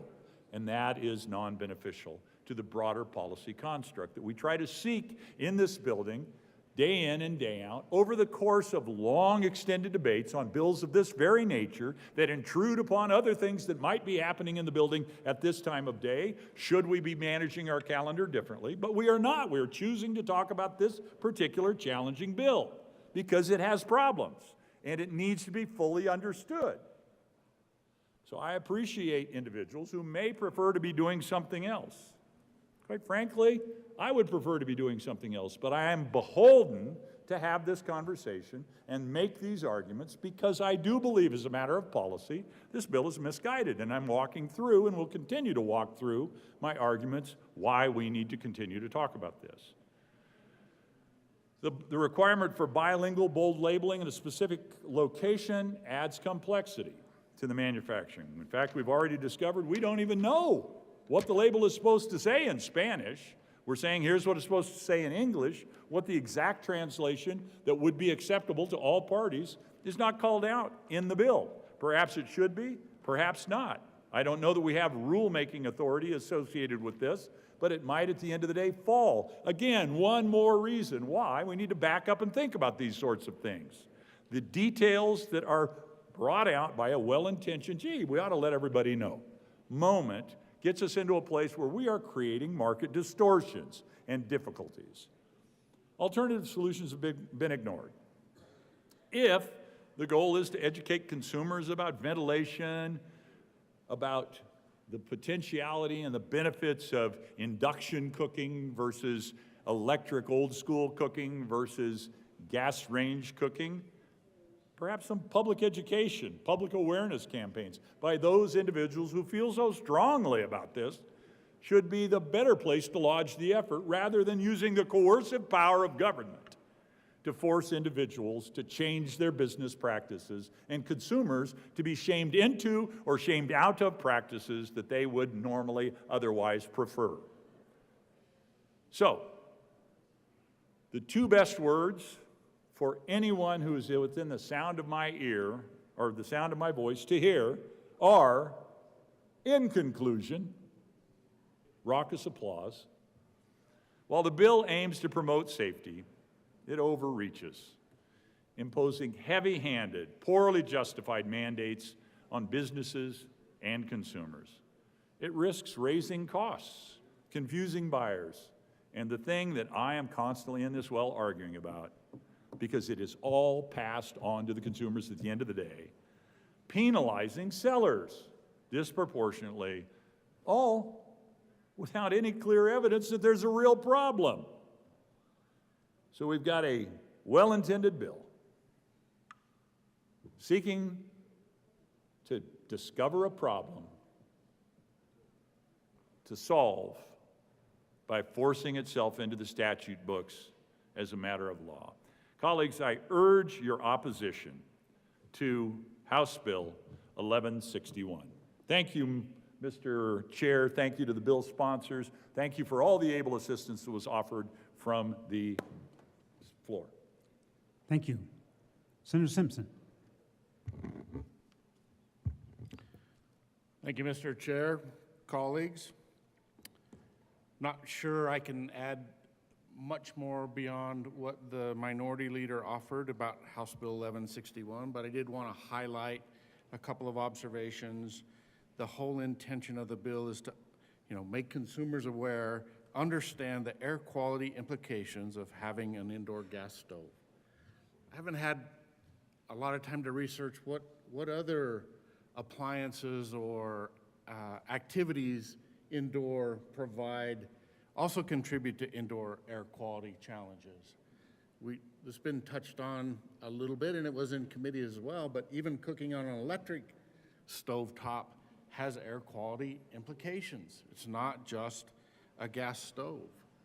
I think about fireplaces, their implications. There's certainly a connection to indoor air quality in a pellet stove or a gas fireplace. There are a multitude. Burning incense. There are studies, I just did a quick research about the studies and the impacts of burning incense in your house. And we're just headed down this path of more and more and more regulation, more and more oversight. See if Colorado can't move up from just being the 6th most regulated state into the union to maybe we can move up to be number 5 or number 4. We just keep adding more and more regulations. There are a multitude of activities indoor that potentially fall in the same category of labeling and educating the public, putting those black letters on white pages in those red books in the back about the implications of air quality, indoor air quality. I urge a no vote today, colleagues, on House Bill 1161. Thank you, Mr. Chair. Thank you. Senator Peltonar. Thank you, Mr. Chair. So my Senate district has over 500 miles of border with 3 other states. Bills like this, consumers will get tired of going in and seeing this kind of stuff and being confronted with this kind of shaming, and they'll go across the state line. I have an appliance store in a neighboring state 30 miles from my house. I've got to drive farther than that in the state to go do it. But that's what's going to happen. People are going to go out of state. It's going to hurt the small appliance stores, the Lowe's, the Home Depots, and those. It's not going to affect them. They're not out there where we're at. These kind of fines will get passed on to the consumer, so it'll drive up the prices of these appliances if they happen to get a fine. So I think we need to be looking at the big picture instead of trying to social engineer people with bills that are very unnecessary. So I urge no on this bill. Thank you. Senator Liston. Thank you, Mr. Chair. Well, I know we've had a very robust debate on House Bill 1161, and a lot of good points have been made as to why we shouldn't be voting for it. As I think about this, I brought this up a while ago, is that I'm in contact with a lot of people in my district and in my neighborhood. I've lived in Colorado Springs for 58 years. I know the people pretty well, and they know me. And I have interactions with them virtually every weekend, every day, but every weekend when I go home. And as I think about this, in my 58 years that I've lived in Colorado Springs, and even over the last dozen years or so, plus or minus, that I've been in the legislature, I have never, ever once, with all due respect to the sponsors, I've never had anybody on either side of the aisle, male, female, you name it, anybody that's ever come up to me and said, gosh, Larry, Senator Liston, when you go to Denver, would you be sure and do something about putting stickers on gas stoves? I cannot sleep at night because there's no stickers. When I go into Lowe's or Mountain View Appliance, I always hear their commercials. When I go into Lowe's or Home Depot or wherever I buy my appliances, it drives me ballistic because I've never seen a sticker that reads, that labels, understanding the air quality implications of having an indoor gas stove. I mean, I can't function because when I go there, I always like to go by the appliance and just see, and it drives me nuts. So, you know, and I'm not being facetious, members, I've never had anybody ever come to me, send me a text, send me an email when I go to church. They come up to me and say, we need stickers on gas stoves of any type. Think about that. And yet here we've spent now the better part of an hour or more trying to speak common sense to the sponsors. Why is this bill needed? I mean, I wasn't on the committee that heard at Transportation and Energy Committee, but you know, it just really, I'm aghast, and I didn't mean a pun that way. I didn't mean that as a pun. I'm really dumbfounded as to what the need for this is. All it does is hurt business. It confuses consumers. It shames consumers. If anything, what I probably will hear if this bill should pass is, what in the heck are you guys doing to solve our real problems of infrastructure, of crime, of the higher cost of living, of all of the sundry problems that we have here in Colorado? Why did you all spend 2 hours or more on a bill that will have no impact on our lives except hurt us and hurt the person who is in the appliance business? So, members, I'm not alone. I've heard numerous of my colleagues. I would appeal to my good colleagues on this side of the aisle. I know it sounds good. It may feel a little good, but this bill deserves a no vote. Don't do it for me. Don't do it for our side. Do it for your constituents that really could care less about a bill like this. We have far more important things to take care of. But yes, I do want to talk about it because it is utterly ridiculous. So I urge a no vote on House Bill 1161. Thank you, Mr. Chair. Thank you, members. And Thank you. to the public out there, to the public, I hope you're paying attention that some of us are trying to do the right thing and stay, out of your pockets, off your back, and not make Colorado #1 as the most regulated state. This will no doubt move us up from #6 to, I can't even think that people in California would pass such a crazy bill like this. So I urge a no vote because I don't want Colorado to become the most regulated state. Thank you. Thank you. Senator Pelton B. Thank you, Mr. Chair. So, a lot of other people, I've heard a lot of really good arguments in this about this bill. I don't like the bill either. But when I go through and wire a house, you have to wire for these, what do you want to call it? Hood fans that are above these vent fans that they're talking about. And usually, when you're under the codes of whatever code you are, whether it's electrical or if you're building codes, if you have some place that has gas that comes into your house, you usually have some sort of vent that goes out. So like a water heater, gas water heater, we do the same thing there. There's no sticker on it to tell us that, we just know that that's the case.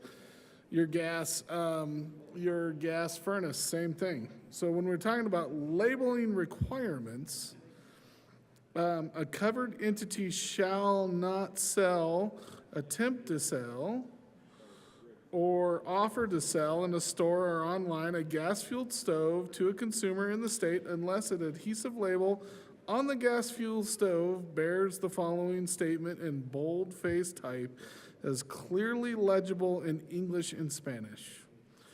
Now, is that because it's going to do harm? Possibly, maybe. I mean, I worry about the slippery slope here with labeling requirements because I always hear that with my cattle and cow farts that always causes a problem too. So I wonder if they're going to make me label those in my barn sometimes. I hope not. But I will say that this is, I mean, if you will go through a rough end of a house, a rough end means there's only studs, there's no sheetrock, there's no nothing, and you go on and you see where the plumbers came through the floor, gas right there, you know you're going to have a vent. That's something you already automatically know. So you have to, when you go through your building codes, this is what's going to happen. Now later on you can retrofit, like I have talked about doing, is in my house I've talked about retrofitting so I can have a gas stove. I have an electric stove and I hate it, but that's what I've had for years. And I really like gas stoves and I'd rather have a gas stove. So, but let's go back to this appliance should be ventilated to the exterior when in use. Is there? I'm on there right there, it's re-engrossed. Oh, look at that. It's on the committee report, right? Awesome. I got it now. All right, so when we're talking about a retailer shall affix the adhesive label described in subsection 1 of this section to the display model for a new gas stove on a horizontal surface in a prominent position that is capable of being easily read by a potential consumer examining the display model and easily accepted by a cell phone camera.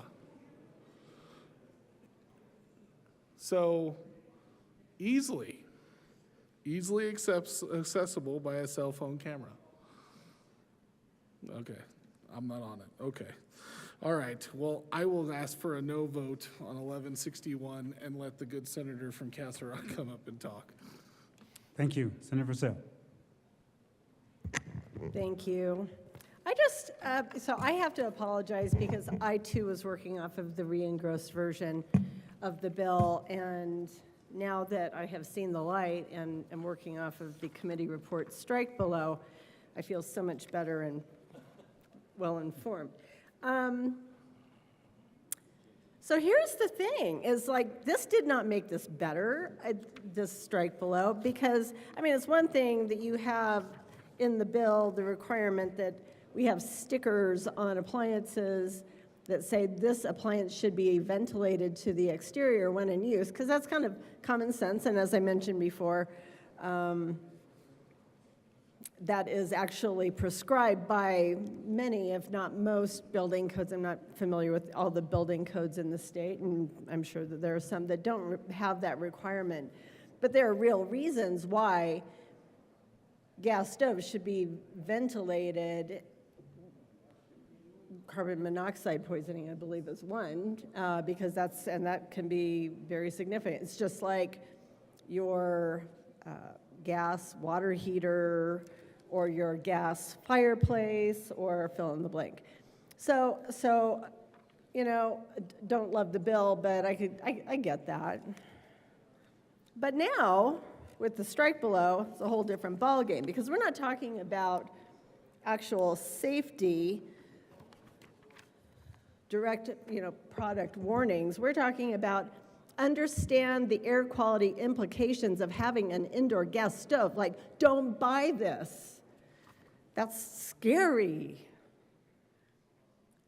So I don't care how many languages it's in. I think that that's really an overreach and candidly a little subjective, but we won't quibble about that matter.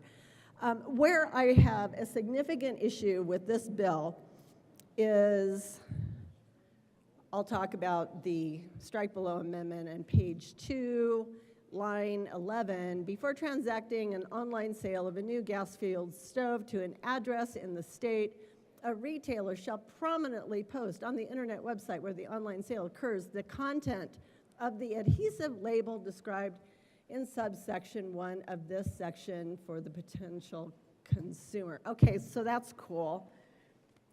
So I did like a little Ask Mr. Google search of like who actually sells gas ranges online. And I first thought, well, you know, Lowe's, Home Depot, the usual suspects. But holy cow, it's like Wayfair. There's all sorts of different appliance companies from all over the United States that actually sell here in Colorado. And so those folks, is the Attorney General going to be going after Wayfair for not putting on its rather extensive website this special, super duper special warning that applies only to Colorado? That should have been in a fiscal note, in my opinion.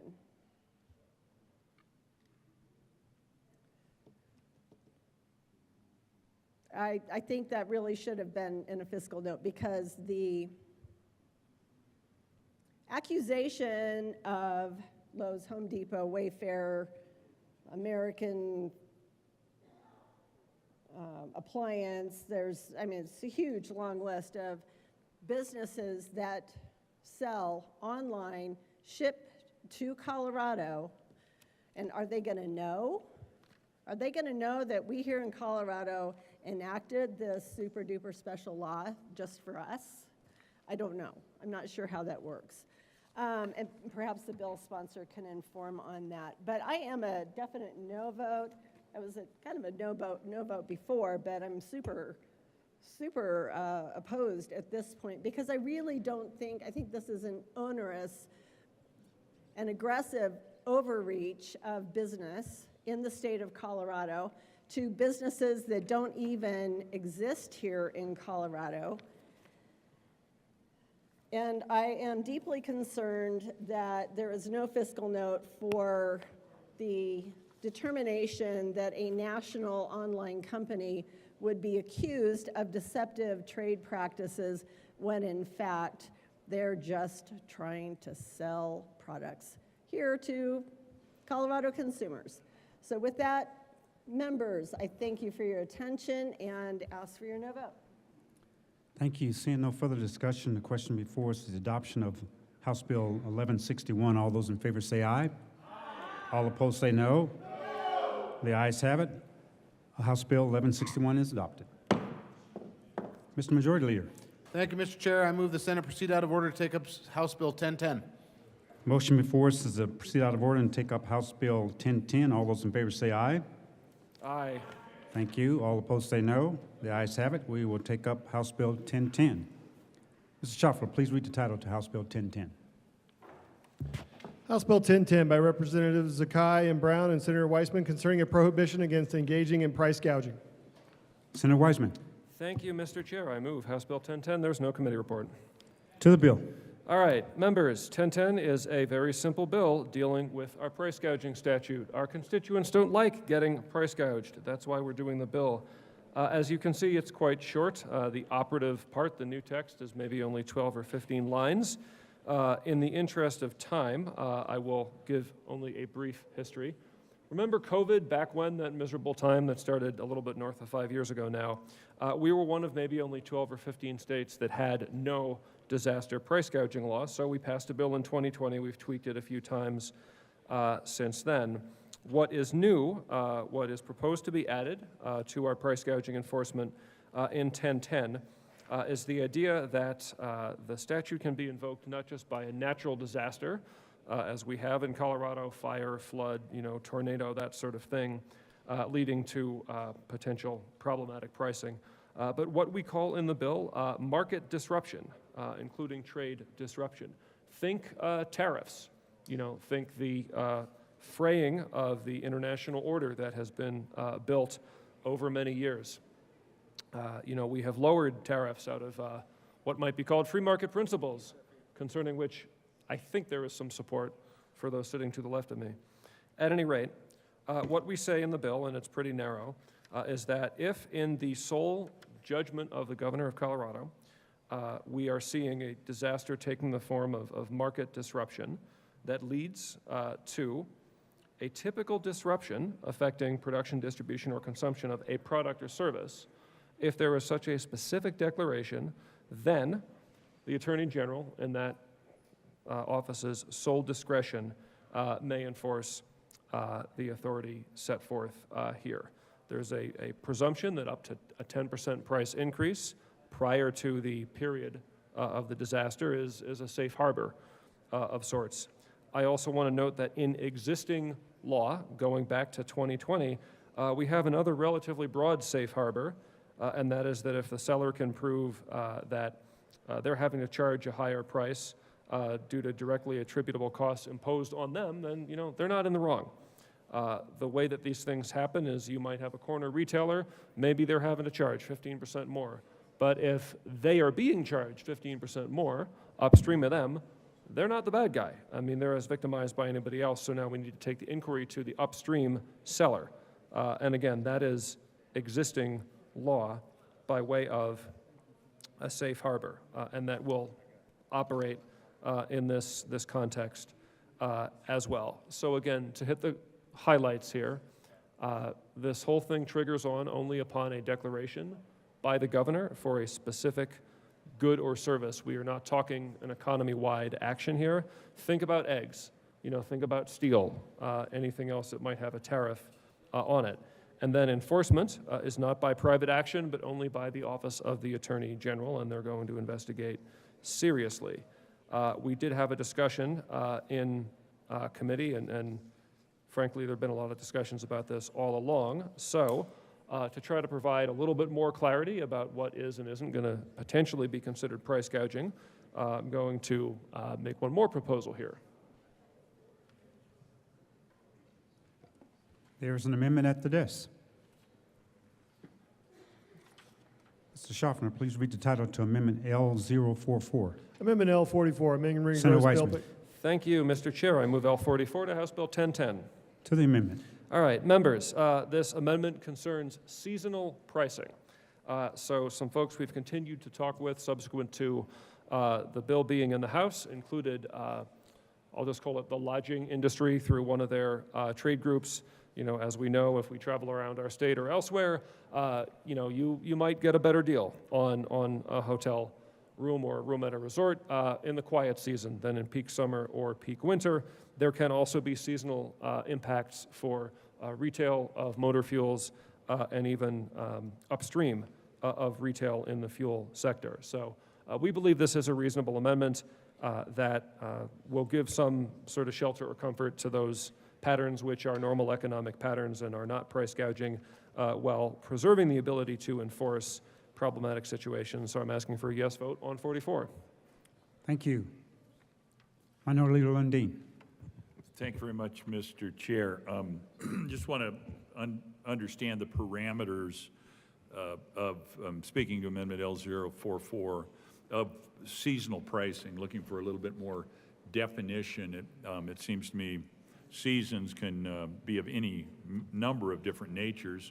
We have the obvious four seasons: winter, spring, summer, fall, or here in Colorado, we have summer, fall, winter, and mud. But there are other seasons that happen as well. So I'm just wanting to understand how tight of a frame we can get around and what the definition of seasonal pricing means. Senator Weissman. Sure.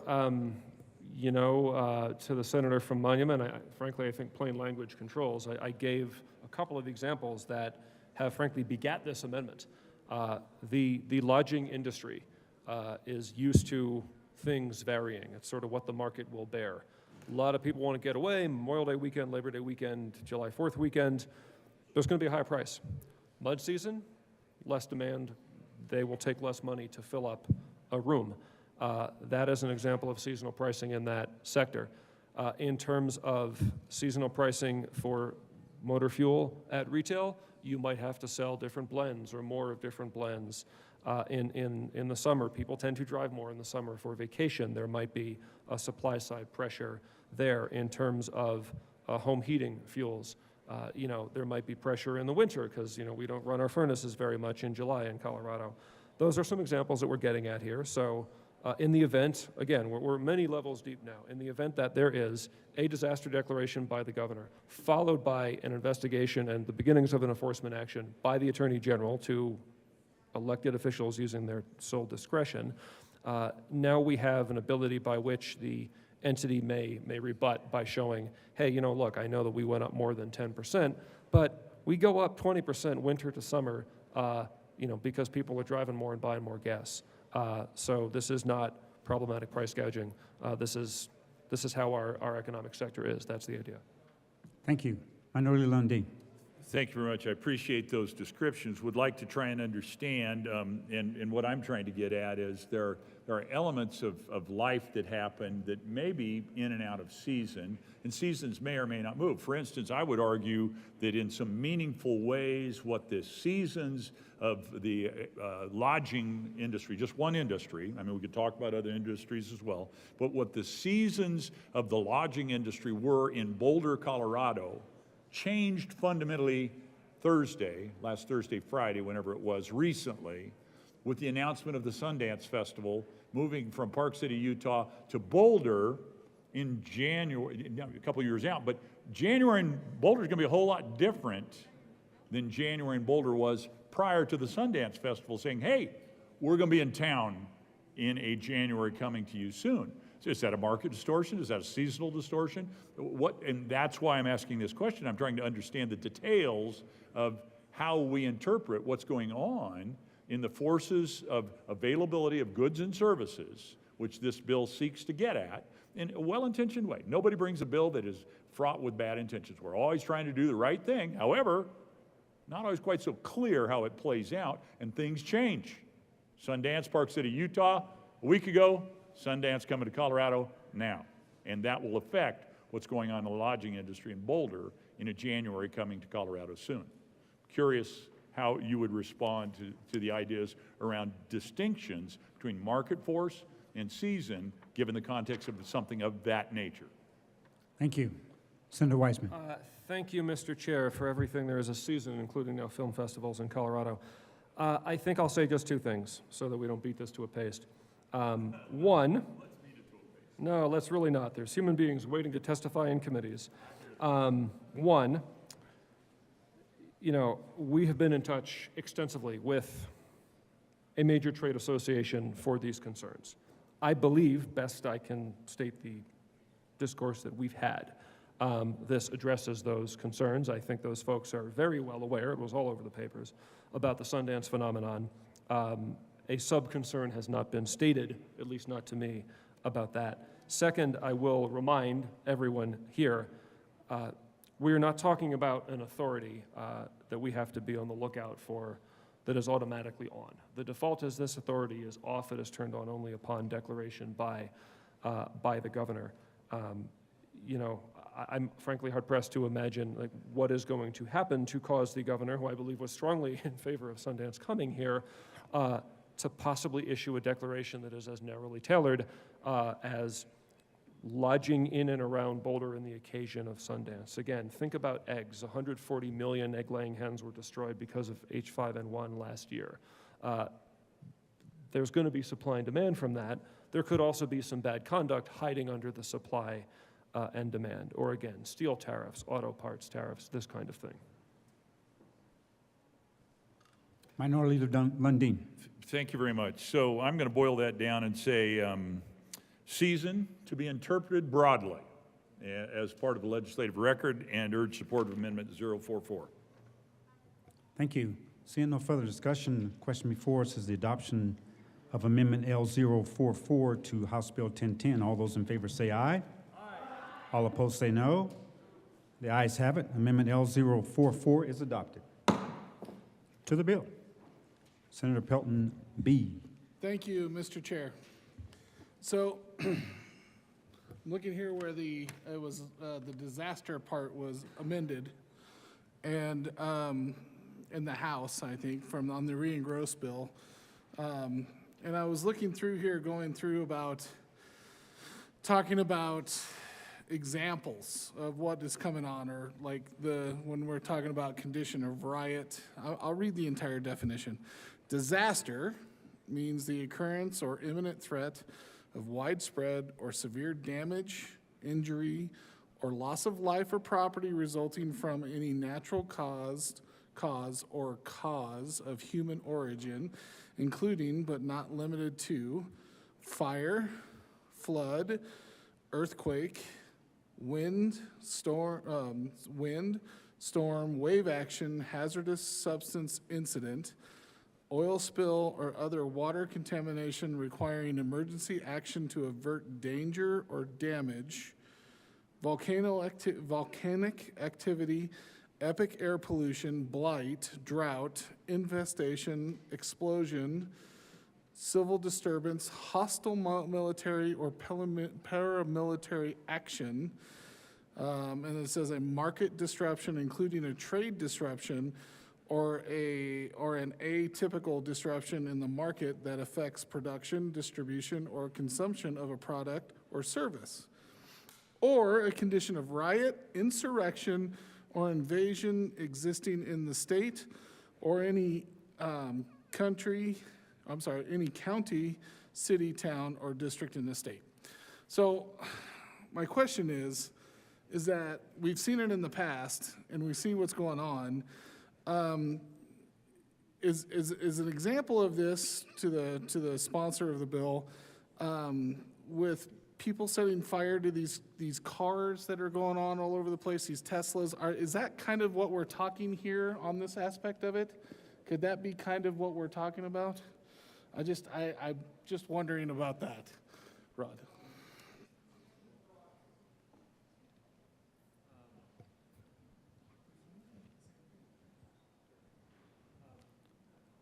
Okay. Senator Pelton R. Thank you, Mr. Chair.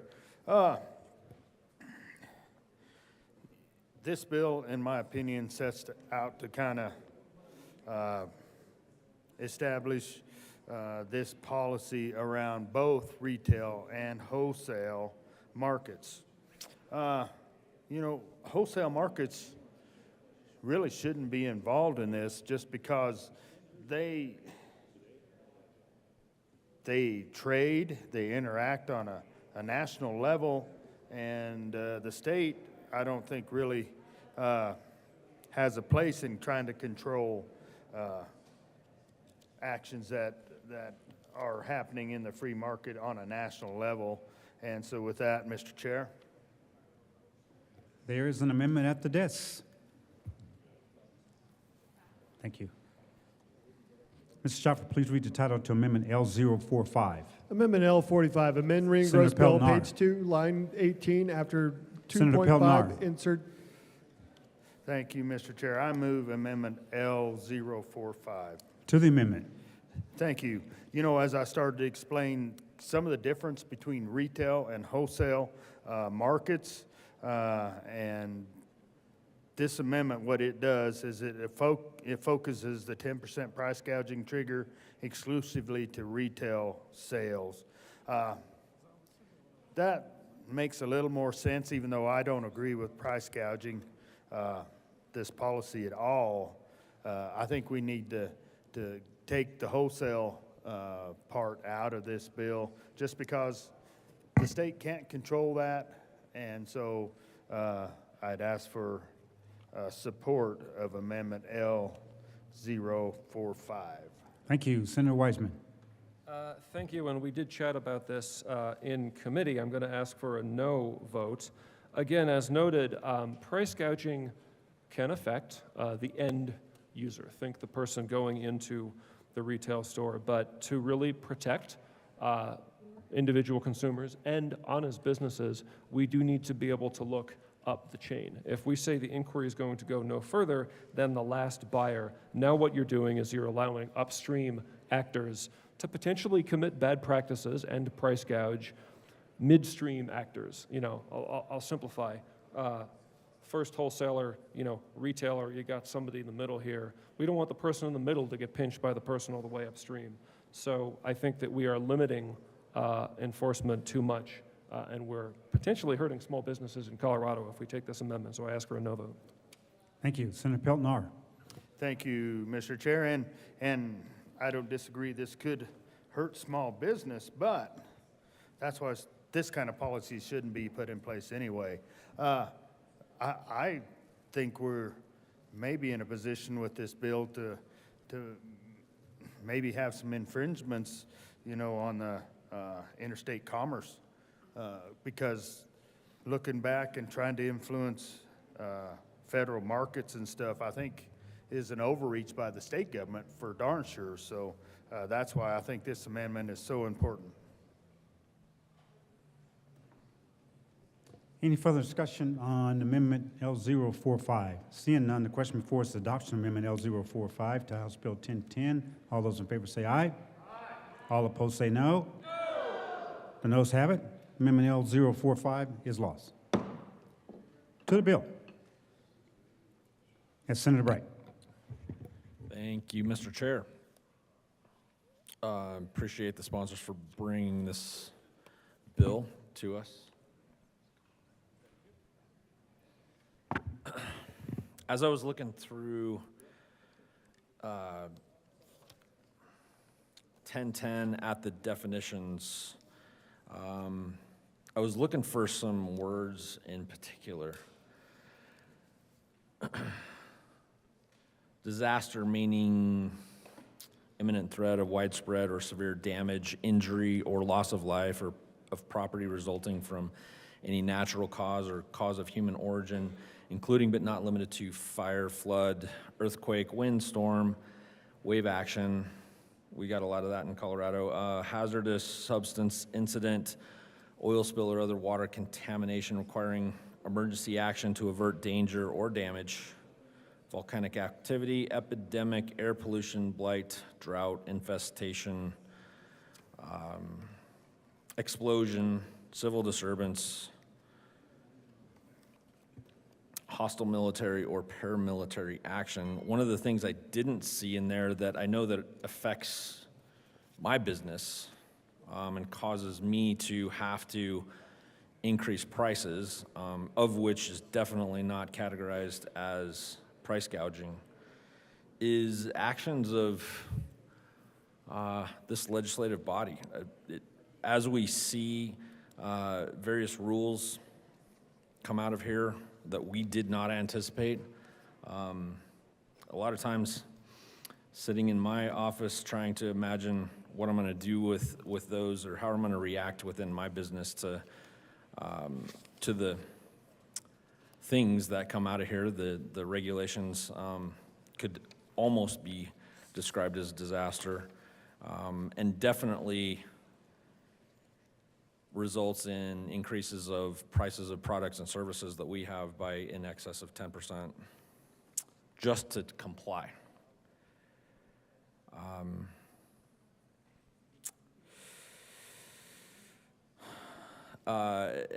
In years prior to 2020, we were struggling. We weren't profitable.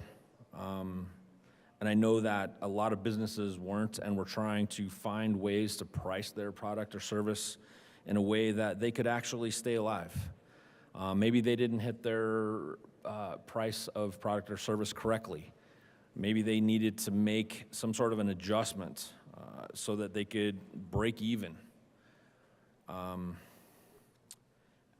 with that, there's an amendment after this. Amendment. Thank you. Mr. Schaffer, please read the title to Amendment L041. Amendment L41, amend re-engrossed bill, page Senator 2, Bright. line 21.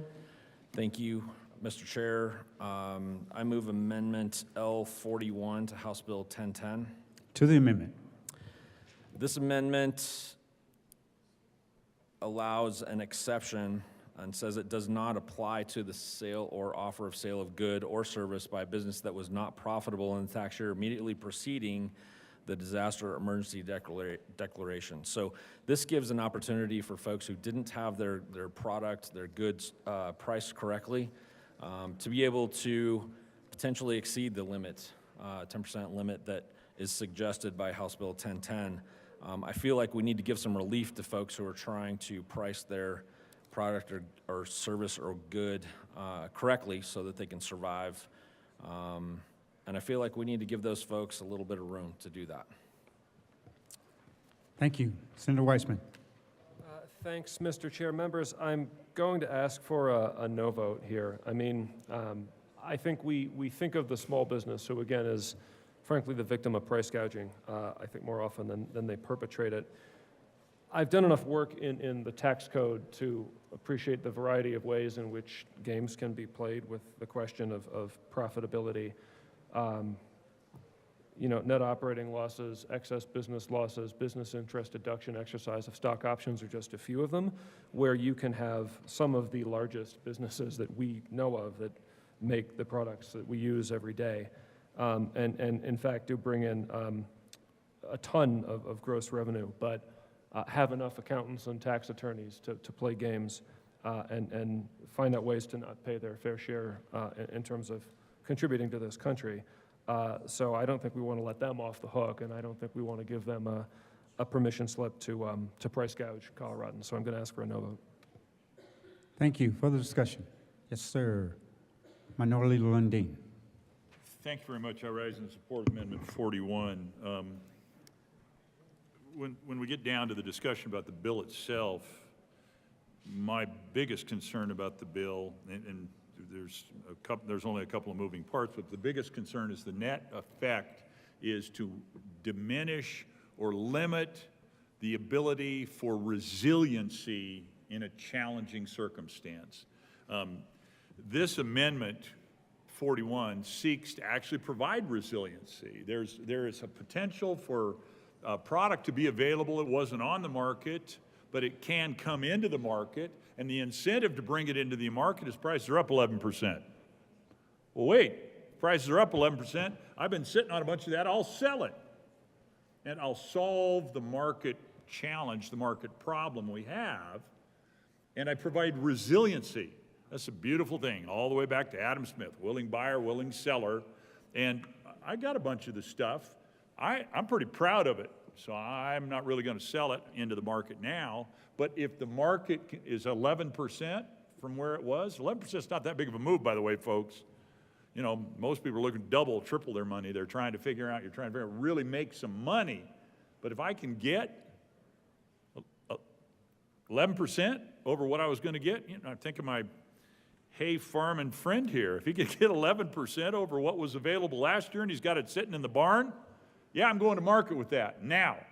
And it creates resiliency, solves a problem, and people have the product, the service that they need. This amendment allows for that. The bill sponsors are being the bill sponsors do not like the idea, and they're rejecting it. I think let's be flexible, take an amendment like this, and improve the potential for resiliency in the economy of Colorado. I urge your support of Amendment 41. Thank you. Any further discussion on Amendment L041? Seeing none, the question before us is adoption of Amendment L041 to House. Division has been called.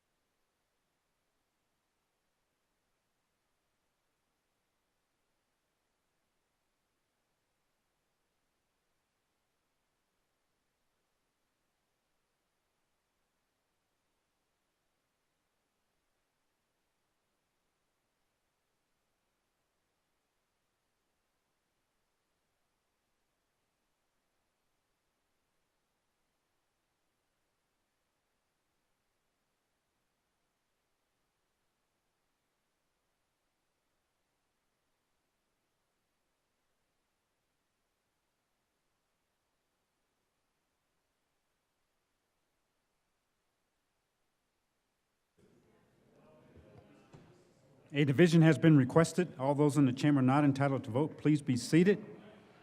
The motion is the adoption of Amendment L041. All those in favor, please stand and remain standing.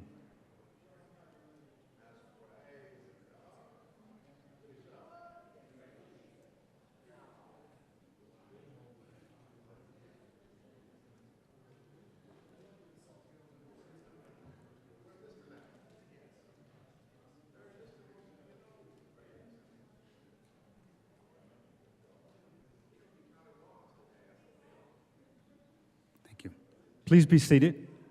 All those opposed, please stand and remain standing until the vote has been counted.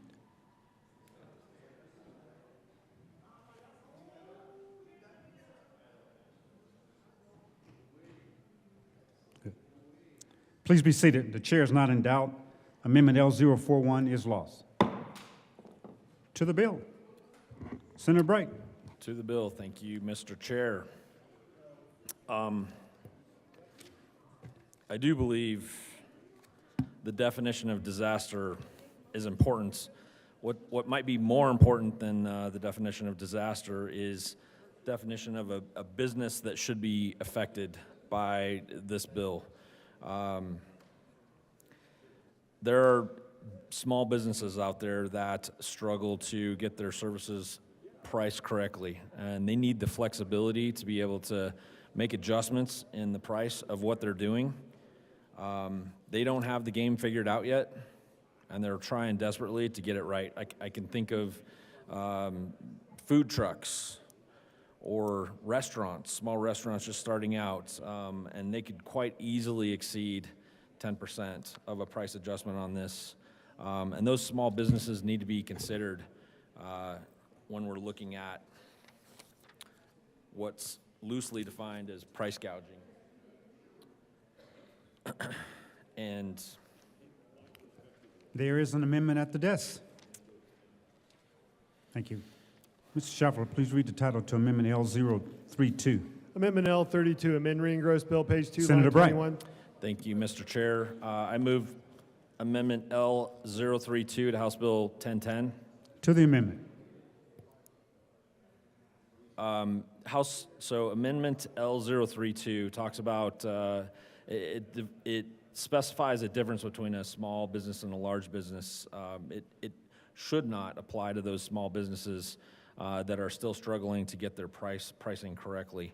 And so we've drawn a line at that at $10 million in net income or revenue during that tax year immediately that preceded the governor's disaster emergency declaration.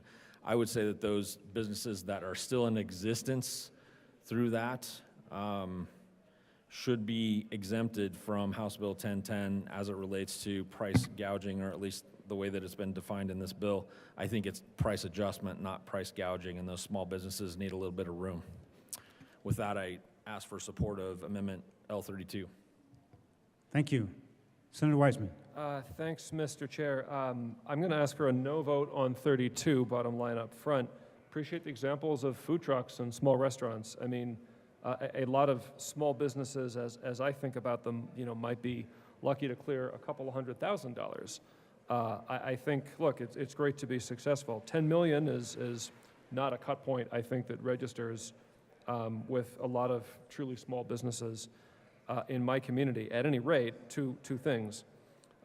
We don't want small businesses, truly small ones, to be price gouged. They are as much at risk of victimization by this kind of bad conduct that hides under market disruption as an individual consumer, because the small business doesn't have their own whole pallet contract with Cisco or whatnot. They're at the end of the distribution chain. They don't have market power. That's why I think the case for heightened protection is stronger there. And again, another reminder, we're only in the world that the bill contemplates at all if there is enough market disruption, again, for example, President Trump's tariffs, to cause the governor on the merits to invoke the authority in the first place. Otherwise, normal market activity, prices could go up 11%, whatever. So I'm going to ask for a no vote on 32.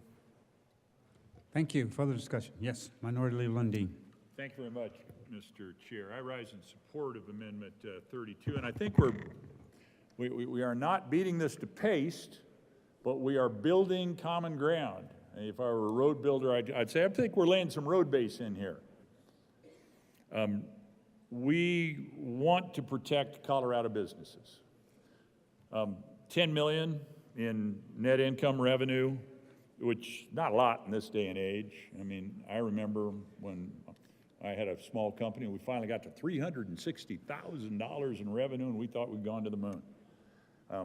10 million today is probably not that far from what $360,000 felt like when I was a young man. So I don't think that is a bad threshold, and so I support Amendment 32. But more importantly, what I'm hearing is common ground, that road base I was talking about with the bill sponsor, where we want to protect Colorado businesses.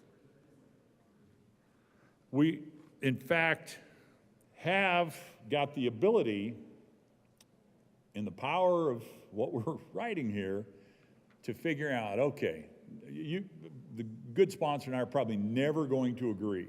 I just disagree with the bill on principle. I don't think it's the right way to get at it. I think let the markets settle things out.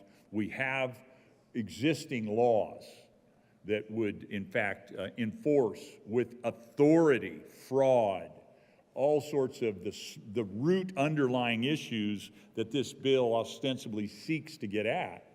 But we don't need to do it in this particular method as this bill would bring it. So I think we have laws to prevent the sorts of abusive power, the abusive elements that would be brought or could be brought in a market distortion, in a disaster, in something of that nature. So in principle, we're probably not going to ever agree, yeah, this principle, this bill is the right way to go after it. However, I'm not in the majority. I don't set the agenda. I don't control the calendar. Now, I can stand and give you all the best thoughts that I can develop and deliver for as long as I have power to develop those thoughts and deliver those thoughts. But which bill comes up when and whether we're in committee now or not, other people determine those things. I just talk about the bill in front of me and the amendment in front of me, Amendment 32. And this tailoring of policy that Amendment 32 offers says, let's protect Coloradans and Colorado businesses. 10 million, bill sponsor says too rich for my blood. Well, my perspective is that's not so much money anymore. If you're in business and you're doing 10 million in revenue, you're probably employing 20, 30, 40, 50, maybe if you're lucky, 100 people. And that should be protected. And so I urge your support of Amendment 32 as a nod to policy that's going to pass out here, I suspect, even though I object to it, and narrowing it a little bit more, making it a little bit more Colorado-centric, a little bit more tailored and responsive to the needs of the people of Colorado. Urge your support of Amendment 32. Thank you. Senator Pelton R. to Amendment L32. Yes, thank you, Mr. Chair. You know, Amendment L32 really speaks to rural Colorado in the agricultural communities. I support this amendment. You know, you go to an implement dealer, you go to a fertilizer or seed dealer, it's not hard to trigger these kind of numbers in small rural communities. And they have a whole different cost of doing business out there. So L32 really is a good agricultural amendment to set that trigger where it's at. So I support L32. Thank you. Any further discussion on Amendment L032? Seeing none, the question before us, division has been requested.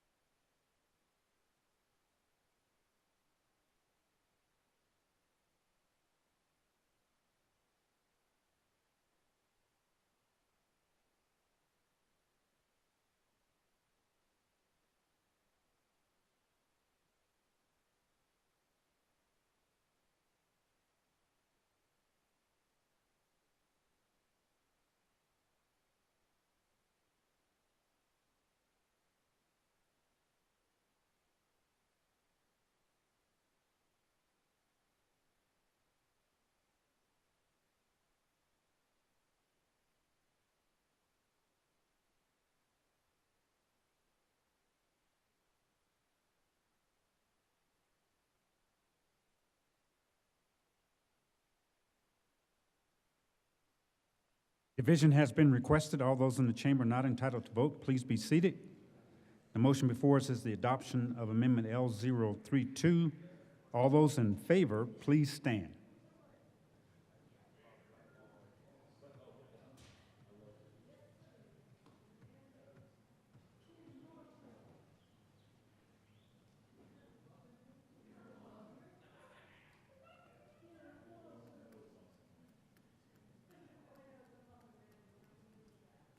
Thank you. Please be seated.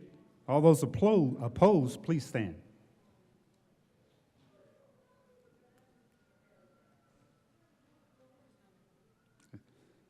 Thank you. Please be seated. The chair is not in doubt. Amendment L032 is lost. To the bill, Senator Pelton-R. Thank you, Mr. Chair. Very disappointing in that last vote. Seems like the rural-urban divide is still alive and well today in the Colorado Senate chamber. So let's kind of look at a different way of going about amending this bill. So I have an amendment, Mr. Chair. There's an amendment at the desk. Thank you. Mr. Schaffler, please read the title to Amendment L033. Amendment L33, amend re-engross bill, page 2, line 21, Senator strike Pelton if R. and substitute. Thank you, Mr. Chair. I move Amendment L033. To the amendment. Yeah, thank you. So, in the amendment right before us, that was a great rural amendment. Here's another one that kind of fits rural. I realize there are a lot of businesses in the urban corridor that have fewer than 50 employees, but this amendment would really help rural Colorado and small business that have slim profit margins. This amendment is probably even better than the first one because these smaller businesses do operate on very slim margins. So this is a very simple amendment that would exempt businesses that have fewer than 50 employees. So I would ask for a yes vote. Thank you. Senator Wiseman. Thank you, Mr. Chair. Members, I'm going to keep returning to some consistent themes here. People deserve to be protected from price gouging. Small businesses in particular, okay, 50, smaller business now, we're not talking 500. There are still businesses downstream of these businesses. Two things. If you're not price gouging, you don't have anything to worry about. And two, and even more fundamentally, again, please look carefully at the first part of the bill and how narrow it is. You might have heard some stuff many months ago now about the introduced version of this. It was effectively strike-below in the House. It is a very different policy now. It is a very narrow policy. There isn't even the enforcement authority in the second part of the bill if the appropriate disaster declaration is not triggered on in the first part of the bill in response to specific facts that arise to the attention of the governor of Colorado. And then I don't care if you have 1 or 50 or 5,000 employees, the enforcement authority is not going to operate against you but for that declaration. So asking for a no vote. Thank you. Senator Pelton-R. Thank you, Mr. Chair. So I guess maybe my concern with that is who's making this judgment of is it price gouging or not?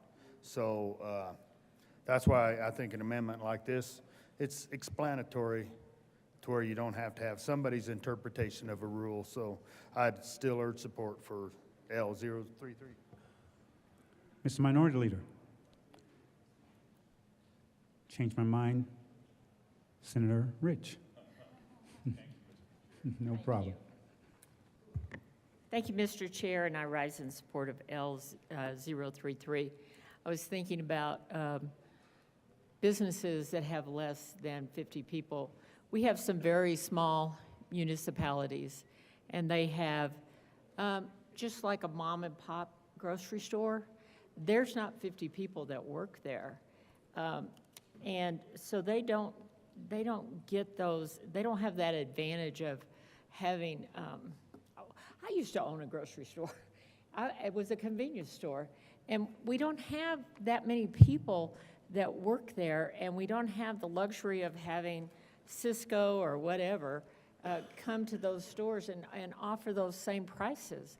So it seems reasonable to me that L033 could be a nice break for those that are small and that,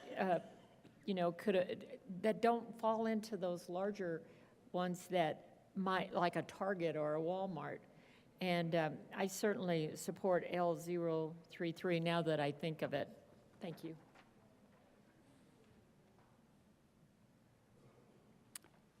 Yes, Minority Leader Lundin. Thank you very much, Mr. Chair.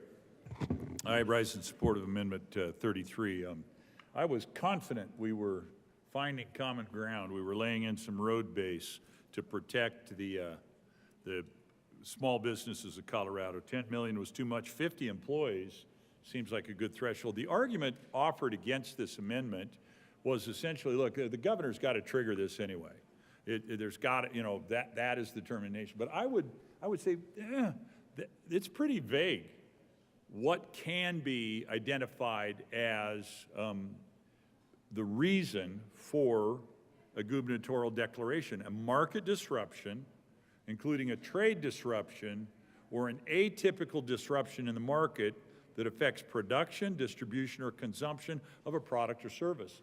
Very, very broad, very, very vague. And so I do not take any comfort in the idea that it has to be a declared emergency. I mean, we've lived under declared emergencies for extended periods of existence as the state of Colorado. It isn't, again, those of us who grew up in the rural environment, the alarm goes off, it's a tornado warning, you've got an emergency that's declared with a siren, and 3 hours later it's gone. Disaster emergencies declared by the force of governor, the gubernatorial fiat, they go on forever and ever and ever at times. And so I take no comfort in that. Back to the amendment, now that I've beat down the argument against the amendment, or knocked down the argument against the amendment. I think that if you're headquartered in Colorado, fewer than 50 employees, I think that should be a threshold for exemption from this vague set of requirements that the bill proposes to put in place. Urge your support of Amendment 33. Look forward to debating the bill when we get to bigger principles. Thank you. Senator Frizzell. Thank you, Mr. Chair. Members, I rise in support of Amendment L033.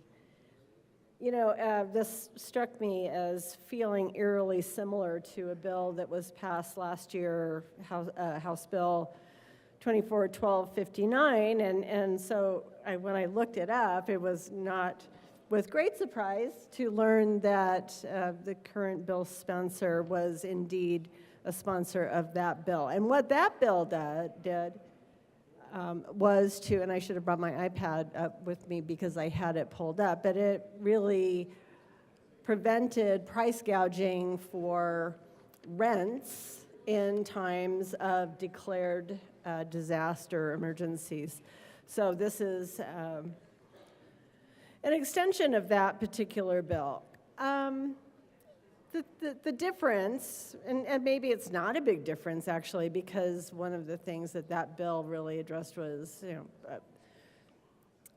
increases in rents, specifically I believe more around the Marshall Fire and that situation where folks were trying to find new places to live and they were having a great deal of difficulty in their immediate area. Senator Frizzell, are you speaking to Amendment L033? And I am. I'm getting there. Okay. Thank you, Mr. Chair, for reminding me to come back to this bill and this amendment L033. So Thank this you. particular amendment is really concentrating on giving small businesses relief. And, it's defining, not arbitrarily, that those businesses that would be exempted from this would have employees fewer than 50. You know, and I think that this makes a lot of sense, this amendment. And the reason why I think it makes a lot of sense is because we saw during COVID, and we've seen in other natural disasters, supply chain issues or other issues that unavoidably cause prices of goods and services to increase. Sometimes we can avoid that, but sometimes we can't. And one thing in COVID that we really experienced was, and this was a disaster, but it was supply chain issues. And so,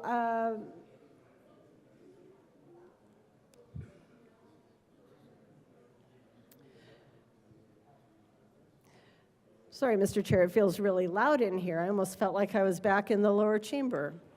So I really feel like protecting our small business owners is, I feel it's critically important in Colorado when, as we've talked earlier today, that we seem to feel the need to regulate them without impunity and pass down regulation after regulation, rule after rule, stickers. It's just really a lot. So I asked for an aye vote on this amendment to protect small business owners who are truly the backbone of the state of Colorado, those small mom and pops. And I feel like we need to exempt them, because if they need to pass along, they are not the Walmarts and Targets of the world. These are the folks who really do have to pass along increases to their own bottom line to their customers, as much as they dislike that. So with that, members, I urge an aye vote on this amendment. Thank you. Any further discussion on Amendment L033? Yes, Senator Pelton R. Thank you, Mr. Chair. I'm just going to come and renew my support for this amendment that I've got here. You know, this is a small business amendment. This is a rural and frontier counties amendment, because that's the kind of businesses we have out there. So I'd urge full support of 033. Any further discussion on Amendment L33? A division has been requested.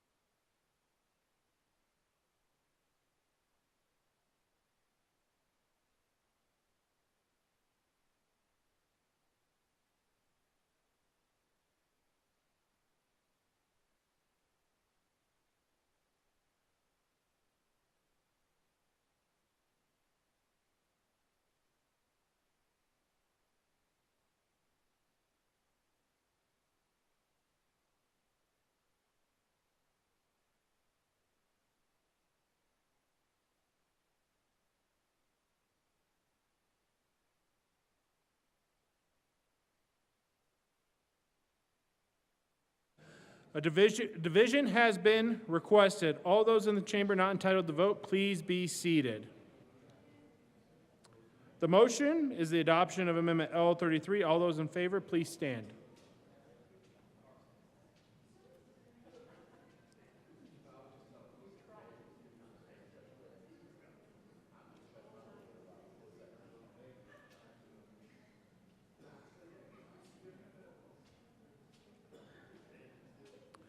Perfect. Please be seated. All those opposed, please stand.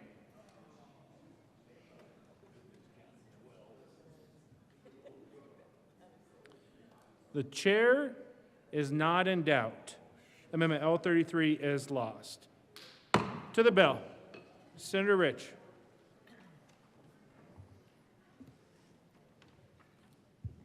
Thank you, Mr. Chair, and I rise with some concerns about Senate Bill 1010. You know, you get to page 2, and it's a short bill for sure. And we're down there at Section 2, CRS 6-1-730. And it's about, you know, the governor declaring a disaster emergency. That whole thing is one complete sentence. I think about expanding the governor's discretionary authority over disaster declarations. I believe this bill is essentially placing the stability of the Colorado economy within the hands of the executive branch.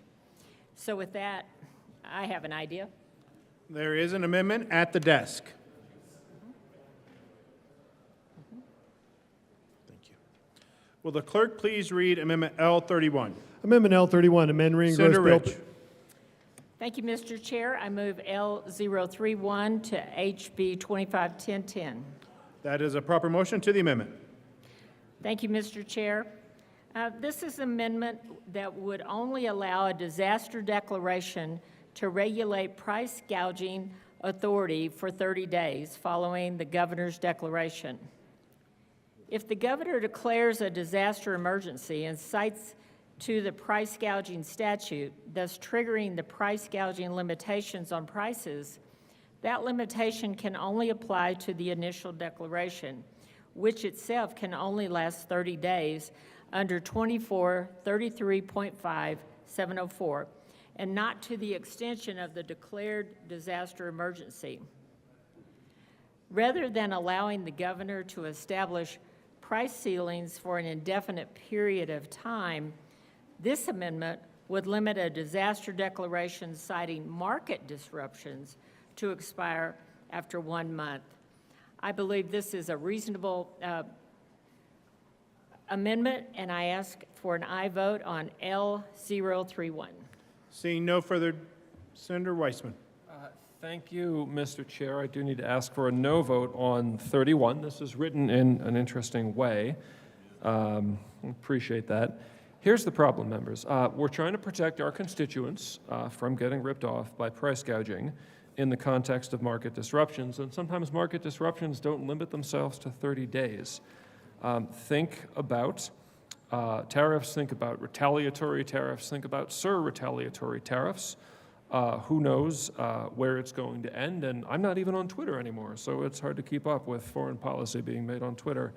More seriously, you know, we do have a standard 30-day increment of time for a disaster declaration. That's correct. And then we do have a provision for renewal. And that is because the protections that are triggered into place by a disaster declaration need to be able to stand behind Colorado small businesses and consumers for as long as the disruption is going on. You know, I would love it if whatever's going to happen to the cost of homes and the cost of cars because of President Trump's tariffs were limited to 30 days. I don't have that confidence. I don't think a lot of the American public and the Colorado public has that confidence, so it's appropriate to have protections that last as long as the causal factor needs to. For that reason, I ask for a no on 31. Senator Rich.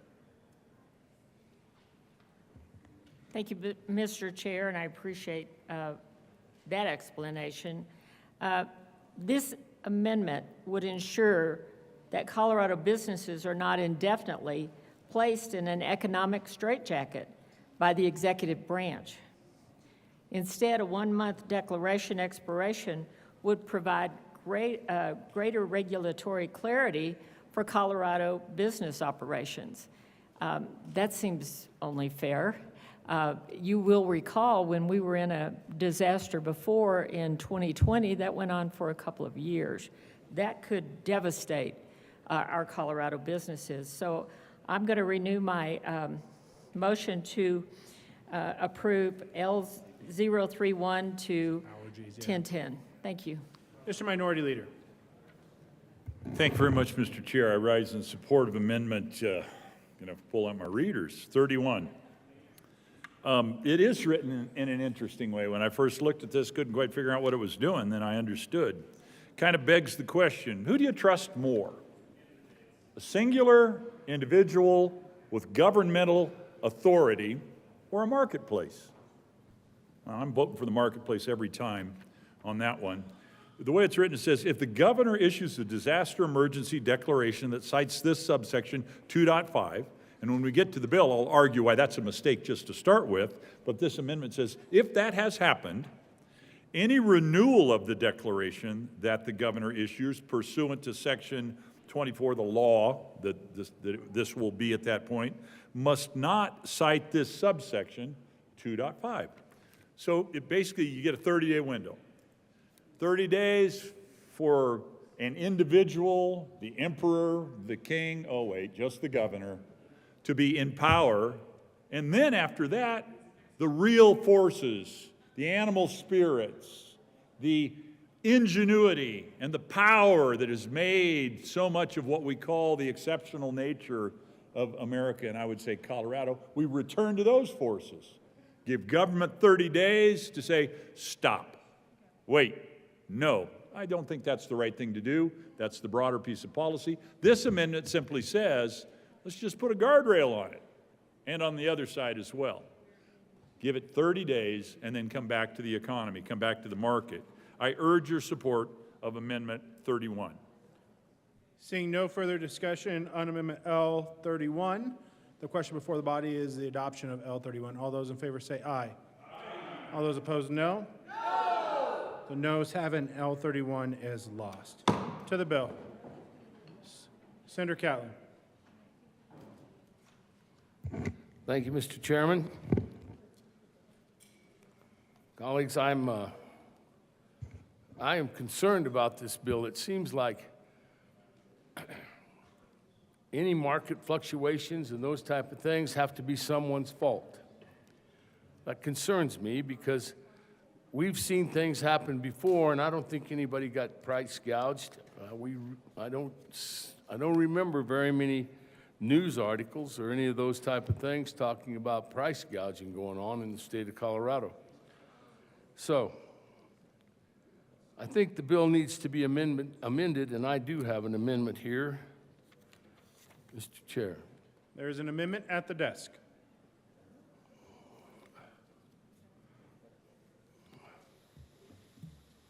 Will the clerk please read Amendment L46? Amendment L46. Senator Catlin. Thank you, sir. What this amendment's going to Senator do... Catlin, do you want to move Amendment L46 for me? I do. I'm sorry. Thanks for the coaching. I move Amendment 46 to House Bill 1015, or 1010. Sorry, I'm getting tired. That is a proper motion to the amendment. Thank you, sir. What this amendment does is it builds on the existing safe harbor in current law, which today allows any seller to attribute their own higher prices to higher prices that are charged by one of their suppliers or to a higher direct cost of their own to safeguard them from price gouging liability. Wholesale fuel providers and other commodity sellers don't fit within this protection because they are the first seller of their product, without a seller above them to point to. They operate under a free market where prices are determined hourly and daily by the interaction of thousands of buyers and sellers across the country, which results in prevailing market prices that are assembled and reported by third parties that compile daily and monthly market index prices for specific delivery locations. This amendment acknowledges that reality, safeguarding wholesale transactions that are crucial to preserving the supply and availability of important commodities during a disaster. This is an amendment that will help the state of Colorado because we are at the whim of markets, particularly on the middle seller. This is something we can do that will help the state of Colorado. I'd ask for a yes vote on Amendment 46. Senator Weissman. Thank you, Mr. Chair. Buy stock in road base. There's a shortage of supply. I need to ask for a no vote on 46. More seriously, members, we did have a good discussion about this in committee, and I've talked with a variety of folks after committee, and frankly, so have people from the AGO and the Gov's office. It is true that in our complex world, when it comes to things like natural gas, when it comes to things like crude oil, those markets are, crude oil is certainly globalized. Natural gas is at the very least regionalized, and containerized shipping proposes to globalize it even further. At any rate, yes, we have these indices. We have Henry Hub, we have WTI, we have location type of adjustments there. I can't get on board this amendment because it's just a bit too broad. I do want to say that I acknowledge there are some uniquenesses to these markets. That's part of what 44 was about, seasonality. Some of the challenges there are the seasonal fluctuations of those prices. We talked about that a few amendments ago. That was offered to speak to the concerns of this industry as well as the lodging one. It's offered earnestly. I hope it addresses those issues, at least in part. I understand it does not address their concerns entirely, or we wouldn't be seeing this. Problem being, I would say this is the fundamental challenge of this whole bill, inclusive of any amendments. We need to have the tools in law to tease apart, on the one hand, what is understandable reaction to market disruptions. In this case of a trade policy nature, maybe not a tornado nature, and what is abusive pricing, what is taking advantage of the small business or the individual. I think it's a little bit too much to say that we're going to carve out of the bill any commodity sale that is simply based on an index, because again, it might be fine, it might not. You can be based on an index, and then you've got other problematic conduct going on in there that we do want to look out for. I know we all talk about it. Members of both parties talk about utility prices, gas adjustments, and so forth. We want to be on the lookout for that. I don't think we want to carve that out entirely of the policy, which is what 46 would propose to do. So I ask for a no vote on 46. Senator Catlin. Thank you, Mr. Chair. One of the things I'd like to remind us of is that one area can be having a complete disaster, and that area may draw those products to it. And what that does is raise the price to our citizens because it's set by that market price. Locally, we may not have no control over that because of something that's happening in the rest of the country. I do know that happens in the price of agricultural products. Those kind of things happen all the time. That, in other words, someone has a complete crop failure, that raises the price everywhere because we didn't have one, they did. So our prices go up. These are the kind of things we need to think about when we start passing law that everyone is going to have to deal with. This is something that can be done. This is something that doesn't go against what the sponsors of this bill would like to do. What it does do is it protects some of the industries and businesses in the state of Colorado. Please vote yes. Mr. Minority Leader. Thank you very much, Mr. Chair. I rise in support of Amendment 46. I want to thank the bill sponsor for engaging in a meaningful policy discussion. I know it's uncomfortable. We debate the bill before us because it's on the agenda, it's on the calendar, which we don't control. That is, the minority doesn't control, but we get to litigate these policy issues. And I'm grateful for the ability to actually engage and think through, talk through what this means, why it might be good policy, why it might go too far, and what this is about. The Amendment 46 simply says there are some things that we can track. We can understand what's going on. There are indexes Indices is the plural form of index. There are indices that say, here's what's been going on with the price. Some of the matters that are fundamental to this discussion, whether they're being called out specifically or not, they have been mentioned from the well, are some of the fuel oils and fuel supplies that we need. Natural gas. It can be a fairly volatile, even though it's regionalized in nature, it can move 10% because of a market disruption, distortion on a routine or regular basis. That can happen. Market moves of 10% are not uncommon.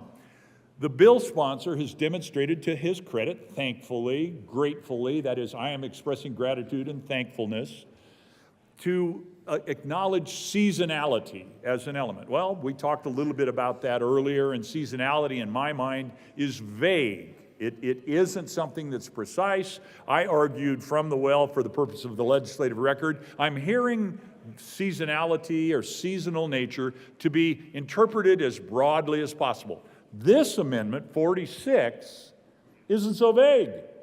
It actually anchors us in reality. It says if the index is moving, is trackable, is understandable, then we should honor that. And we should allow someone to say, hey, I wasn't gouging. The market had moved. I was tracking with the market. My underlying cost of providing was up, and therefore my cost of selling was also up in relationship to that. This goes to, again, in principle, I disagree with the bill, but we haven't had a chance to litigate that yet. We're talking about the inner workings, the details of how elements of the bill might function. I disagree with the bill in principle, in whole cloth, but as we're working through the details of it, this would be a way to get at a better representation of the desired policy. Don't want to argue against my own self-interest, but this particular amendment is, if not a home run, it's certainly a good single with no outs. I mean, I'm trying to work my way into baseball metaphors here because we've got opening day coming up later this week. It's a good single with no outs, or it's a double with one. I mean, this is not a bad amendment in terms of moving the policy conversation forward. I encourage broadly support for Amendment 46. Thank you, Mr. Chair. Thank you. Seeing no further discussion. You keep calling. I'm going to call you out, Senator Pelton. Division has been requested.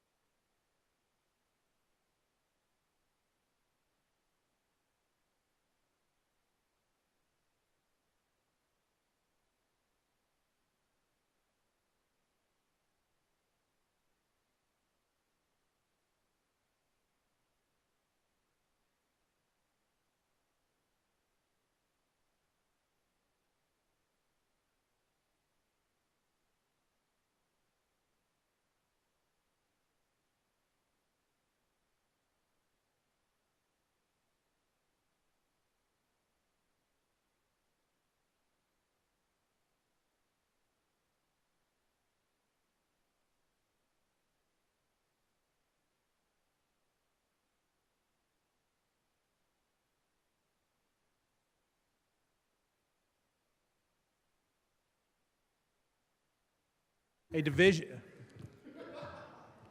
division has been requested. All those in the chamber not entitled to vote, please be seated. The motion is the adoption of Amendment L46. All those in favor, please stand.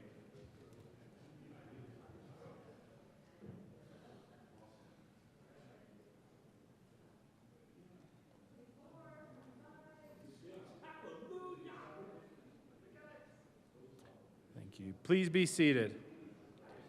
All those opposed, please stand.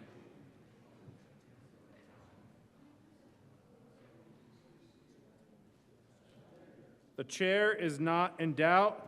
Amendment L46 is lost. To the bill, Senator Baisley. Thank you, Mr. Chairman. So this bill is all about what would happen during a disaster declaration, and we've been through that. We've been through that together. We've had special sessions ordered by the governor to resolve disasters declared by the governor. And as was mentioned earlier, we've also seen how those can be stretched out for a really long time.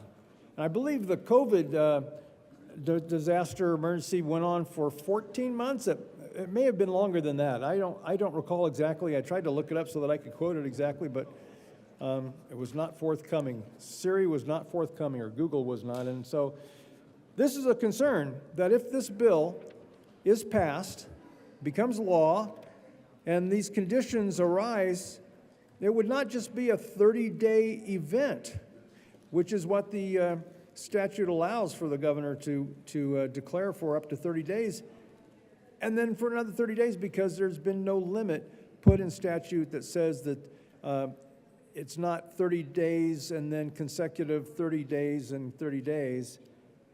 It just says 30 days. So he can make this stretch out as long as he can.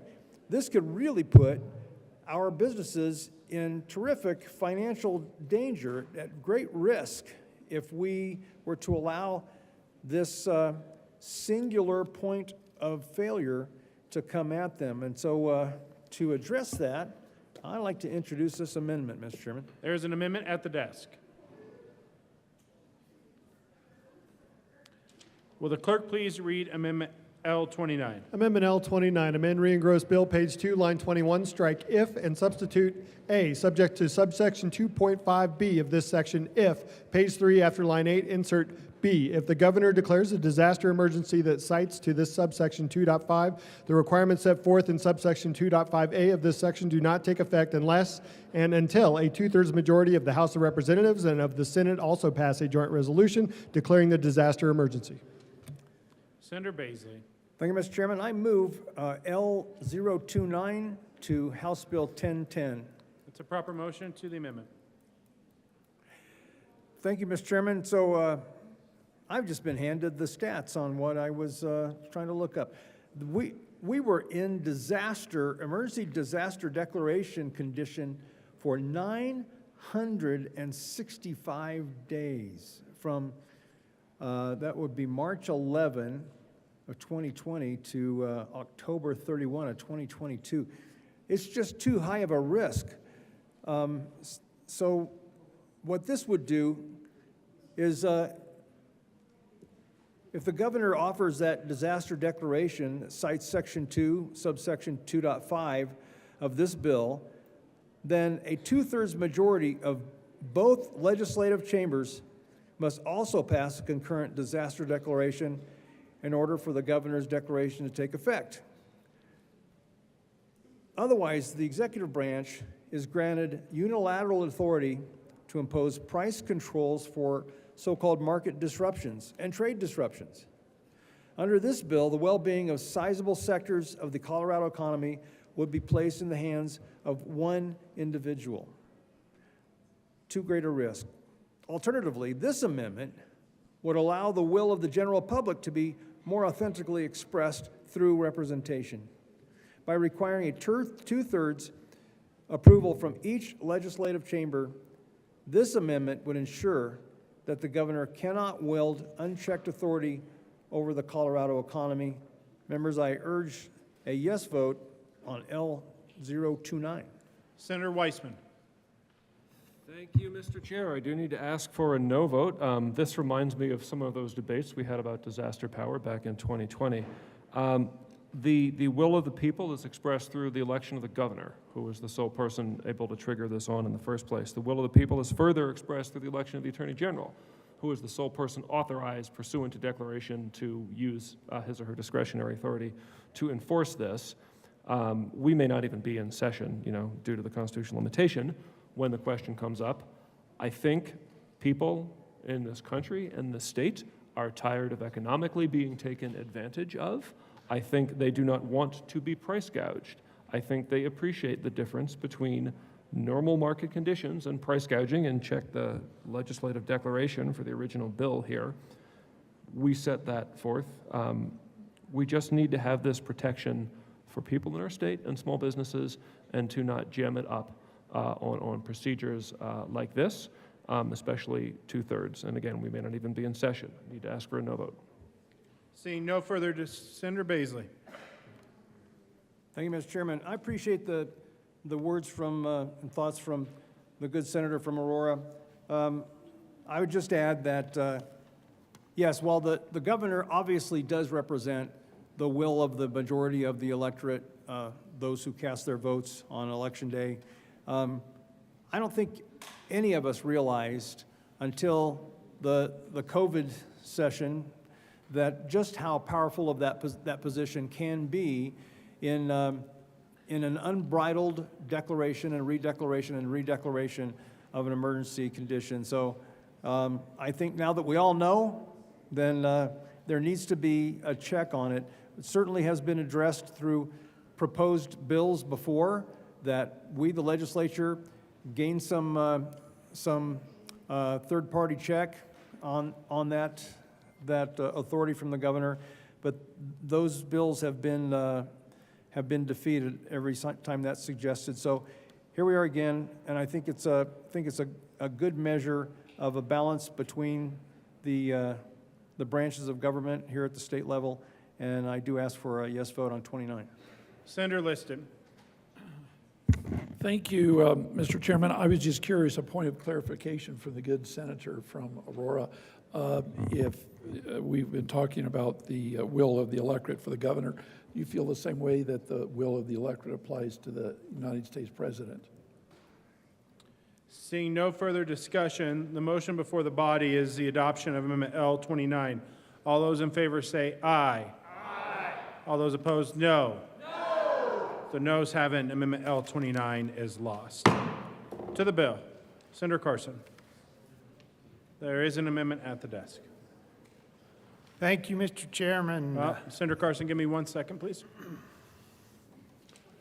Will the clerk please read Amendment L40? Amendment L40, amend re-engross bill, page 2, line 21, strike if and Senator substitute. Carson.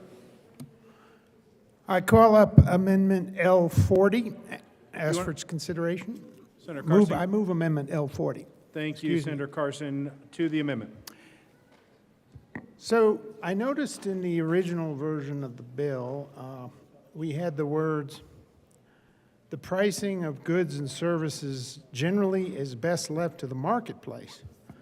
Well, that's an accurate statement, and it does appear to have been removed in the bill that we're considering here. So I think this amendment that I'm offering is offered in the spirit of that at least if we're going to put these government price controls, more regulation on businesses, if we're going to impose that on the businesses, that we ought to exempt them from paying taxes or fees during the duration of the declared disaster emergency. So that's basically the trade-off here with this bill, is for those businesses that are going to have to comply with this and live under the price controls and the restrictions during all of these presumed disasters. We've got everything in here. We've got civil disturbance, hostile military or paramilitary action, riots, insurrections, invasions,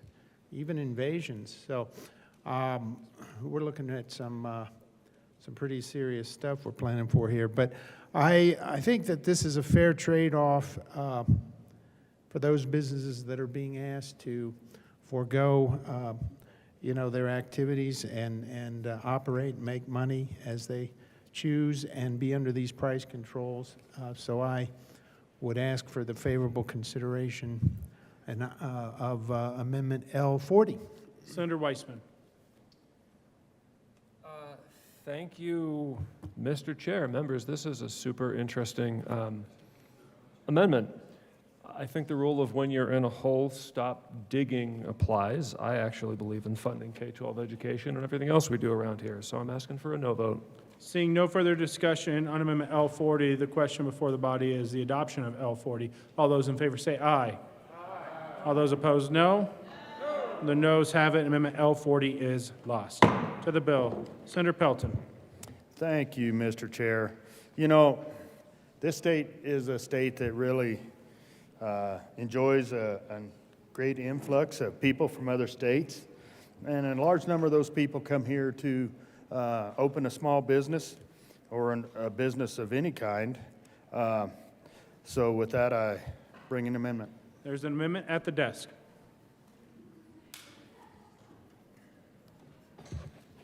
Will the clerk please read Amendment L34?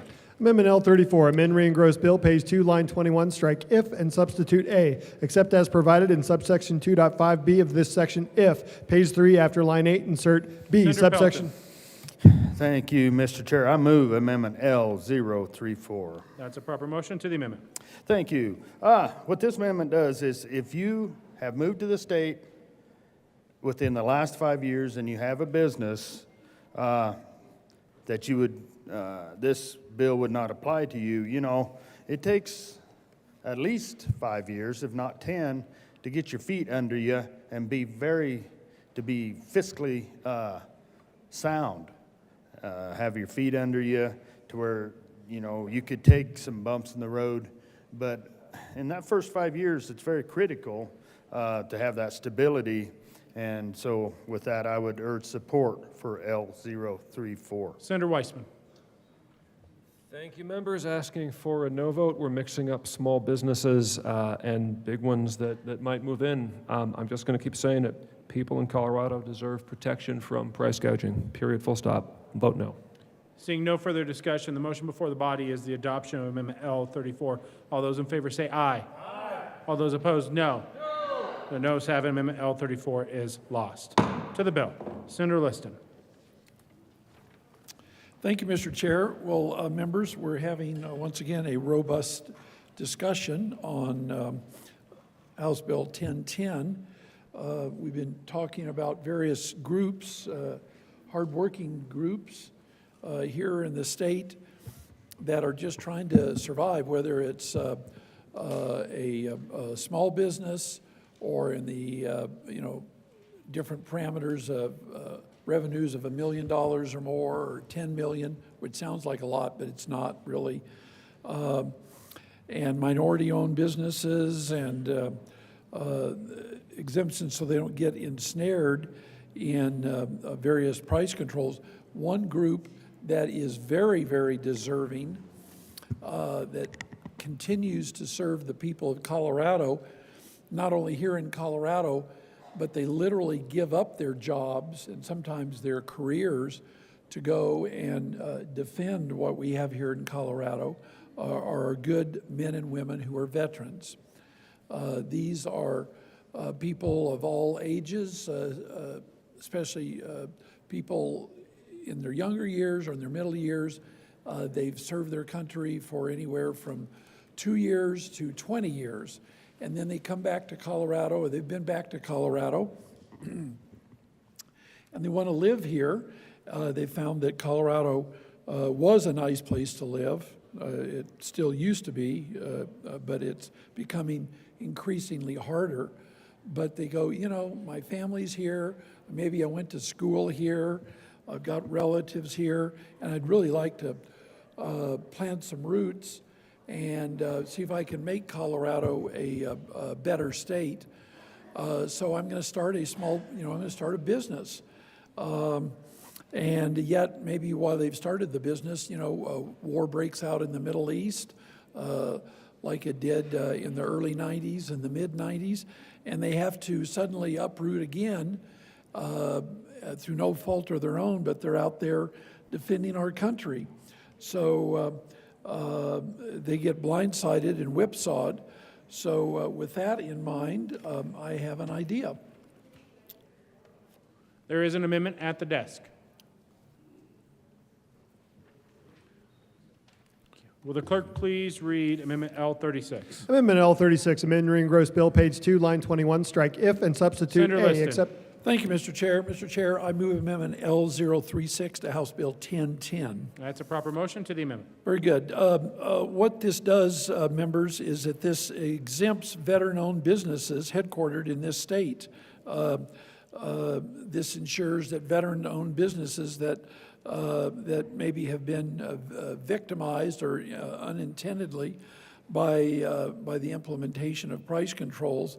This would ensure that these veteran entrepreneurs can adequately respond to what's going on. You know, we always pay lip service, or sometimes we don't even pay lip service, that we want to help our men and women, our veterans. And so this is a very reasonable way to do it.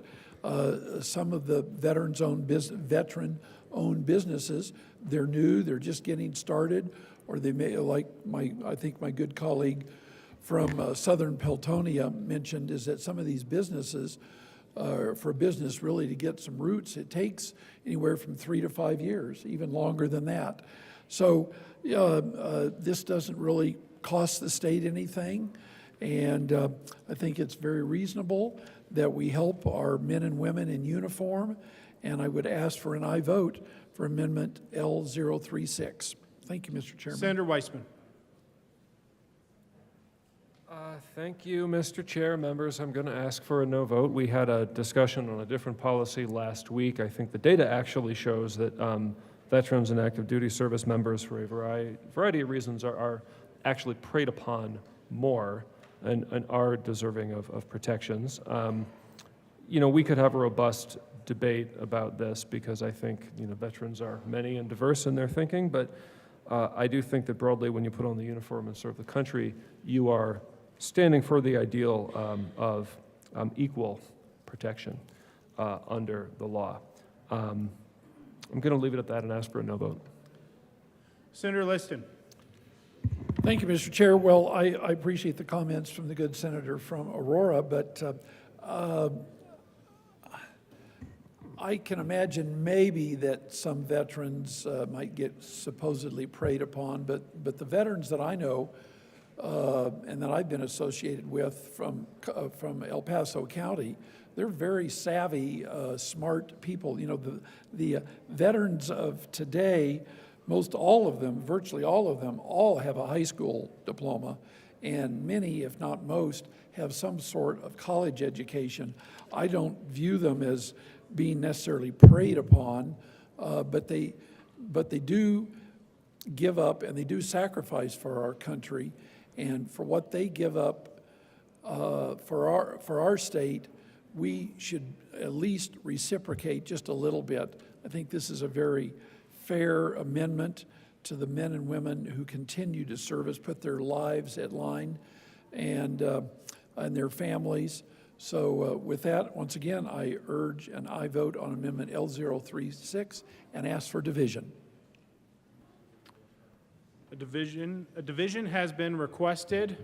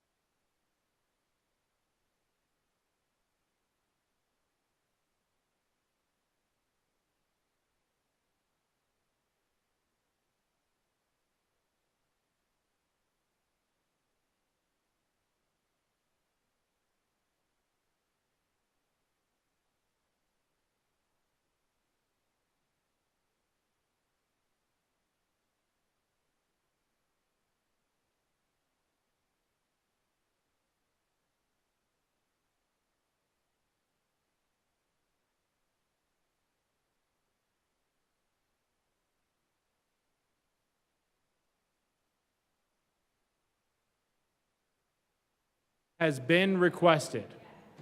All those in the chamber not entitled to vote, please be seated. The motion is the adoption of Amendment L36. All those in favor, please stand.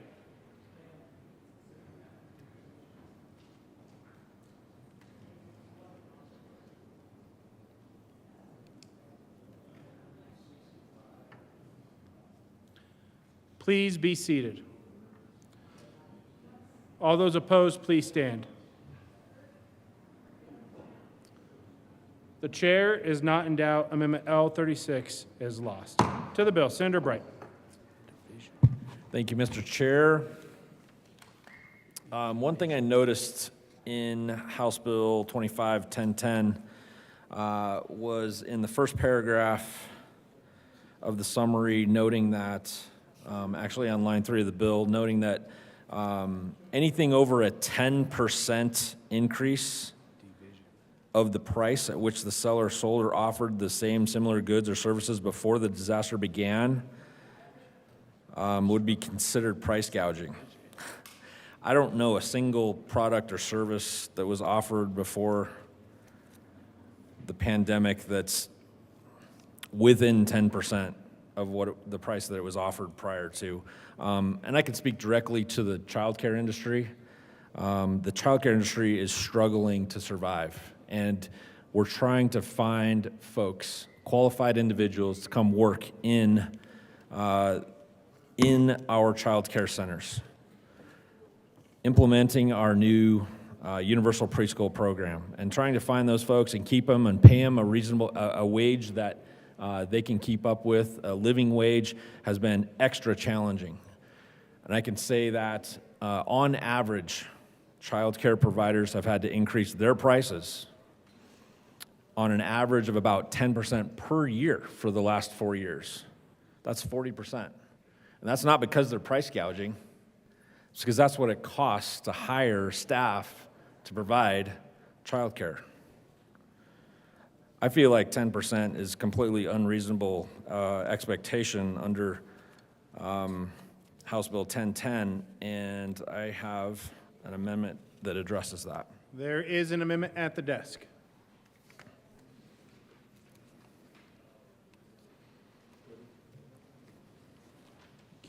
Will the clerk please read Amendment L30? Amendment L30, amend Ringross Bill, page 3, Senator line Bright. 3.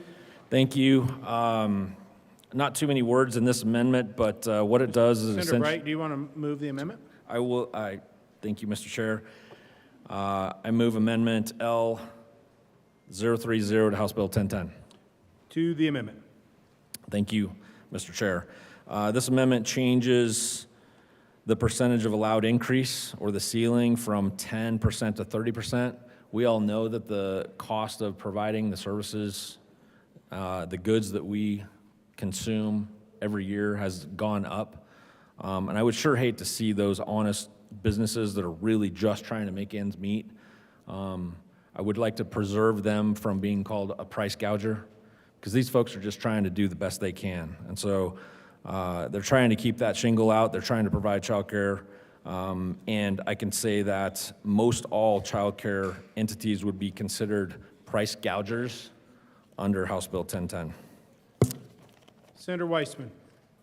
I'm going to respectfully disagree with the prior contention that child care facilities would be considered price gougers, again, because I'm hard-pressed to think what a market disruption is that is going to cause the governor to issue a disaster declaration pursuant to law, citing to 704 sub 4 of the Disaster Act as required.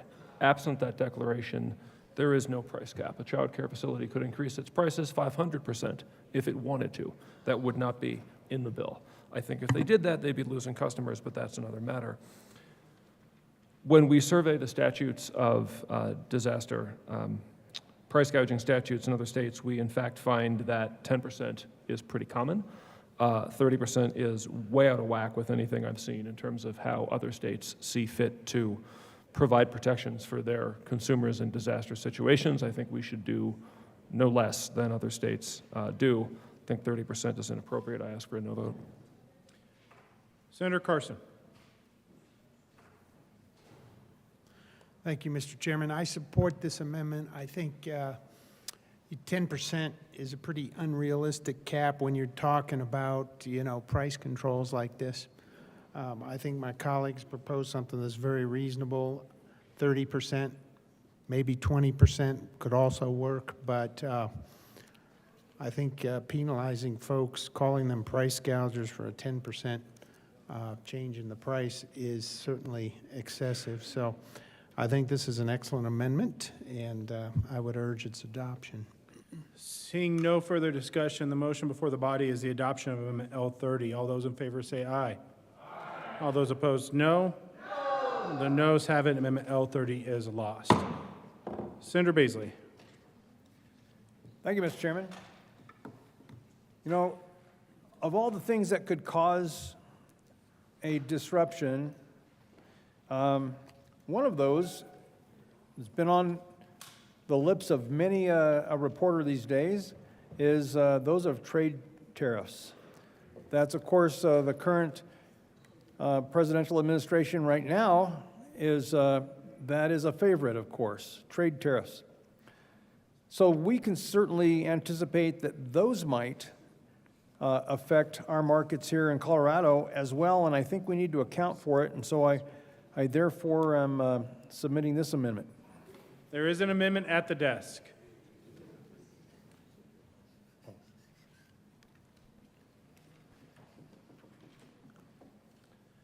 Will the clerk please read Amendment L35? Amendment L35, amend re-engrossed bill, page 2, line 14. After the first disruption, insert other than the imposition of trade tariffs. Senator Baisley. Thank you, Mr. Chairman. I move L035 to House Bill 1010. That's a proper motion, Senator Baisley, to the amendment. Thank you, Mr. Chairman. So what this amendment would do is it, just as was read, it adds to the descriptions of those items, the definition of disaster, it adds a market disruption, including a trade disruption or an atypical disruption in the market that affects production, but it would change that to read a market disruption, including a trade disruption other than the imposition of a trade tariff or an atypical disruption in the market that affects production. What the amendment would do, it would exclude the imposition of trade tariffs as an acceptable cause for a governor to declare a disaster emergency, one that would enforce price gouging restrictions. So currently, federal tariffs on critical imports have been proposed at 25%, 50%, and even as high as 200% for certain goods. And with such sizable proposals, a 10% price increase ceiling would not allow Colorado businesses to adequately respond to natural fluctuations within the free market. So what this amendment would do would ensure that trade tariffs of any form cannot be used to justify crippling price controls within the state of Colorado. So I therefore request an aye vote on L035. Senator Weissman. Thank you. All respect to the senator from Woodland Park, this is the easiest no vote yet when reckless tariffs disrupt the market and threaten, on top of the obvious effects, to provide sort of aid and comfort and shelter to price gougers. Like, that's especially when we need protection. So please vote no. Seeing no further discussion on Amendment L35, the motion before the body is the adoption of Amendment L35. All those in favor say aye. Aye. All those opposed, no. No. The noes have it. Amendment L35 is lost. To the bill. Seeing Mr. Minority Leader. Thank you, Mr. Chair. Thank you to the bill sponsor. Interesting conversation. Takes me back to my days as an undergraduate back in the early 8th century. I got a giggle. Colleagues, this bill is about disasters and the expansion of the definition of a disaster. Under the current definition of disaster, and for the sake of time, I won't spend the time to walk through things like volcanic eruption, et cetera, et cetera. It talks, I mean, real disasters, what people expect to be disasters. But even under the, as the bill sponsors would argue, limited description of what a disaster is currently in Colorado law, Since 2000, the year 2000, until now, 2025, a brief survey of declarations of disasters in Colorado will tell you we've been under a disaster declaration more than 40% of the time over the last 25 years. Think about that. And now we're going to expand the definition in a fundamental and meaningful way, in ways that I would argue are detrimental to the benefit of the people of Colorado. And the argument is we're trying to save people from being gouged. Well, what you're going to get, I think, over the effect of this bill is you're going to just get one more round of higher prices across the board, round and round and round we go. What's the bill do? It amends Section 24335-703, sub 3 of the Colorado Revised Statutes to include now, and part of this came from the House, or most of it came from the House, quite frankly, a market disruption. Well, that could be anything. I mean, part of my life is as a finance guy. The market gets disrupted on an every third day basis frequently, including a trade disruption or an atypical disruption in the market that affects production, distribution, or consumption of a product or service. That becomes qualifying disasters. So this broadens the scope beyond the traditional emergencies we're all familiar with. Fires, we got plenty of those in Colorado. That's where part of the 40% comes from. Floods, we've had a few of that, and if you go further back into Colorado's history, you get more floods. We haven't had a lot since 2000, we've had a couple, but fires have been the big issue. Riots, to include economic or market-based events, they're added in. That's one thing it does, broadens the definition significantly. What else does it do? It puts a cap on and defines as prohibited activity price gouging. It adds a section 61730, paren 2.5, to define price gouging during a declared disaster emergency, now expanded by definition, if cited by the governor under this subsection, as any price increase of 10% or more. Not too many years ago, early in the Biden administration, we were looking at nominal inflation of 8-9%. Inflation was, quite frankly, a disaster, and almost, with a little flick, would have triggered potentially, or the argument that we are in a disaster and needing of a declared emergency by the governor. This applies to what the seller charged before the disaster, or if they didn't sell the item, what a similarly situated seller would have charged. So you don't even have to be in the market. You don't have to be providing a good or a service. If you, coming to the heed and the aid of your fellow citizens by opening up your storehouses, if you're providing goods and services and you've not been in that business, but you have the ability to provide those goods or services, if you come into the marketplace and you charge more than 10% more than what other people, and maybe they were selling at a price to go out of business. They may have been disastrously bad business people headed for bankruptcy, but they are the ones setting the price. If you charge more than 10% more than that, you are subject to violation. And you are now committing a deceptive trade practice. Wow, we've had a deceptive trade practice morning and early afternoon here in the Colorado State Senate under the Colorado Consumer Protection Act. Takes effect, and again, acknowledge the petition clause. I do. For a bill that's about emergencies, I think it's sublime, frankly, that we actually have a petition clause. I am grateful for that element in the policy. The bill is designed to protect consumers from excessive price hikes during broadly defined emergencies. All right, now let's get down to the meat of the matter. And we had a couple moments there where I thought we were crushing the big rocks into small rocks and the small rocks into road base, and we were laying in some common ground, but we never got there.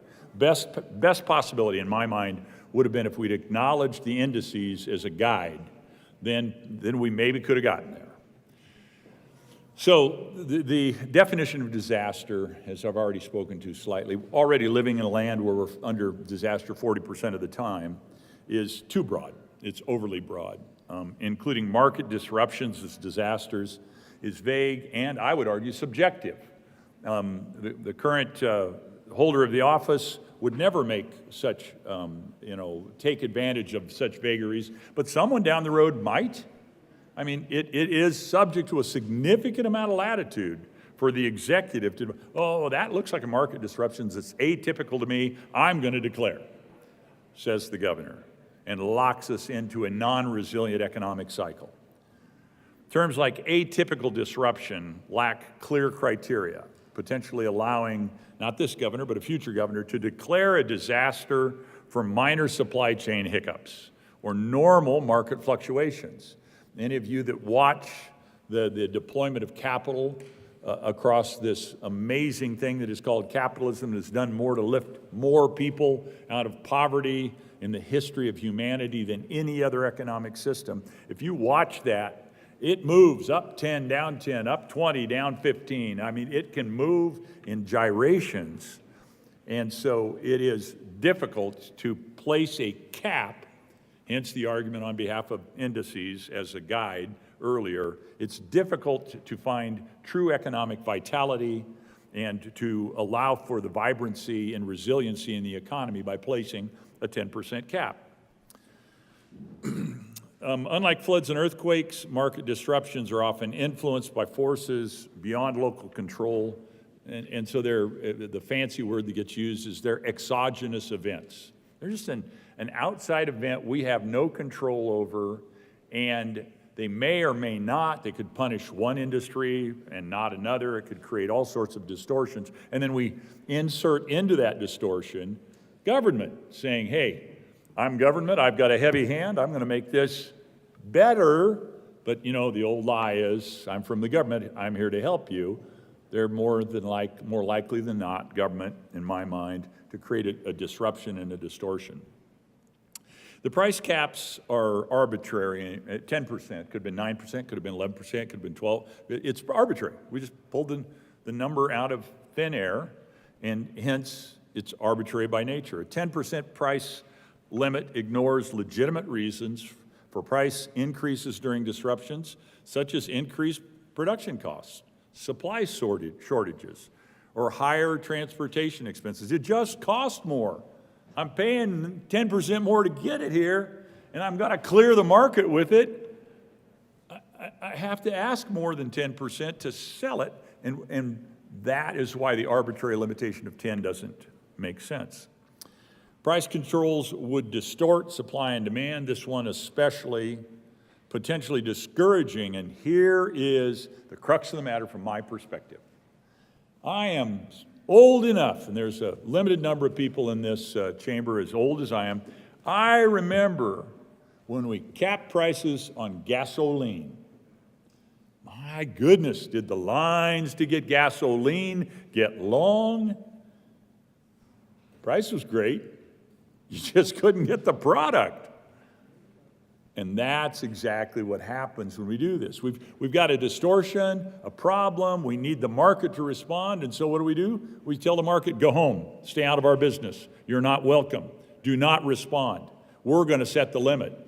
And the market will say, well, I hope you enjoyed the gas lines of the 70s because you're going to have lines for everything else in this particular instance. And that is the root problem.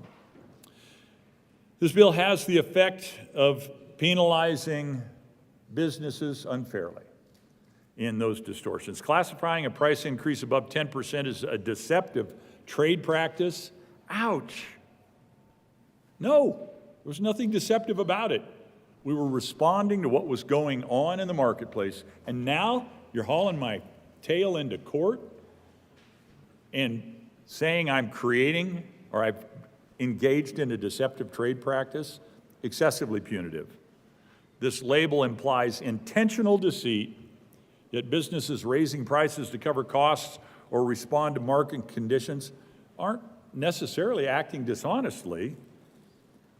The penalty could lead to lawsuits and fines that disproportionately harm small businesses with already thin margins. And we made a couple runs at trying to limit that. $10 million, that's a small business today, ladies and gentlemen. 10 million is a small business, and that didn't pass muster. 50 employees, wow, that's a small business. I describe myself as a micro businessman. I've had 10 companies over 30 years, biggest company, 150 employees, and I describe myself as a micro businessman. The reality is 50 would have been a more than fair threshold, but we didn't get there. This idea of not allowing new sellers to participate in the marketplace except at a predetermined price is horrible from the economic perspective of creating vitality and economic resiliency. If somebody actually can enter into the pricing problem, the supply problem you have, and you tell them, sure, but you have to pretend it's 1972 in the price that you're setting, you're not allowed to respond to the fact that the elements that you're providing, the service or goods you're providing, are adjusted to what's going on in reality. We're just not even letting them come in, and that slows down, probably, our ability to bounce out of whatever distortion or market challenge or disaster, it's now called, that we're experiencing. I think that this is probably my second favorite argument in opposition to the bill, other than just the base, it's violating good economic principles, the fact that this really chokes off our market resiliency or the potential for resiliency in the Colorado economy and the Colorado markets. And it will extend, it will prolong market shortages. Here's one that could happen, you know, when you're gaming these things out. Let's game it out. What happens? Well, things start getting a little bit sketchy. I don't know. There's trade tariffs discussions going back and forth. Well, so what do? Well, I think we better start increasing prices so that if we get shut off by a declared disaster emergency, we're not selling things underwater. And so a potential unintended consequence is the exact opposite impact by the result of a willing buyer and a willing seller seeking to be prepared with a degree of sophistication for what may be coming their way, and not wanting to, and here's the thing, folks, I speak with the voice of a businessman, but I also speak with the voice of a businessman who considered his employees, team members, families. You know what I was thinking about every time when I had those 150 employees? Saying, well, what happens if we go out of business, I lose my business, and I've got 150 family members?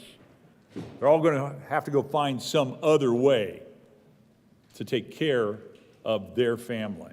That was always running in my brain, and so I tried to be smart, wise, a good steward of the blessings I'd been given, including those team members, those family members, those employees who were part of the blessings that I'd received the ability to work with them. There is an element, as in so many of the things we do here, by definition, I guess, overreach and enforcement challenges. The bill grants the governor significant discretion in triggering price controls by citing the subsection. It raises the concerns, not by this administration or any previous administration. They all were great, but you never know what you're going to get. Going down the road, there might be someone who chooses to use this for political purposes, and it would be, by definition, in my mind, we're opening up doors for potential political misuse. A market disruption could be declared for partisan reasons. We've already heard hints and inferences of that. In fact, I marched right up to the edge of that argument right now in my own presentation, that it could become politically motivated in the way that this gets managed or acknowledged. Enforcement would require monitoring countless transactions across all sorts of goods and services. And the challenge, the pre-disaster prices have to be identified and tracked. So you say, well, what's your solution then? Fine, you don't like the bill, what's your solution? Well, instead of rigid price caps, we could combat exploitive pricing through existing consumer protection laws that already exist, that target fraud and collusion. And they're more flexible and case specific. We already have laws. We don't need to wander off into this deceptive trade practices, disaster declaration expansion in order to get at and knock down the risks that this bill seeks to get at. So I think we already have good solutions that are available in place. Market disruptions, in my opinion, are far better managed through economic policies. We could choose. Nobody ever wants a special session. We've got a disaster special session. Let's put some tax incentives in place or provide some emergency supplies. There are ways to get at it instead of creating a whole new big frame that expands that seemingly ever-expanding portion of the statutes that is known as the deceptive trade practices. So you've heard my arguments. I hope you find them compelling.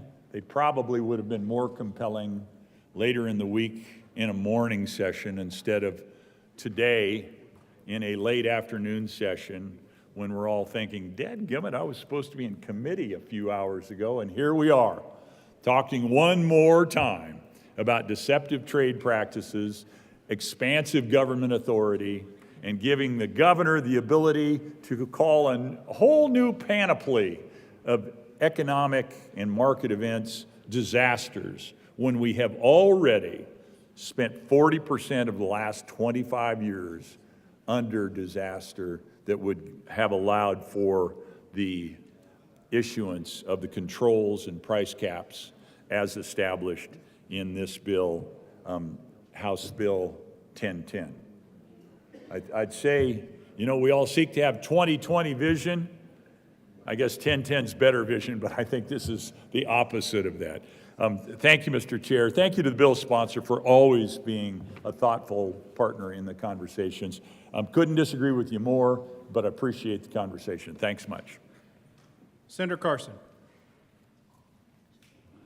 Thank you, Mr. Chairman. I, too, rise in opposition to this bill. I think the minority leader has pointed out one of the excellent reasons to oppose this bill, and that is the power it gives to the executive. And even if you don't think you have an executive who's going to use that power, I don't think it's a good idea to put all that in statute because it can be used. You know, there's a lot of concern from some folks about the power of the executive right now at the federal level, and I don't think we want to be putting a lot of power in the executive at the state level along these lines. Particularly, I certainly didn't realize that we had been under natural disasters or times of disasters declarations for 40% of the last 25 years. I would have never guessed that, but if it's accurate, I assume it is accurate, it would certainly highlight the importance of being careful in this area. I mean, look at the things in this bill that constitute a disaster. We have imminent threat of widespread or severe damage, injury, or loss of life or property resulting from any natural cause or cause of human origin, including, but not limited to, fire, flood, earthquake, wind, storm, wave action, hazardous substance incident, oil spill, or other water contamination, volcanic activity, epidemic air pollution, blight, drought, infestation, explosion, civil disturbance, hostile military or paramilitary action, riots, insurrections, invasions existing in the state or in any county, city, town, or district in the state. So, you know, I do think this raises a point about, I was disappointed we did not pass the amendment by my colleague from Woodland Park to exempt tariffs from this, because we've certainly got just about every other thing, and I think as a point of caution, we probably should have exempted tariffs and made it clear that that's not going to constitute a disaster. But certainly, I think the crux of my opposition is just putting in statute so much power in the position of the executive in declaring these disasters and the impacts it's potentially going to have on businesses, controlling their prices. Price controls are not a good idea. And I urge my colleagues to oppose this piece of legislation. Thank you, and I will turn this over to my colleague here, Sterling. Senator Pelton. What do you want? I ask you to vote no on 1010. Seeing no further discussion, the question before the body is the passage of House Bill 1010. All those in favor say aye. Aye. All those opposed, no. No. The ayes have it, and House Bill 1010 is passed.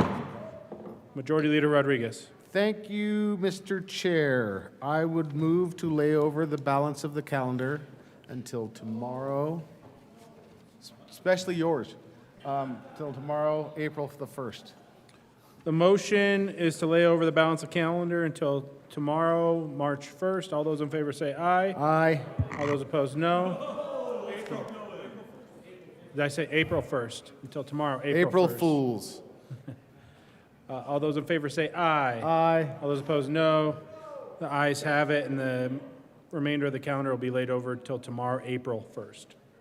Majority Leader Rodriguez. Thank you, colleagues. I want to thank you for this before I move us out of the seconds. I want to thank you for your extreme conversation on the bills that you said that you had no control over. Well, some of my colleagues were very excited that you were very passionate about their policy and spoke to it for a great amount of time. Mr. Chair, I move the committee rise and report. Thank you, Mr. Majority Leader. The motion before the committee is to rise and report. All those in favor say aye. All those opposed, no. The ayes have, and the committee will rise and report.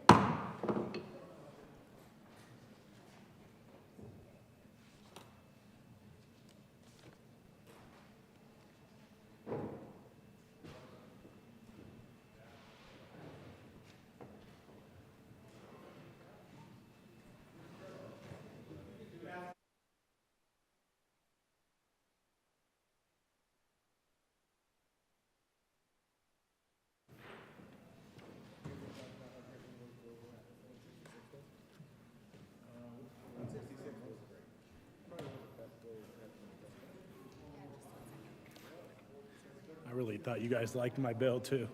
I really thought you liked it. God.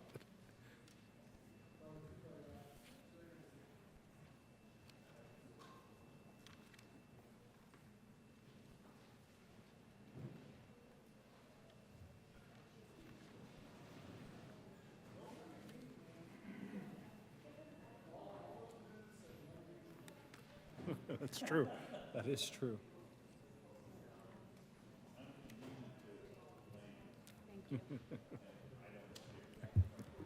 The Senate will come to order. Senator Mullica. Thank you, Madam President. The committee has met and had a number of bills under consideration. Will the clerk please read the report? March 31st, 2025. Madam President, your committee of the whole begs leave to report it has had under consideration the following attached bills, being the second reading thereof, and makes the following recommendations thereon.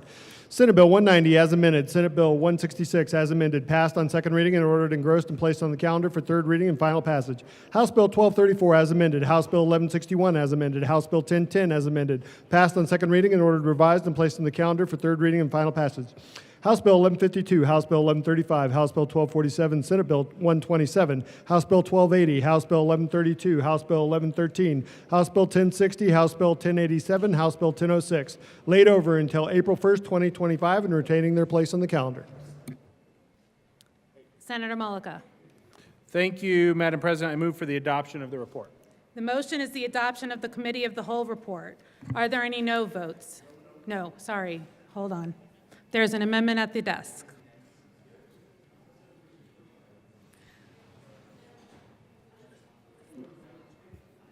Senatorial 5.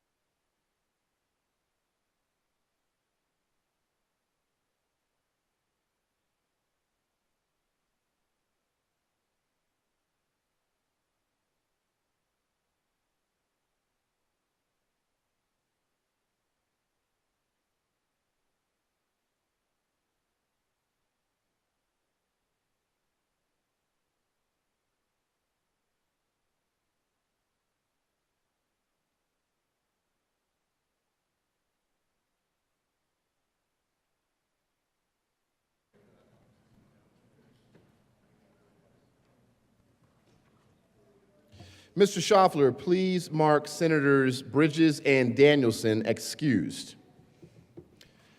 Mr. Schaffler, when you're ready, please read S001 to House Bill 1010. Amendment S001. Senator Peltonar moved to amend the report of the Committee of the Whole to show that the following Lundin floor amendment, L45, to House Bill 1010 did pass. Senator Peltonar. Thank you, Mr. President. I move Cal Amendment 001. To the amendment. Thank you. You know, I think that this bill should just apply to retail movement of prices and not wholesale, because that's set at a whole different federal level. So that's what this does, is just protect the local market and decouple it from the federal wholesale market. Senator Wiseman. Thanks, Mr. President. Members, I'm going to ask for a no vote. We had a robust discussion about this in committee and on second reading. Just now, these protections should extend to folks who might be one click upstream of retail. They too can be subject to price gouging. They deserve protection. Asking for a no vote. Further discussion on S001. Seeing none, the motion is the adoption of S001 to House Bill 1010. Are there any no votes? Senators Wiseman, Michelson Janae, Colker, Mr. Majority Leader, Cutter, Henriksen, Winter, Kipp, Marchman, Gonzalez, Ball, Sullivan, Snyder, Exum, Mullica, Doherty, Roberts. Please add the president. With a vote of 14 ayes, 18 noes, 0 absent, 3 excused, S001 to House Bill 1010 is lost. There's a member of the desk. Mr. Schaffler, please read S002 to House Bill 1010.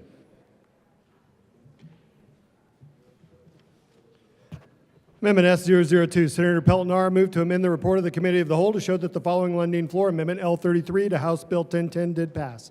Senator Peltonar. Thank you, Mr. President. I move Cal 002. To the amendment. Thank you. What this amendment does, it speaks to small business and to rural frontier businesses. If you have a company of 50 employees or less, you need to be exempt from this this bill. I think it's a good amendment to kind of bridge that rural-urban divide. Senator Wiseman.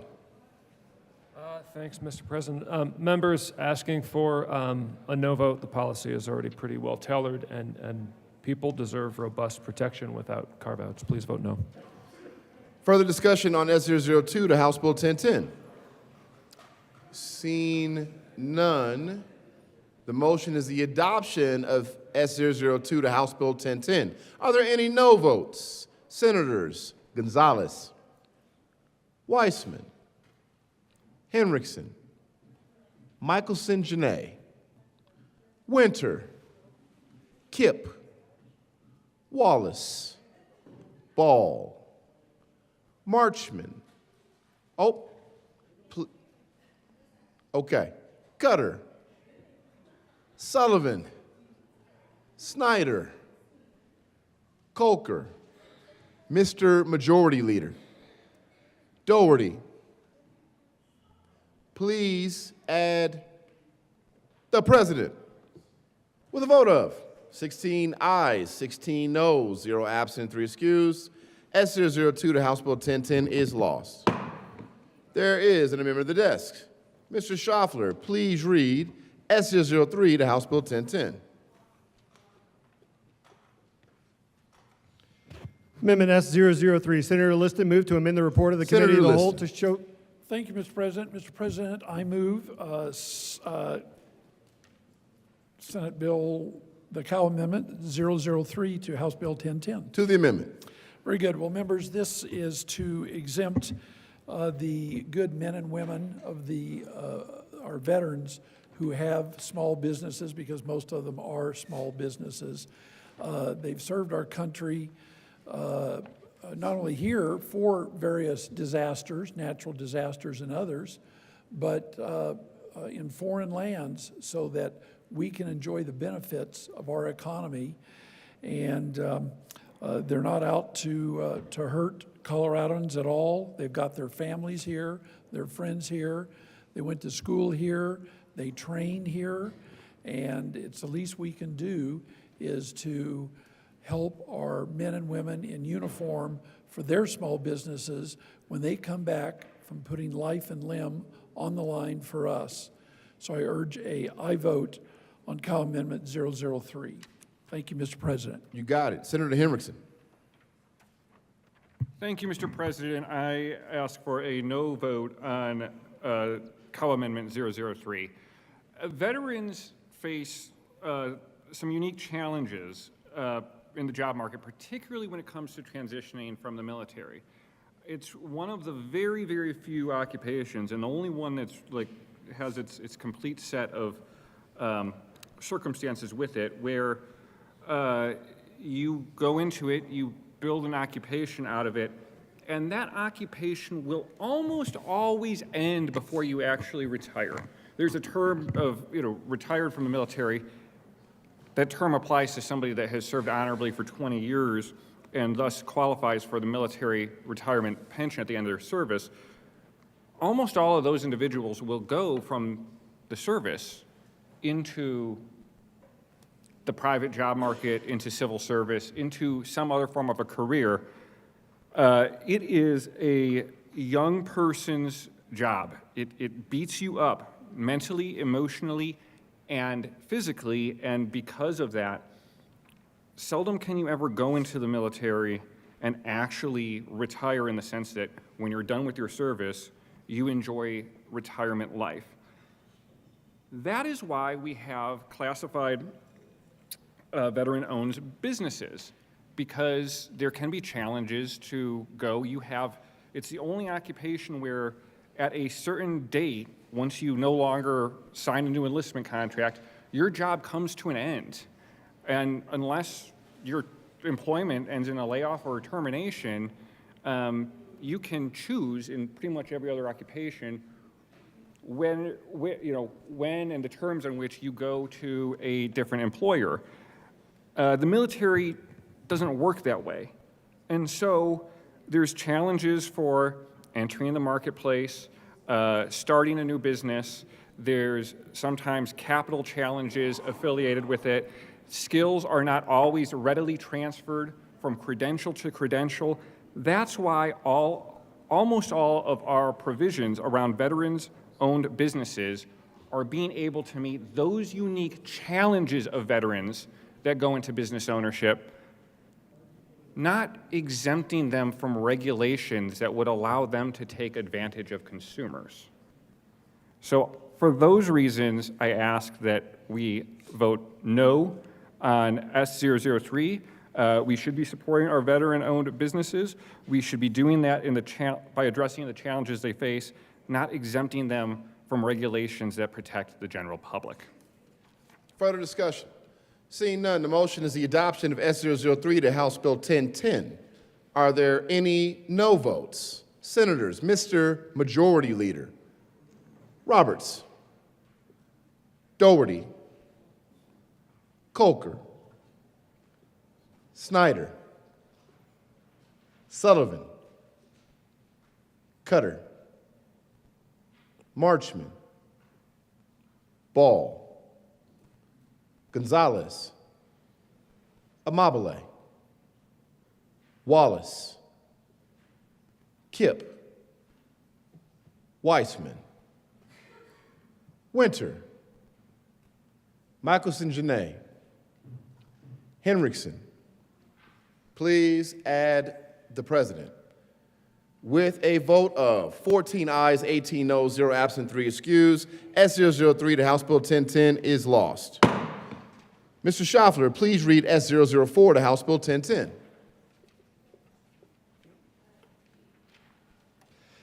Amendment S004. Senator Catlin moved to amend the report of the Committee of the Whole to show that the following Lundin Floor Amendment, L46 to House Senator Bill Catlin. 1010 did pass. Thank you, Mr. President. I move Cow Amendment 004 to House Bill 1010. To the amendment. Thank you. Members, I want to remind us that this amendment builds on the existing safe harbor in current law, which today allows any seller to attribute their own higher prices to higher prices that are charged by one of their suppliers or to higher direct cost of their own to safeguard them from price gouging. Wholesale fuel providers and other commodity sellers don't fit within this protection because they are the first seller of their product without a seller above them to point to. I'd ask you to vote yes on this amendment. Senator Weissman. Thanks, Mr. President. Members, continuing to ask for a no vote, a price based on an index price could be fine. It could be abusive. The amendment sweeps too broadly. We did accept an amendment to address seasonality, which is another way of getting at some of what we're talking about here. I ask for a no vote. Further discussion? Seeing none, the motion is the adoption of S004 to House Bill 1010. Are there any no votes? Senators Weissman, Mr. Majority Leader, Dougherty, Coker, Sullivan, Cutter, Marchman, Ball, Wallace, Gonzalez, Amabile, Kip, Winter, Michelson Janae. Please add the president. With a vote of 17 ayes, 15 noes, 0 absent, and 3 excused, S004 to House Bill 1010 is lost.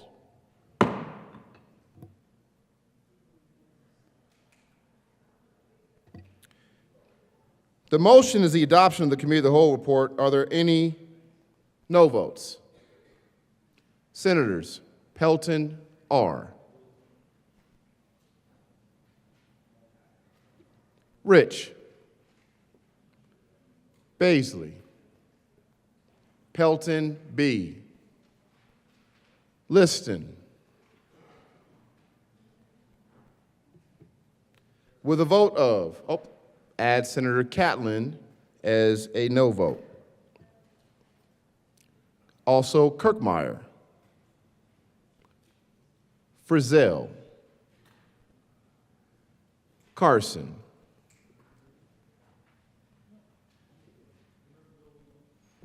with a vote of 23 ayes, 9 noes, 0 absent, 3 excused, Committee of the Whole report is adopted.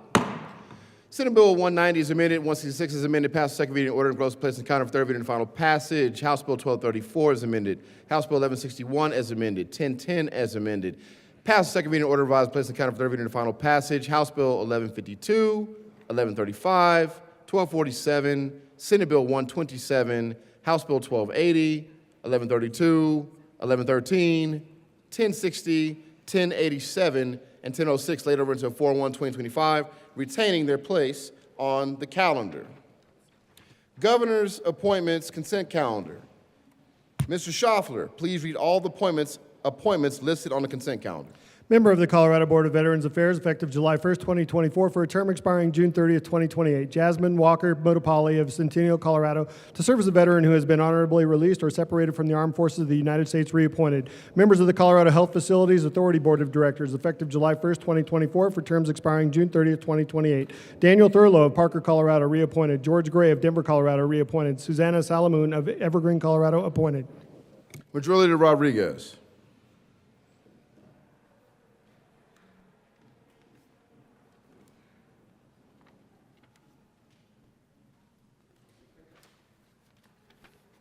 Thank you, Mr. President. I move for the passage of all the appointments on the consideration of governor appointments consent calendar, which is Jasmine Walker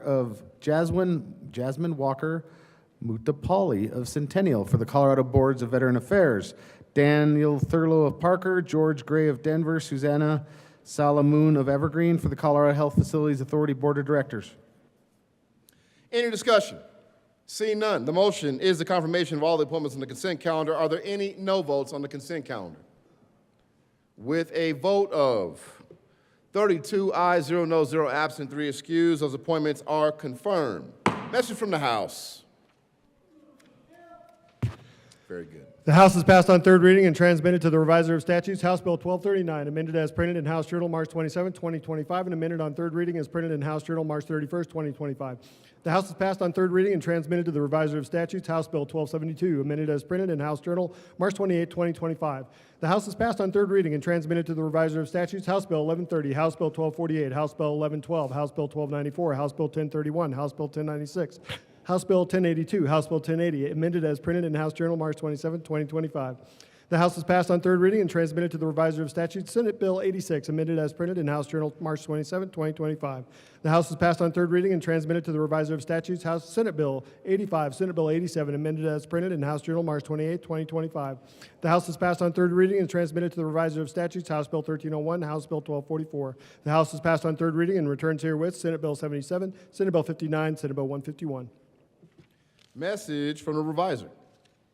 We herewith transmit without comment House Bill 1244 and 1301, without comment as amended, House Bill 1031, 1080, 1082, 1096, 1112, 1130, 1239, 1248, 1272, and 1294. Without comment as amended, Senate Bill 85 and 87. With comment as amended, Senate Bill 86. Signing of bills. The President has signed Senate Resolution 8. Appointments to Conference Committee. In response to a request from the House for a conference committee on House Bill 1043, the Senate conferees are Senators Exum, Chair, Mullica, and Baisley on the first conference committee on House Bill 1043. In response to a request from the House for a conference committee on House Bill 1056, the Senate conferees are Senator Roberts, Chair, Henriksen, and Liston on the conference committee on House Bill 1056. And from the first floor, message from the Governor. Friday, March 28, 2025, Colorado Senate. Honorable members of the Colorado Senate, pursuant to the authority vested in the office of the Governor of the State of Colorado, I have the honor to inform you that I have approved and filed with the Secretary of State the following act. Senate Bill 39, agricultural buildings exempt from the energy use requirements, approved on Friday, March 28, 2025 at 1:15 p.m.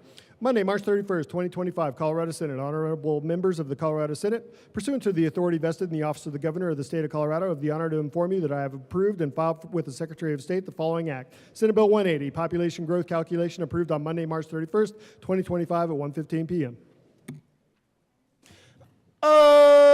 Announcements. Would the Senate choir, who is really excited because it's been a very long day, please still assemble to wish a happy birthday to members with interim birthdays during the month of August. Those individuals are Senator Baisley on August 2nd, Senator Liston on August 8th. Oh, look, Senator Bridges is not here, but he's on August 9th. And Senator Carson on August 21st. That's right. We're all excited.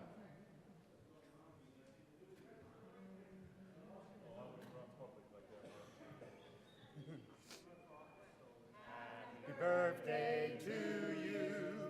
Happy birthday to you.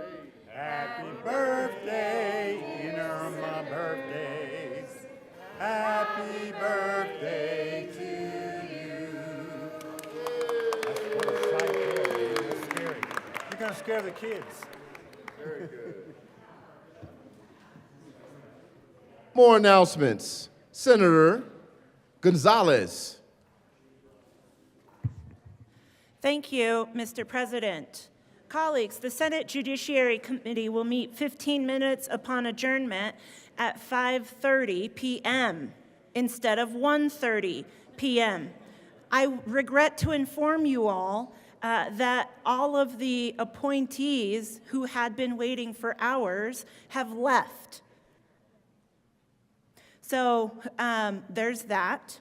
We do have 100 Coloradans still waiting, though, to testify related to the bills that we will be discussing in the order in which they were printed on today's calendar. I look forward to seeing you all at 5:30. Thank you. You're welcome. Senator Coker. Thank you, Mr. President. Education Committee will meet 15 minutes upon adjournment at 5:30. I think our confirmations are still here, and we have one bill. Thank you.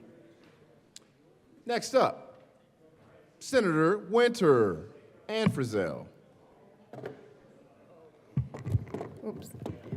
Members, it's Denim Day this Wednesday, which is when we work to raise money for CICASA and survivors of domestic violence and sexual violence, and you get to wear jeans that day, which is very convenient since that's our long bill day, so you could be comfortable in jeans. And so make a donation, wear some jeans, and be comfortable and support a great cause. Members, without having spoken to the Secretary of the Senate, we will also consider, if you donate, additional dollars, not having to wear a tie. But I will have to have that conversation with the Senate Secretary, and we will further announce that tomorrow. Senator Frizzell. Thank you, Mr. President. I'm really excited to be a co-sponsor of this resolution. You might remember that, and for those of you who have not been here for this, Denim Day is intended to, several years ago, an Italian Supreme Court overturned a rape conviction because the justices felt that because the victim was wearing tight jeans, that must have indicated, because they were tight, that she had to help her attacker take them off, thus consenting to be sexually assaulted.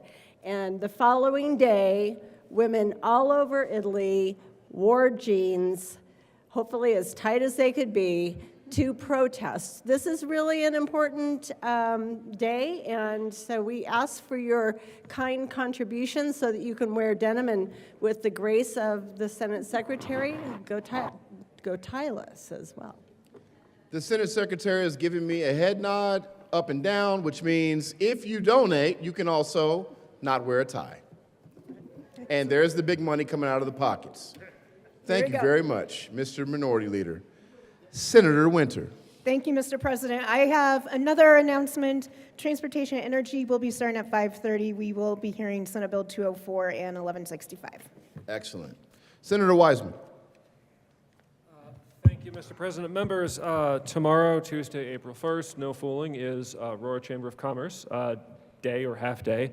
At the Capitol, 8 a.m. West Foyer, they will have burritos and coffee, which maybe we could all appreciate after a long day here. So stop down there and say hi to some business folks from East Metro. Very good. Senator Pelton R. Thank you, Mr. President. That time of the week again, tomorrow morning, down in 0109 at 7:15. Pastor Dan Fowle will be there giving us our weekly Bible study, and then we'll have some eats for our belly. Awesome. Further announcements. There is an announcement at the desk, almost. Senator Amabile. Thank you, Mr. Chair. So we will be having the Appropriations Committee tomorrow at 7:30. And I don't know, I'm not going to read all the bill numbers. We have a bunch of bills, and it'll be across the street. I think there's 60 bills or so, and we'll see you there. Excellent. There's at least one more announcement. Mr. Majority Leader. Thank you, colleagues. Just a quick announcement for tomorrow and kind of the week with the budget this week. 7:30 appropriations. We will have some limited floor work, and then we will adjourn for caucus discussions, and then we'll have the 2 o'clock afternoon committees, just so you know. And then Wednesday, the plan is to gavel in and recess for caucus for amendments discussion and do second readings of long bill, no committees. Thursday, possibly additional second reading of long bills, possibly third reading of long bills, no committees. And then Friday and Saturday will be to clean up whatever we don't get done out of the long bill. On that note, Mr. President, I move the Senate adjourn until 9 a.m. Tuesday, April 1st, 2025. You've heard the motion. All those in favor say aye. Opposed, no. The ayes have it. The Senate will stand an adjournment, good Lord, until 9 a.m. on Tuesday, April 1st, 2025.